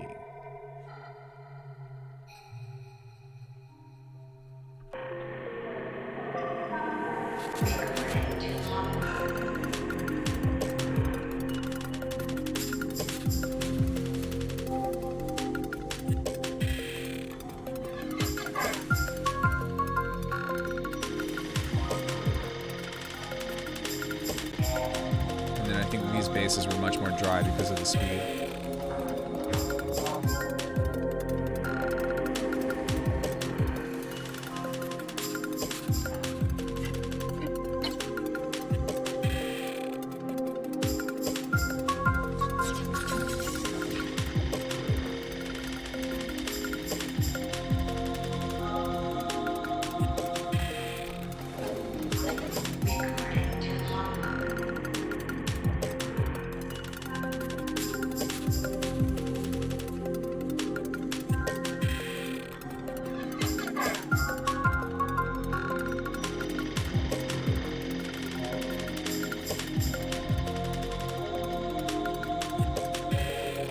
Yeah, so anyways, it's just pretty much just a beat, but I think that I like the ambient version a lot better, just because it's, I don't know, it's a lot more soothing.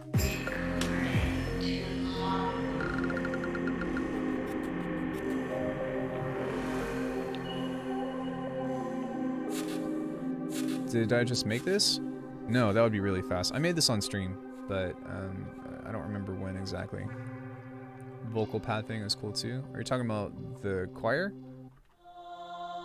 That's just a Gregorian choir. Like, this is a default sample within this. You just go here, choirs, Gregorian, add some of that, delay, reverb, and limiting. That's pretty much it.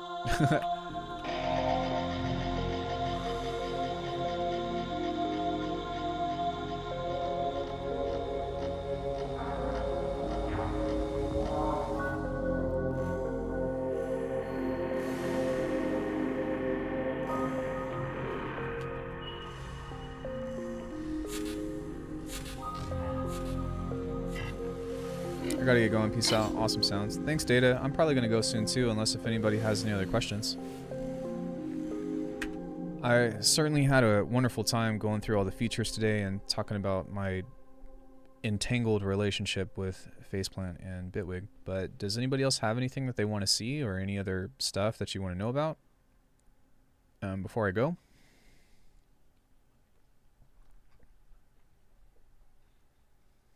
You have 30 seconds to comply. Yeah, I gotta bounce too. Gotta hit the sack. Thanks to the stream. Thanks for answering my questions. Yeah, for sure. Anytime. Cool. So I think that we're all ready to go to bed and stuff. But thank you guys so much for hanging with me. I had a wonderful time. If you guys are catching the VOD, oh shit. Sorry, Jack. Yeah, I'll make time for you. Jack and I just put out a collab. Go check it out if you get the chance. I'm not sure if you saw that or not. No, it's fine. I like to see Bitwig grid environment in a nutshell. I'm not sure if you saw that or not, but that's actually part of the reason why I pulled this up, was to show you this stuff. Hold on one second. For me personally, I generally just make sequencers, but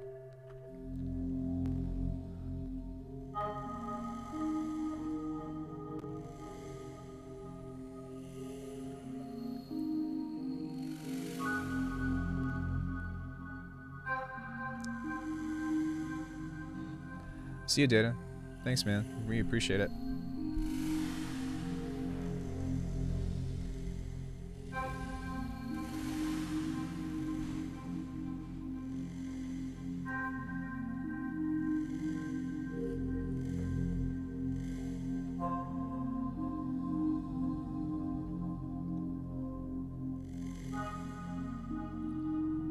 But yeah, I mean, it's pretty typical of like a digital, like, modular environment, right? You've got these things that you can pull up and select all the components to and from.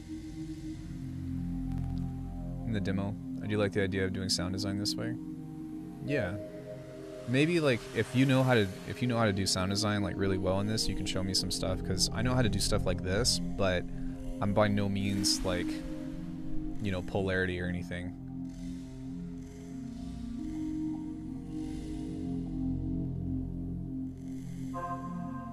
But I do like stuff like this. It's just pleasant, you know?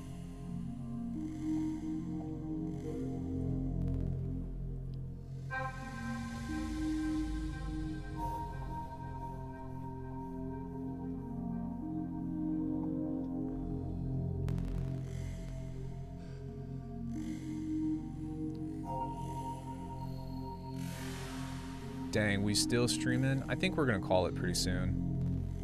Pretty tired. I was just kind of showing Jack Land some stuff. Kind of depends on how deep the tools go, but maybe we can get a call sometime and make some patches. Yeah, I'd be down for that. I mean, there's, I want to say that there's like over 100. I think there's over 120 something modules, and then you can also apply effects to this. So yeah, like I do have this, but I've also got some effects applied after this to kind of make it do its thing. So in between doing sound design in here and then taking it to do effects outside, that's really the appeal to me, is having the ability to kind of do both.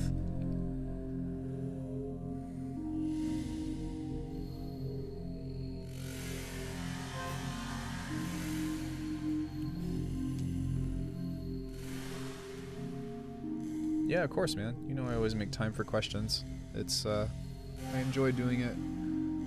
If you have any questions about this, I'd be happy to answer. And export modulation from the grid nested devices is dope too. Wait, even export modulation from the grid? Wait, what? That's a thing?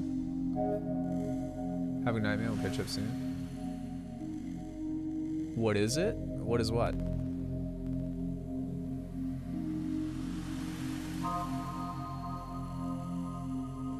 Exporting modulation? Huh?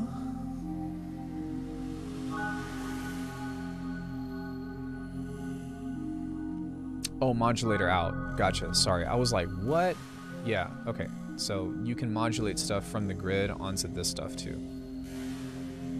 So if you have a modulator in here, it translates in here. No, this is, well, I guess it's a VST. It's a first-party plugin from Bitwig. But this is Bitwig Studio.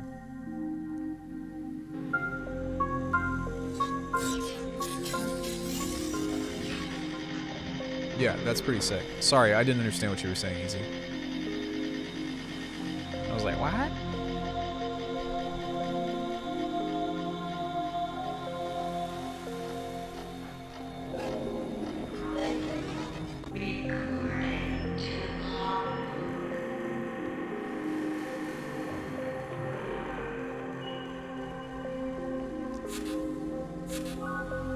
Do I still do acrobatics? Yes, I do. I'm moving to Vegas in a couple of weeks to try to keep pursuing that. Yes, I still flip.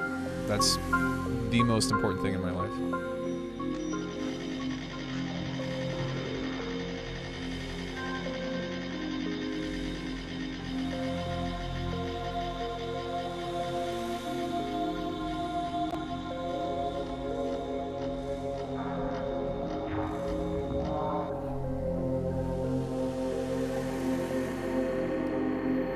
Cool.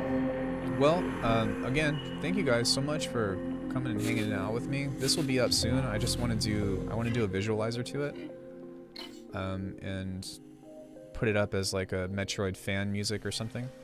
But yeah, if any of you guys have any questions about anything, hit me up in the Discord. If you can, do me a favor and like the video because I'm leaving this one public. Yeah, much love, everybody. I will see you all soon. Probably tomorrow. Taekwondo. No, I do martial arts tricking. And Jeet Kundo. If you go in the Discord, oh wait, you're the boycotter. Wait, you're the one that boycotts Discord. Liked and sub. Thank you.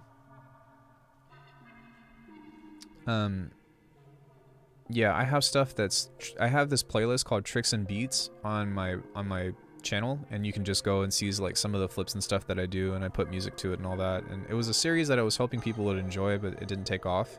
But it's fine. It was cool and worth a shot. So there's that. But right on, guys. I will see you later. Have a wonderful rest of your evening, day, morning, night, wherever you are in the world. Bye, everybody.